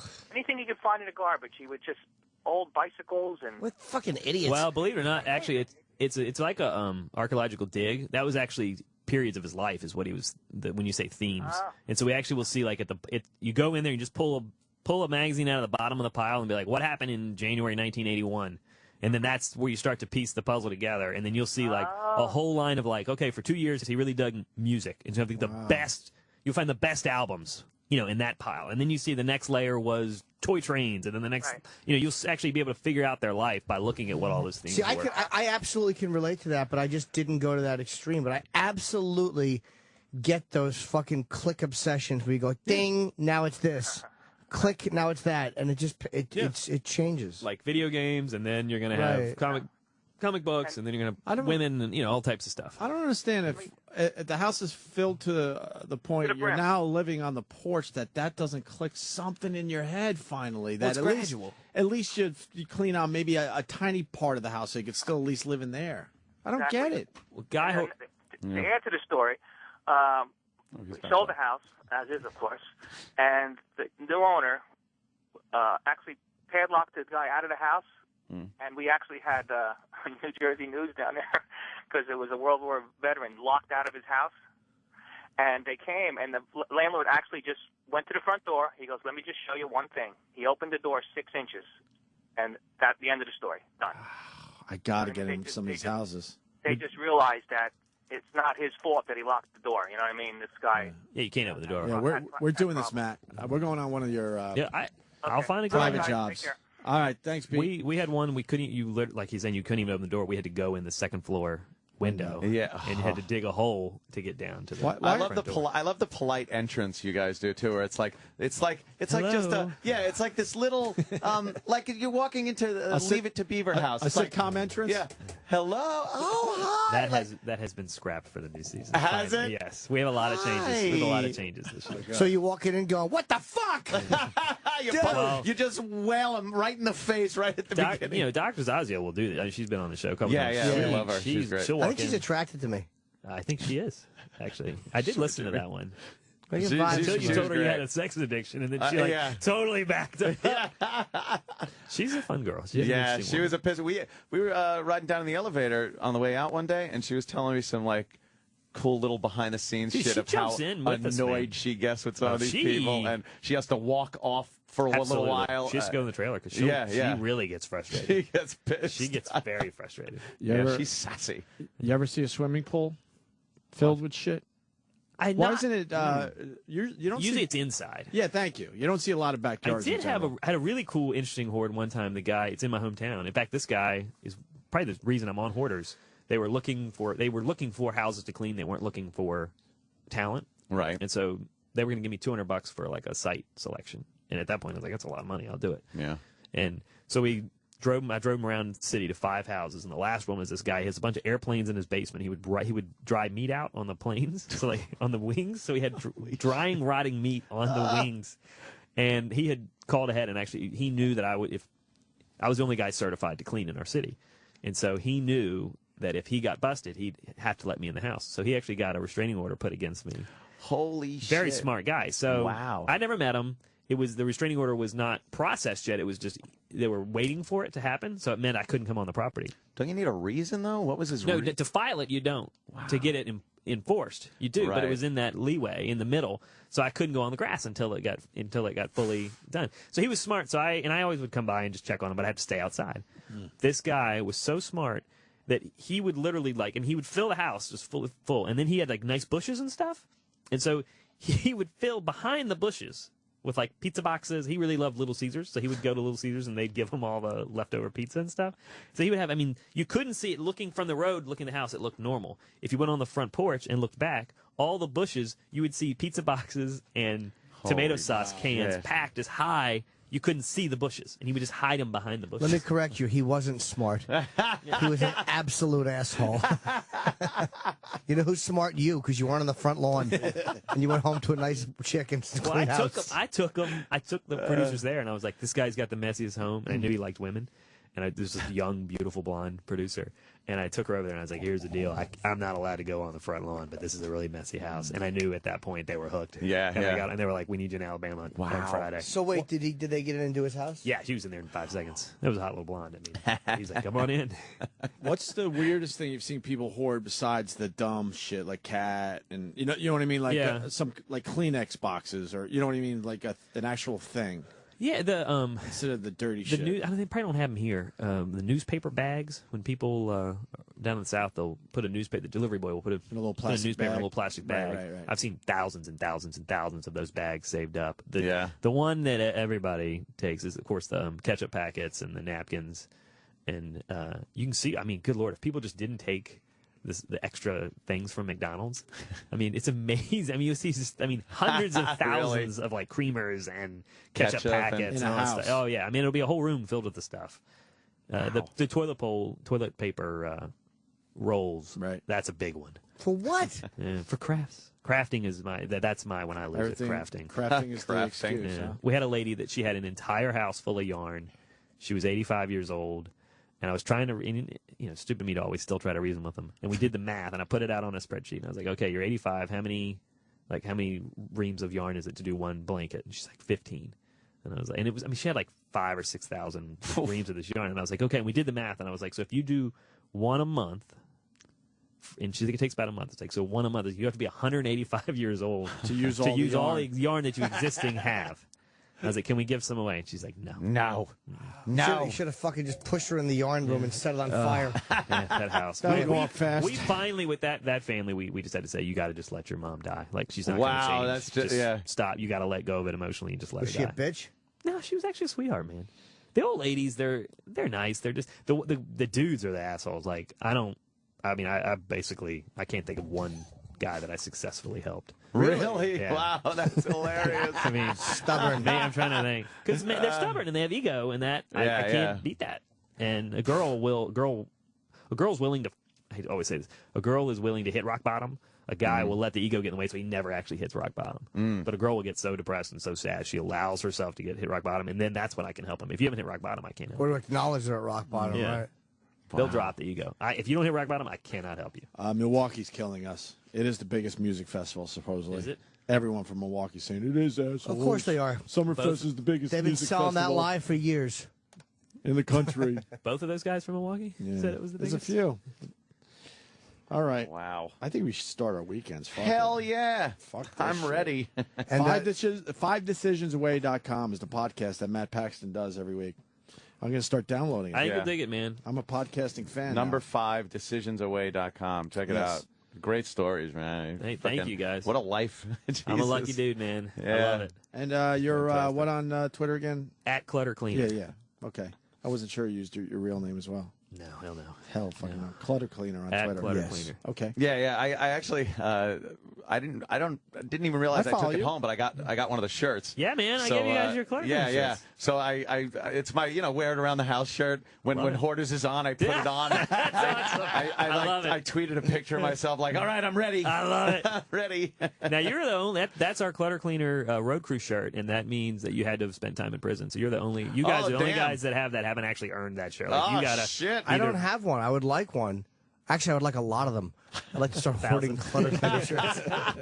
Wouldn't that be ironic? We were selling T-shirts on our website, and a lady tried to order 10, and I had to tell her no. I was like, I know you're gonna hoard these things. I was like, I'll only sell you one. Yeah, but take advantage of that. Fuck Absolutely. I can't. Hoarders can't just buy one. I can't. I'm actually going. I'm going to sell some stuff on HSN. For these cleaning products, and our biggest thing was I was like, I have to be able to tell them to buy responsibly. like you can't buy because some of those guys will just go crazy. And it was on our contract. It was a really hard thing to get handed in. Jimmy loves hoarding farts on this show. You got anything for us? I do. Do you have any type of But I cleaning like to product? share them. I wish he hoarded Dove them. men's care, that'll help it. Wipe your asshole wipe it with on. Run Shaq's, this fucking men Dove care men in your care. ass crack, yeah. Have you seen that ball deodorant that's supposed to rub on your balls? Yes. That's awesome. I awesome. I proposed the onion scent. It was not popular at all. I mean, no pun intended. Think of the balls it took to get that produced at a store. I mean, think of how hard it is to get your good bits To pitch through. the idea. Yeah. It's like, Say, look. no, we're going to have ball deodorant. It's going to sell really well. Just for your balls. All right. Jimmy? Yes, tonight, Uncle Vinny's, the late show. There might be tickets available. The other three are all sold. And Caroline's next Thursday, Friday, Saturday, Sunday. Saturday might be sold out. It's selling well, though. I'm happy. Yeah, okay. That's it, I guess. Have a good weekend. We're going to start podcasting Monday. And I think that's it, right? Yes, sir. All right. Thanks, Matt. Hey, Matt, thank you guys for having me, man. Great Have having a you. great appearance. The Blah, blah, Opie and blah. Anthony Show on Sirius XM. Sirius XM. And now, the Opie and Anthony Show continues. This is After O&A Live. Here's your host, Sam Roberts. We're on the air. He's laughing at you. Who's laughing at me? Why? Matt Paxton goes, the after show. And he waved at you as like it was a joke. He listens. He's been here for 2 hours. Let the poor guy go home, for God's sake. Opie, are you really going to podcast? Fuck, I thought those were the cupcakes. Son of a bitch.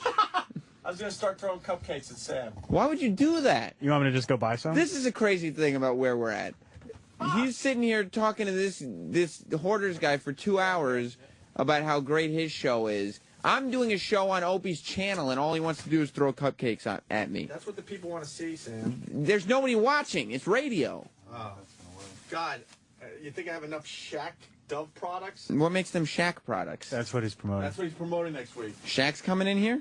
One of the greatest centers in NBA history is promoting body wash. That's why he rules. And He's- deodorant. He's tall as shit, man. He's got a lot of washing to do. Sam, I'm on to you. What do you mean you're on to me? You're not on to shit. Is he mad? No. Good. Fuck is he talking about? It's after Some more Opie and important- Anthony Live. some more important stuff. And Eric's going to sit there talking. You know, I'm thinking about some of the stuff you said. Do you think they'll actually podcast Opie and Anthony? I don't know. It's hard to walk away from a built-in audience here where somebody's going to sit there and say, you know what, if you stay here, we'll pay you to do a show, and all you have to do is come in and do it. Like, I don't know if Opie and Anthony are going to... I think it takes more work, like, on your own end. I don't know if Opie and Anthony are going to go out of their way to have to now start working towards getting their own sponsors by themselves. And it's kind of like when you decide to like homeschool or something. It's like it's so easy to not do it. You know, like you wake up and you're like, I'll do the school later. You Exactly. Like I don't need to do social studies every day, No, and then all of a sudden, and plus then, if you have a sponsor or you have a few sponsors and they're investing whatever hundreds, thousands of dollars, you are in a position where you actually have to do a show. So the idea of podcasting whenever you want kind of goes out the window because people are paying you now to do it. I mean, it'd be successful. I know what he's talking about. Eric's out there having a meeting with Opie. It's always very serious. And Opie's got Opie's trying You to think walk. he's even paying attention? No, he's doing the 2 steps. All right. Yeah. Yeah, okay. Yeah. Sounds good. See ya. Bye. Oh, one more thing. Yeah. Also, before you go, should we go? Where is he going now? I don't know, but he's walking around like something really Matt important just Paxton, happened. I have some stuff to talk to you about, too. Eric's now walking down the other hallway, following Matt Paxton out from Hoarders. Great guest today, but couldn't be more self-important. No. Anyway, Matt, I was just talking to Opie, and we were just talking, and we have some ideas that I want to run by you. Paul, I hope Matt Paxton doesn't go into the Rollins office. Why? What's going on in Roland's office? No, and we have somebody in there. What do you mean? Travis, who's in... Okay, they went around the corner. It looks like they're not going into Roland's office, but what exactly is happening in Roland's office? Nothing. Just people are sitting. Well, Sal's right there. Yeah, Sal's here. What's wrong? I go, Sal's right there, and Sal goes, oh, God, not this again. What's wrong? I don't want to be involved with That. What's that? That. I don't know what's happening. Sam was just pointing out that you're in here and you're not in there, so that eliminates you. Right. And Jeff Spicoli and the other older intern, we Mark call him. Cuban. Yeah, well, I just call him the older intern because he is markedly older than most interns. That seems like a stab. I don't know if it's a stab. So you are older intern, older than most interns. Yeah. How old are you? 32. 32. Older than me. So you don't understand I just why turned 31. Wow. You'd understand why I would call Not older him. than Eric. Eric's 40. Eric is. He just turned 40. Yeah. He looks good, but he's 40. 40 again. Well, Paul is, I mean, I didn't even know he was here today, but he's on the board. So Eric's coming back. So who's in the office? Eric's walking up the hallway. Is it, I mean, Danny? Danny.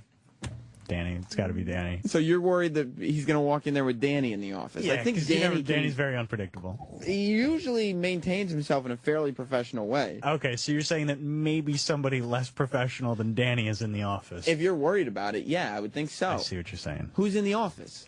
I don't know. Yes, you do. No, I don't. He could be any one of 5 characters. Oh, characters. I'm assuming you're not talking about Norton. It's somebody else that does characters. Yeah. What is the surname of most of the characters? Bobo. Oh, Jesus Christ. Of course he's back there. But you don't know if it's Zombie Bobo or why you got to ruin characters that haven't come out Springsteen yet? Bobo or Bobo Christ. Bobo, is that another? Yep. Why is Bobo here? And did he know he wasn't getting on the show today? Because I've been getting angry tweets from Bobo. And he's been sending me, like last night, he was sending me stuff like, I want to know what happened last Friday. I need answers. Yeah, well, I booked him last Friday. We didn't have a show last Friday. But when I booked him, we did. Oh, and he didn't get the message that there was no show? No, I forgot. Because I told him, I wasn't here last Friday. I was in Anaheim. And then he starts saying tomorrow's going to be my big return to the Opie and Anthony show. No. What's up, Sal? No, I just want to chime in really quick. As the ONA show is wrapping up, Bobo says to me, he goes, of course I didn't speak to him. I didn't initiate conversation. He says, wait, I'm upset. Are you not allowed to speak to him? No, I just don't want to. Oh. He does not allow himself to speak to him. Right, exactly. That's your own He goes, ground rule. I'm really upset that I didn't get on the ONA show. I was like, all right, don't worry. I mean, I'm sure Sam will have you on the after show. And he goes, I don't really care about that. Oh, shit. Wow. Do you want to talk to him? At this point, not really. If that's right. the attitude, Fair you enough. know. Should I send him home? I mean, I don't know what he's doing here. I don't know why he's comping attitude with me. Look, they went long with Matt Paxton. Yeah. What are you gonna do? I mean, does he have anything? He's not promoting anything. He doesn't have any bits or anything. I don't think so. I mean, I can check if you want. I don't really care. Well, you asked. Do we have anything? Roland's going back into his office. I know he's. Oh no, Matt Paxton is still here. Are they going? No, they walked past Roland's office. Good. Eric, what were you meeting with Opie about? About Matt Paxton's podcast about getting it on the channel. Oh. Spoiler alert. Is that are we going to do that? Are we going to add him to the lineup? It looks like it might happen. It's looking very promising. It's like, this isn't All it exactly. requires is a signature. Yeah, it's just like, look, if you'll let us play your podcast for free, we will. That's the whole negotiation here. Is that right, Eric? Is that pretty much? Pretty much. We just have to send them an agreement that legal agrees on. And if they agree with it, then, hey, now we can play it. Matt Paxton was a really good guest because at first he was in. First of all, he stopped Bobo from coming on the show. That's number one. Speaking of Bobo, I'm down the hallway with Roland, and we're talking to Matt about this. And then all of a sudden, I see out of the corner of my eye, Bobo's head pops out of the office. I just went, get back in there. And he went right back in. It's like you treat him like a dog. That's terrible, Eric. Yeah, awful. Why would you do that? But Matt Paxton was a great guest from Hoarders because first. One of my favorite interviews in a long time. Today? Lots of terrible stuff. Yeah, because he starts talking about all the awful things that we have and haven't seen on Hoarders. Like, he was talking about, I like him talking about him and his crew having to duct tape their assholes shut to stop cockroaches from crawling up there. I watch every Hoarders, and the fact that they've found bodies, it just blows my mind. When he said that most of the really good ones A&E won't touch, I was like, what? Because I thought that A&E was like, let's find the worst one. Right, like this is not typical. We have to go with the craziest shit you ever seen in your life. But he was talking about some lady's husband died and they wrapped him up in a shower curtain and she forgot he was in there. burning down houses because they were full of mice. And they won't air these ones? No, they won't air them. They should put out like a Too Hot for TV DVD Like, set. like Springer did. Yeah, that's a great idea. Too hot hoarders, too hot for TV. Yeah, And, it's just, and all the chicks who apparently hoard dildos. yeah, there's a chick he was talking about who hoards dildos. No, multiple. Multiple, Like, all of them. Women are hoarding dildos. I mean, you got to keep those things clean. I've seen those hoarders' houses; they're not clean. And then You don't like a dirty dildo? no, you can't use a dirty dildo because I was talking to Dr. Ruth about this. That area is so prone to infection. Keep in mind, I don't know, I know it's a lot of guys who listen to After Opie and Anthony Live. What guys need to realize is that females have internal genitals. Their genitals are actually internal. What? So yeah, that's right, Eric. Internal genitals. So when you're shoving something inside you and it lives in a dirty hoarder's house, it's not good. It can immediately cause infection and things like that. It's the last thing you want to do. Bobo's boyfriend just tweeted all of us. Who's his boyfriend? Kurt Love. Kurt Love. I think I've seen that guy on Twitter. That Bobo's dating him? Yes. Or he's and their boyfriend. I don't know if they're like dating or if they're might just be fuck fuck buddies. buddies, Yeah, exactly. But It's complicated, is what you're saying. yeah, if this was Facebook, it would say it's complicated. It's complicated. Yeah. On again, off again? I don't know. In again, out again, if Yeah, you know what I definitely, mean. definitely in again, out again. But then, my favorite part about all of it was Matt Paxton, after all these horrible stories, who knew that this is a guy who comes in here, he's got a button-down shirt with it's tucked into his jeans, he's got a very prim and proper, a backpack on with boat straps on his shoulders, all tight up right on his back, not sagging. His hair is combed perfectly and parted to the side. He's got a Midwestern accent, everything. I mean, this is the most like all-American, hunky-dory, whoa, we can't use any curse words around this guy type of guy. And he starts coming in, and I had no idea about the life that he was leading before I had no this. idea either. He starts coming in and talking about how he contemplated how much money he could get from sucking dick to pay back a bookie who had just beaten the shit out of him. Like, this is out of Casino. I mean, who knew that he had led this life? And I didn't know that all the guys that he hires are all ex-cons or addicts and stuff like that. They're all like, and didn't he say that he only hires ex-cons? Who knew I that had he no was idea. a degenerate gambler? Yeah, you don't look at him and think like, oh, this guy's probably $100K in the hole and contemplating some dick sucking. No, I guess that's why he's got a podcast. I guess so. Are you saying that that's what you need to have a podcast? You got to have some stories. It's true. He's got stories. How many of us on the staff? We should take a poll. How many have contemplated how much money you could get from dick sucking? I would say my number. I would guess 2. How many? What would your number? You would guess be 1. You think there's one guy who's done it? Who do you think? Oh, I'm not gonna say.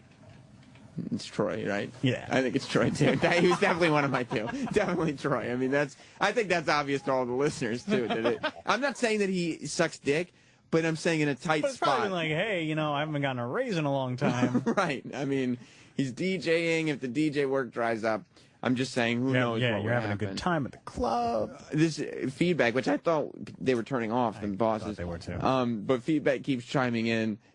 They've not even paying attention to anything we're saying right now. All they're doing is saying, please, please, please do not let Bobo in that studio. Well, he's not here, so. Well, the feeling seems to be mutual around this place because Bobo's going to do something. He's going to do something? Going to record something. Oh, And right, nobody right, will right. allow us to use their studios to record Bobo. What about Troy? Especially him. Oh, Everybody hates Bobo around here. I don't understand it. Do you hate Bobo? No, I love him. I love him, I too. think he's a great guy. I mean, I don't know why he consistently takes shots at me in my show. That's true. He does. Like, the listeners like this show. I like the show. The staff all likes the show. I don't know why Bobo has to take shots at Do you it. want him to call in?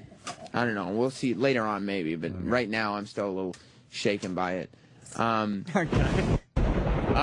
know what that means? Troy's here to bring the thunder. What's up, man? I don't want that fucking asshole anywhere near my studio. You talking about Sam? You've been listening. Yeah. So you had more objection with me bringing up Bobo coming into your studio than me and Travis asserting that if you were in a tight spot, you would consider sucking dick for some cash. Right. Okay. Troy. I mean, if Bobo's got to record something, he's got to record something. It's not for me. He's not recording anything for me. But it's for the show. Maybe. But this is one of the instances where you will go the selfish route and say, no, you can't use that studio because it's mine. If you want to bring, look, I'm not. Paul all of a sudden decided he wants to do a bit that he came up with a couple months ago. Where did Paul get the inspiration for this bit? I don't know. I don't know. Whatever. So, just figure it out. Yeah. Just figure it out. Get There's portable studios everywhere. Yeah. Just figure it out. But don't involve you. No, don't involve me. Are you busy? Yeah, I'm fucking swamped. I'm out for a week, so I got to get all my shit done. Right, because you're getting your nose job. I'm getting rhinoplasty. I'm not getting a nose job. Well, nose job is, that's well, what they're working on my rhinoplasty nose, is. but it's going to be, it's not a nose job. Are you upset you're going to miss Shaquille O'Neal? Yeah. One guy on feedback is just saying Bobo don't need to record shit. Fuck Bobo. Okay, well, good point. That was actually Troy. Oh, yeah, I feedback before I came in. Right before you ran in here. Yeah. And I feel like we got Bobo hasn't been on the show since November, right? Thanksgiving was his last appearance. That's correct. Since, and that was at the Hard Rock. Right. It wasn't even in the studio. And the only reason we allowed him was because we painted his stomach up like Kamala and made him walk out there with no shirt on. But I think, and the last time he did anything since then was Bobo Man. Yeah. The epic production. Where do you piece, go from there? Which I think we'll play in a little bit on the show. I think not. that's only fair. How much of it? I would say. I say we do a double shot. You want to play it twice, Eric? Yeah, back to back. I was going to say 60 to 90 seconds. We'll see what. No. We're going to play more than that. Oh, okay. It doesn't get funny until at least 2 minutes. Play it and then play it in reverse back. Yeah, and just see what happens. Yeah. Just see the message we get. Bubba's actually not retarded when you play it reversed. But I don't even think production-wise there's anything to do with him anymore. Like, Nothing. Bobo Man was kind of the finale of Bobo bits, I thought. It's like good fucking riddance. Where's Paul? Paul's in there. Paul, go in. I want to know what this. Why'd you have to say what that, this bit is? Well, because he called for Paul, and I don't want Paul in here. You don't want him in there? I don't want him in Send here it over either. to you. You don't want him in here. So Paul call in? Who annoys you more, Paul or Bobo? Oh man, that's a fucking tough one. It is? Yeah. Who do you think? I don't know. I can't even answer that. Wow. Different reasons. Oh yeah. But still. who sometimes provides you with some comedic relief? Bobo. Yep. Oh wow. It's got to tip the scales, Okay, right? so right now you're Paul. You are actually ranked lower on Troy's list than Bobo. That's fine. What's this bit? It's just some dumb thing that I figured it would be all right to have around. And now, let me ask you this. You said it was timely for something. It was timely for the Oscars 2 months ago. So why would you do a bit now that was 2 months ago? Because if we had it, it's possible we could tweak it and use it for something else. That was my thought process behind it. Let me ask you this. Was Troy's speech to you, like a couple weeks ago when Troy really let you have it, was that motivation to get this done? No. Paul? I had come up I'll stick up for Paul. This was already written. This was already I know, done. but was that motivation to say, you know what, I wasn't going to do that? Not to do it, but to say I wasn't going to do it, but now let's bring him in and just have it just in case. No, I found out, Travis shot me a text this morning saying Bobo was coming in, and I had already previously said to him, hey, if he shows up, let's just record that thing anyway. When did you say that? A couple of weeks ago. I About don't know. 2 weeks ago, maybe. Yeah, Probably maybe right, more. because I'm thinking that this speech... No, it was before Troy I'm said thinking that Troy's speech led to you bringing Bobo in. So, Troy, your motivational speech, I think, had a lot to do with now a scenario where you may have to share a studio with Paul and Bobo. I believe, Travis, you should make an executive decision and say that this production piece with Paul and Bobo in the same studio must take place in Troy's studio and must take place with Troy as the production guy. Troy is our production guy, right? I'll go up the fucking chain on this one. I think we should leave the mics on. Well, dude, I got to get a lot of shit done. I'm out for a whole week. Yeah, but you've recorded with Bobo before. You know that it's like a really quick thing. Yeah. He usually nails it in one take. No, it's a really quick thing when somebody directing him knows what they're doing. Right. Oh. So you're saying that Paul doesn't know what he's doing? I mean, how many pieces have you done, Paul? How many times have you worked with Bobo? With Bobo, none. Okay. Never. How many times have you worked with Bobo? Many, many times. So you can get in there. You know what you want, and you know how to get it out of him quickly. What do I want? No. When you, I want him to go home. Yeah, me too. Oh. But I'm just saying, when you go into the studio with me with Bobo, yeah, I know how you have to sit there and fuck around for 2 hours to try to get some bullshit out of this fucking idiot. I mean, Bobo Man was a little bit more, but I think that if somebody other than me had been in there with Bobo for an undertaking like the Bobo Man song, it would have taken days. days, weeks. Weeks. You saw him in there. It's awful. He was hopeless. Yeah. But Paul, you know what you want out of this, right? You know what you want, right, Paul? Yeah. Okay. So, I mean, I think that this, and number one, I think you still have some hostility towards Paul. I think that's evident towards everybody, and that's fine. Number two, you don't like Bobo, but that's besides the point. But I think that Paul needs to learn from you, but maybe you need to learn what Paul's capable of. Well, no, dude, look, I hope Paul gets whatever he wants out of him, and you produce a great piece of audio. You know, but it's like, for me and Paul, it's like too little too late. Okay. You know what I mean? Like, at this point, don't come to me 6 months later and be like, oh, yeah, now I'm on, dude. I'm on board. It's like, just go fucking handle it. Just go handle your during your shit. speech, weren't you the one who said to me that you're the production guy and that I should be running everything through you? Yeah, but there's another guy here now. So put it together, and then let me hear it. All right. I still think it'd be better for everybody if the three of you got together on this. Because I'll tell you this. I got news for you. What's that? I got news for you. What's that? Worst of the Week promos, Joe Rogan promos, Dr. Steve promos, and a new cross promo that's going to run on Raw Dog is a lot more important than using Bobo for a piece that may not even air. Creative production, though. Yeah, I mean, everybody's high on creative production, and the simple fact that the outtakes of the production piece doesn't even need to air. Simply leaving the mics on while Paul, Bobo, and you are confined to a small space is in and of itself. I'll start recording and I'll walk out of the room. Value. No, you can't leave. That's the whole thing. No, I can. You know, that would be the You're not going to chain me to the fucking chair. I don't have to be in there. Why does the thunder Yeah, maybe keep we should skipping? get a different thunder. Why does it keep skipping? It's the let doing it. Stop. I mean, if he's going to bring the thunder, he can't bring it twice in one shot. Burn it onto a CD. Now, Travis? Yeah. I need I'll go up the chain with this one. I need the. Then Troy will completely supersede me on this, and he'll go to. No offense to you, Who dude. will you go to? Oh, I think it's hysterical. Who will you go to? I'll go up the fucking ladder. If Rob, so I'll go straight to the top. I need.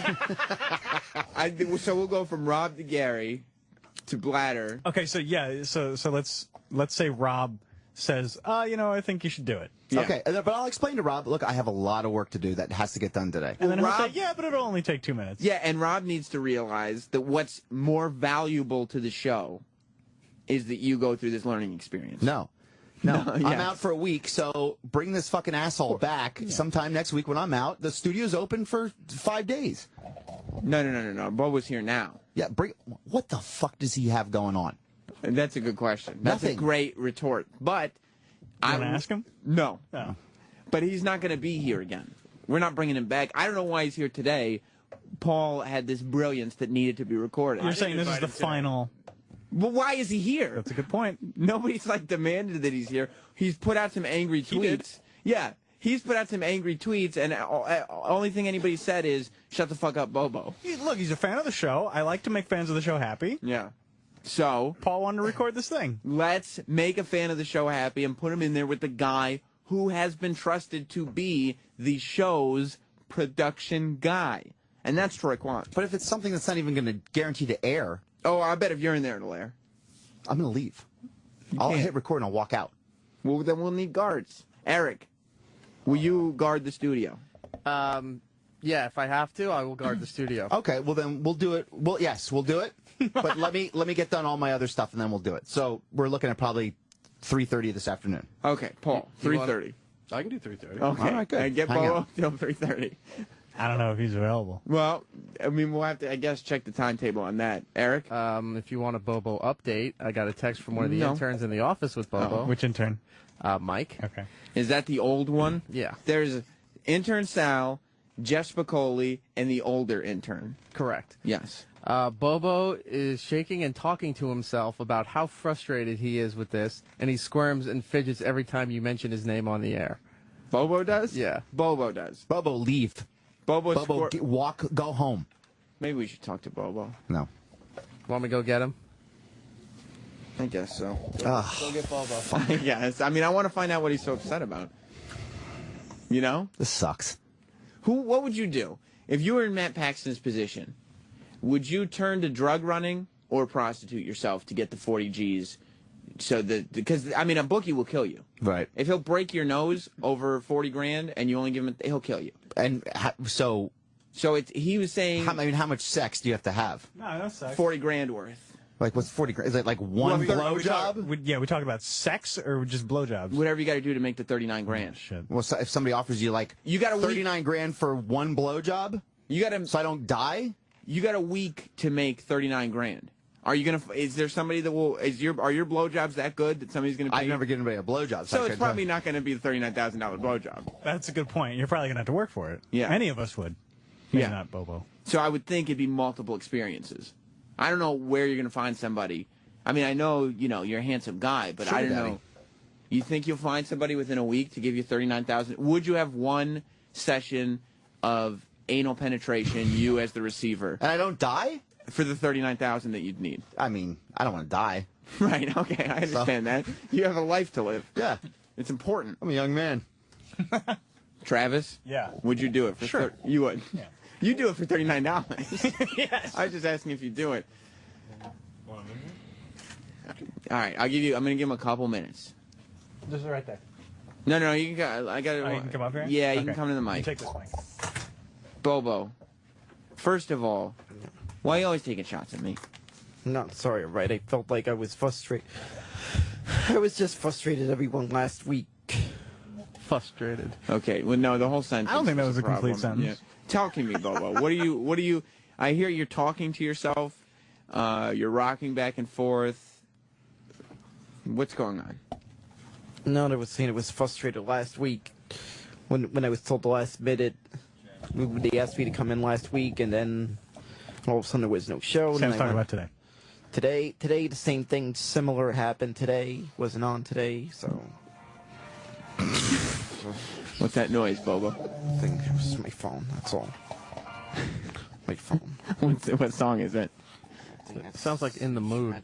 No, it's Meet the Mets. Oh. Now, Bobo, Who's calling? you understand that Matt Paxton, he just, we decided to do a second segment with him. Yeah, I understand that. But how come when it's said to you, oh, maybe Sam will have you on his show, you respond, I don't really care about that? Big deal, right? I was trying to get on Opie and Anthony for a while. To do what? I'm trying to get on their show for a while, right? What for? It's been ages. Why? I said it's been ages since I've been around. No, Okay, you're not answering the but you know question. who's also hasn't been on the show for a long time? Oh. Eric Goodman. Do you know who that is? Exactly. Nobody knows who it is. It's just a guy. Eric Goodman is just some guy who probably lives in some state somewhere. You know like who he doesn't. hasn't He's got nothing going on, so that's why he's not on the show. Like he might listen sometimes, but he hasn't been on the show forever. You know who hasn't been on in a long time? Who? Big A. Do you know how many times I get asked by Big A if he can come back on the show? How many? 0. Bobo. You understand what Travis is saying there, That's right? why I love Andrew. Just waits patiently, I guess. That's right. He doesn't threaten people on Twitter. And you know what? He's invited to all the events. Yeah, we love Andrew. He goes to Anthony's house all He the goes time. to Anthony's house, and he doesn't have to arrive at the house with a paper bag on his head. Do you remember that when you did that? Yeah, right back. Can you do it now? You understand that was just because, they didn't want you to find out what the address was. Yeah. You're okay with that? Yeah, I'm okay. You still got to go to a compound party. Yeah. It's not all bad. Yeah. Bubba has one nail that's significantly longer than the rest. That's his coke nail. You okay. You doing cocaine? Doing little bingers? No. Aren't you? Isn't it like enough? Like, aren't you happy just the fact that you're coming in here to do some production? Like, this is a giant show. The Opie and Anthony show is a big enough show that people actually listen to its after show. You falling asleep? You snoring there a little bit? What the fuck is going on here? Well, you know what I mean? Was Like, that what you mean? Yeah, that was him. It's a big show. Like, the fact that thousands of people listen just to the after show goes to show how big of an impact Opie and Anthony have.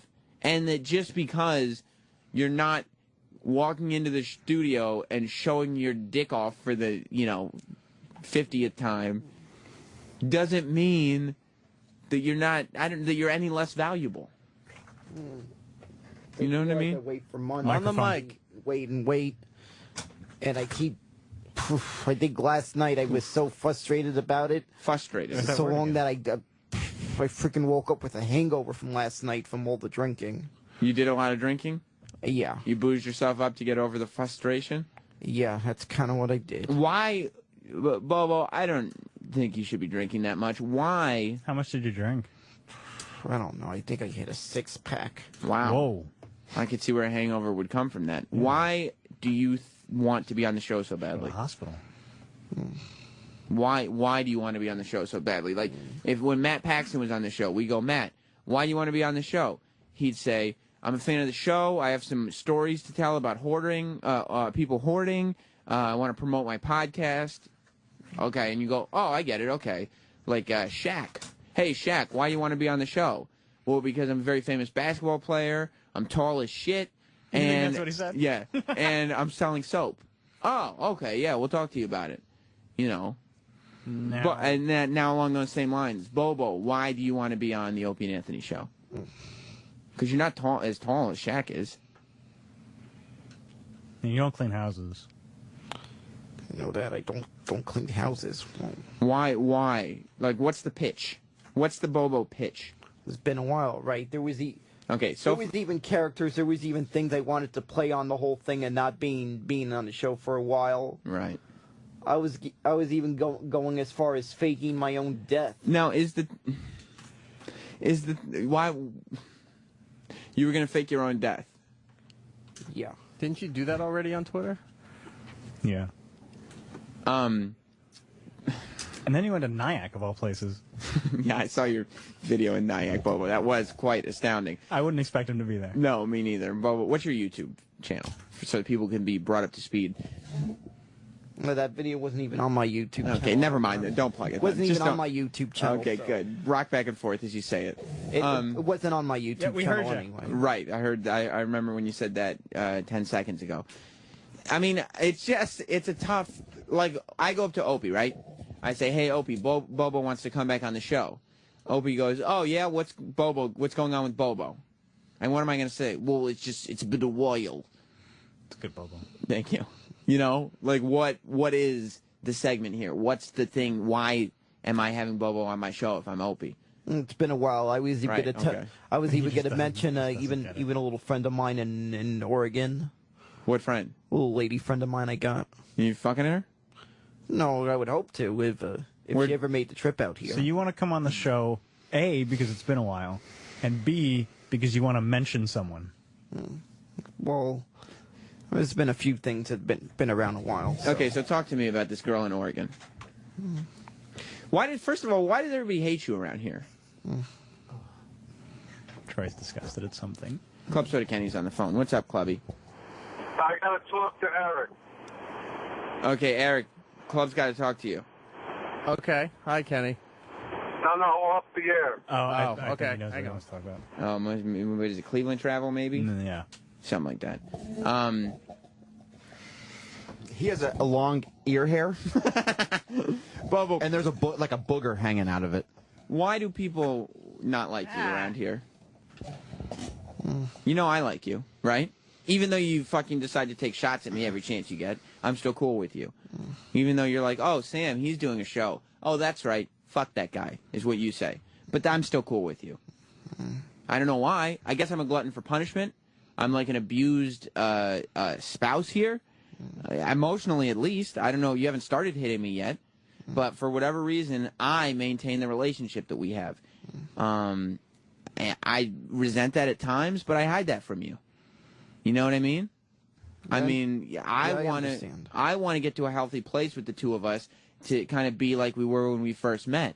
But for whatever reason, you are a much more abusive, hurtful person, and you won't meet me there. I've been frustrated for months on hand. I understand that. Frustrated for months on hand. Yeah, frustrated for months on hand. Yeah, it's like being on end.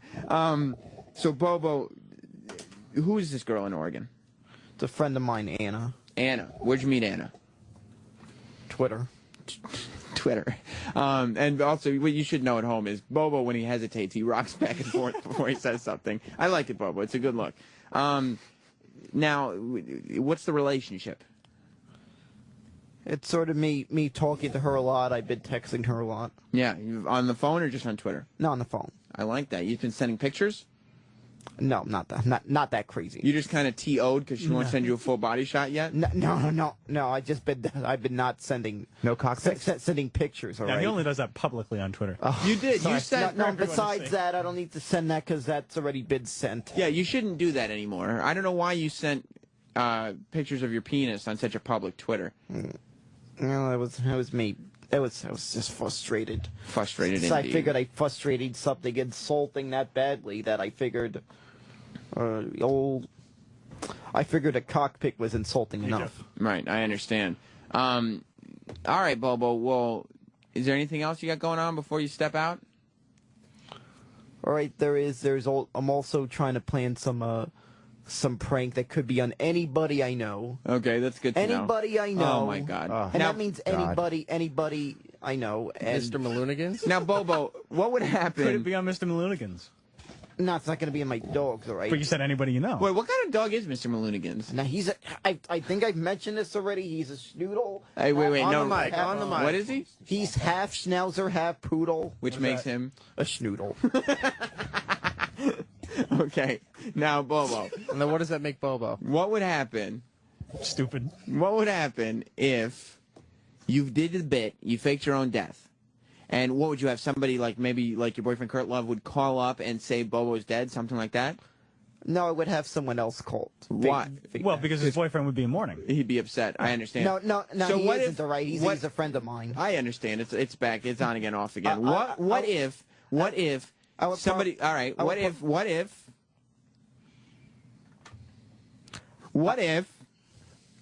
What if somebody called up and said, "Hey guys, Bobo's passed away," and the guys just went, "Oh, terrific," and then moved on to the next topic, and then the bit went nowhere. Yeah. Now you have to play dead for the rest of your life. Forever. Backfire, right? Talk about your all-time backfires, huh? Yeah. Yeah. All right, well, Bobo, why don't you go wait in the office, and then after, because I'm going to have to enforce that this happens, I guess, after the after show is over, after Opie and Anthony Live, maybe you and Paul will go into Troy's studio, and the three of you will put something together. How about that? Says someday I'll return. You feeling better? You're here right now. I don't know if you will. Not really officially. The day I return to the Opie and Anthony show. This is the Opie and Anthony channel. You feeling better than you were? That's a little bit, but the day I return to the Opie and Anthony show, that's the official return. I don't think you're going to return. You already officially said Put your goodbye. headphones on. Eric's talking to you. Yeah, I mean, I don't think you're going to return because you already officially said goodbye. That's true. You did a formal promo announcing that you were leaving. He did? You did. You want to hear it? No, I was tricked into that. Well, let me hear it. You can't be tricked into producing something. Let me hear it. Hi everyone, it's me, Bobo. Are you sick of hearing my voice? Well, you're not alone. That's why the show is finally getting rid of me. My one-trick pony baby-ass dick has run its course. And now it's up to you to find the next Bobo. They were freaks before me. They were freaks after me. They were freaks before me. There will be freaks after me. If you're a monstrosity, or you know a monstrosity like me, email Opie and Anthony at SiriusXM.com and tell the show you could be a star just like I used to be. Now all I got left is my relatives, who I've had sex with. Goodbye, everybody. The contest is back on! We are looking for the next Bobo. Keep smashing my radio again. What? We just smash it once. It'd probably be smashed. All right, Bobo. I nearly smashed my radio until I Nah, returned. nah. Hey. Oh, occupy Opie and Anthony till I return. What? All right. Occupy. What? See you later. Roland, could you help him out? Occupy Opie and Anthony is what he's doing. You see, I think, if anybody. Actually, Jeff Spicoli, come on in and get rid of him. Thank you, Bobo. It's been fun. I will return. All right. Opie and Anthony. Yeah, get him out of here. Yeah, he's done. See you later. All right, one foot after the other. Bobo. Bobo, I did everybody. not return. Bobo. I did not return. You can take him out. You can And just I was take waiting. Bobo, What, should I take him out everybody. to and just be quiet? Yes. Yeah, well, will it actually work? Bobo, everybody! If it doesn't work after another month, the frustration will be on again. Bobo, everybody! Yay, Bobo! His last appearance. His last one. How could a person... What's he doing? Smash his radio. Just his phone on the floor. Tell him not to... Well, it's his own phone. Who cares? Tell him not to smash his phone. He's going to need it later. I mean, I thought... Why'd you do that? Why did I do what? Talk to Bobo? Now I have to go talk to him. Yeah. No, you don't. Let him go. Well, he's still going to record with Paul later. Yeah. Where's Paula? Hang on one second. Bobo, if let me go make sure that he's still going to record with Paul. George in Missouri. Make sure George. I just want to call and complain I haven't been on the Opie and Anthony show in a while. Oh, you haven't? Son of a bitch. Yeah. And also David Lessman, too. I'm mad at him. I haven't been on there in a while. No, well, hopefully, I mean, you should, yeah, and you're very angry. Yes, I'm very upset about it. All right, I'll make sure I can get you on both shows. Okay, thank you. Thank you. How come we haven't had George on? What the hell?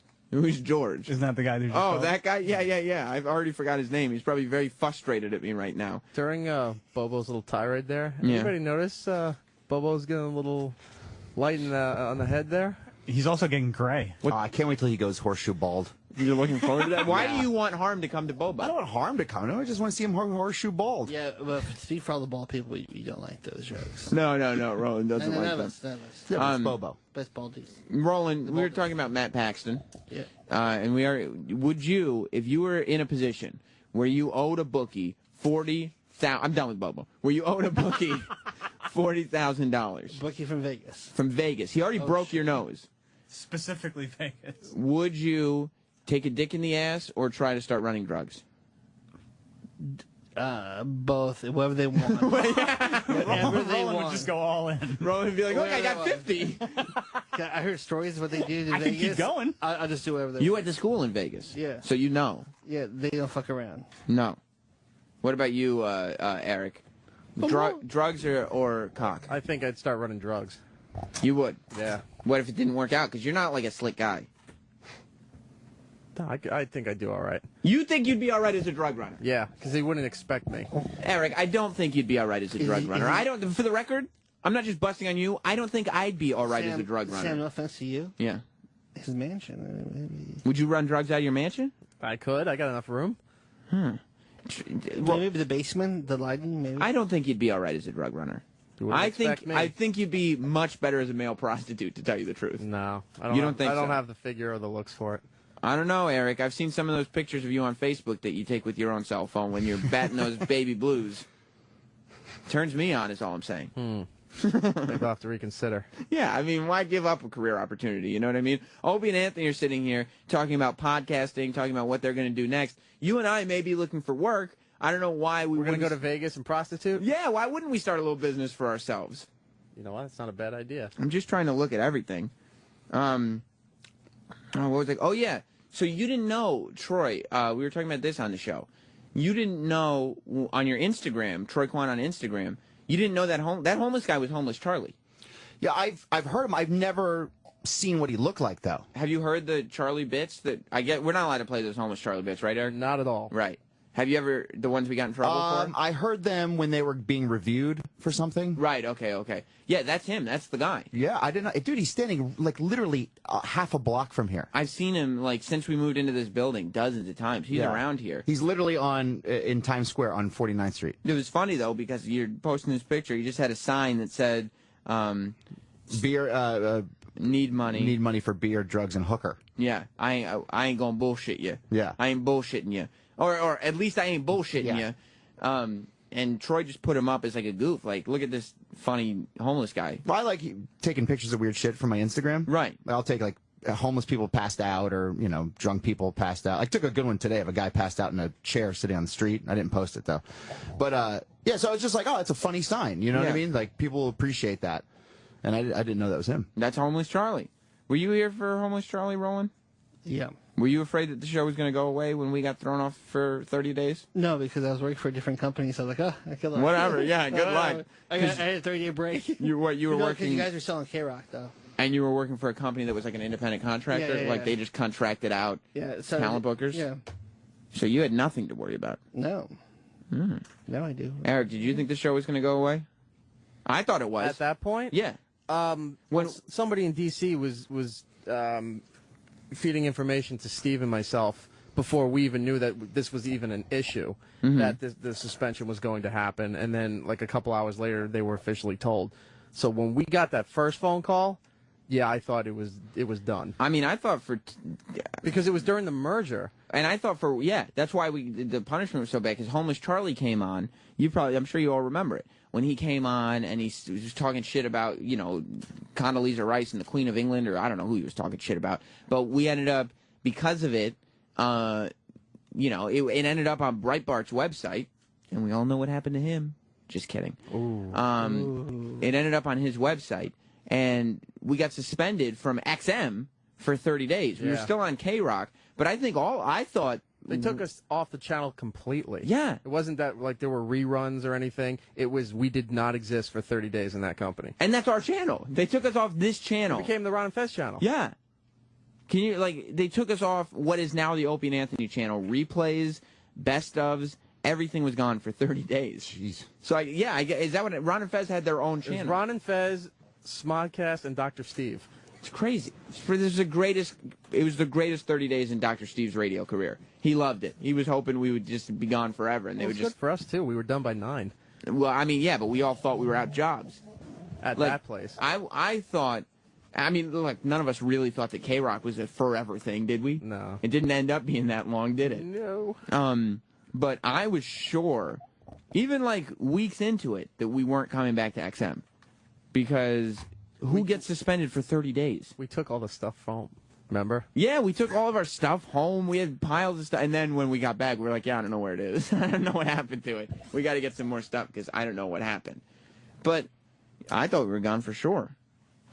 Were you, were you confident that we would stick around for K-Rock? Yeah, I think because K-Rock would have, or CBS in general would have used that as some kind of promotional thing to jump us into other markets and stuff. I guess, but I mean, at that point, who gets suspended from satellite? It's crazy. Yeah, but I know, but it's not like CBS would have promoted us as this edgy radio show because they weren't letting us do anything. It was a weird time. Yeah, it was a very, very weird time. And now I get. Do you think, Eric, that Opie and Anthony will start podcasting the way Opie was talking about on the show today? I think it depends. I think they really want to. It's a nice business plan. Yeah. And it's an easy schedule for them to accommodate. If they had the opportunity, I think they would definitely go and do it. But I don't see, the only thing that I see stopping them from doing it is having to do everything themselves. Just because they haven't in so long. Like having to find the sponsors and making the time and setting everything up. They have to build a team. Yeah, they would have hire to. a salesperson. Yeah, they would have to. They'd probably hire, Roland away to book guests for what they're doing. Would you book for the podcast? Where the money is, that's where I go. It doesn't matter, does it? You know, it'd be cool though. What? Well, finally, you could add a video element to. Well, Anthony Studios completely. I guess they already have a studio, don't they? And tell me the fans wouldn't love that. Of course they would. They love it now already, man. Anthony just doesn't find himself drunk in his basement. So, they would love it. That'd be a cool green room, a full bar. They probably wouldn't need a staff, though. You need a couple people, don't you think? Who do you think would make the cut? I don't know. What do you think, Roland? I don't know. Nobody wants to say. Eric, you think you'd make the cut? I don't know. What do you mean you don't know? I'm not asking you to name every name. Yeah. I'm saying, first of all, how many do you think they would take with them to the podcast? I think they would take as many as they possibly could. How many do you think? What's the number? 1, 2, 3. I don't think they take more than 3 staffers with them to the podcast. Because if it's all them... Not including Roland? Think about it this way. Opie and Anthony are now, if they're this hypothetical podcast world, Opie and Anthony are paying for everything out of their own pocket, right? The whole studio they're paying for. The salesperson that they've now picked up, they're paying for. Roland's salary, they're paying for. Including Roland, I don't think that... Including Roland, they'd have a 4-person staff, I think. They'd have a salesperson, they'd have Roland as a talent booker, and I believe they would have 2 people with them. Because other than that, you're paying all these people's salaries, and you're not going to make that much money. And how much do you have to really pay them if they're only going to do like an hour a week? That's true. Well, they said they wanted to do 2 or 3 shows a week with their podcast. Yeah, I mean... And it's only an hour a show. That's what they were talking about. Yeah, they probably have to do longer, though. They probably end up doing 2 hours and do it like 2 or 3 times a week, in my own personal opinion. No, but I don't. Do you know what I'm saying? Like, you don't see them taking more than 2 staffers. No. Not including including Roland. I would probably think that sounds feasible. They probably think, I mean, look, Anthony does it pretty much all by himself. Right. So what would you need people for? Well, here's what I'm thinking. I believe that if there's 2 producers, each host picks a producer. That's the way it would happen. And I have to say, Danny is the one who's been with Anthony in all of Ant's exterior ventures, to my knowledge. He helped him set up the whole compound studio in his basement. I would think Danny's a shoo-in. I think so, too. So now the question remains, who joins Danny in the Opie and Anthony podcast world? Roland, any ideas? You're there. You're already there. You're in.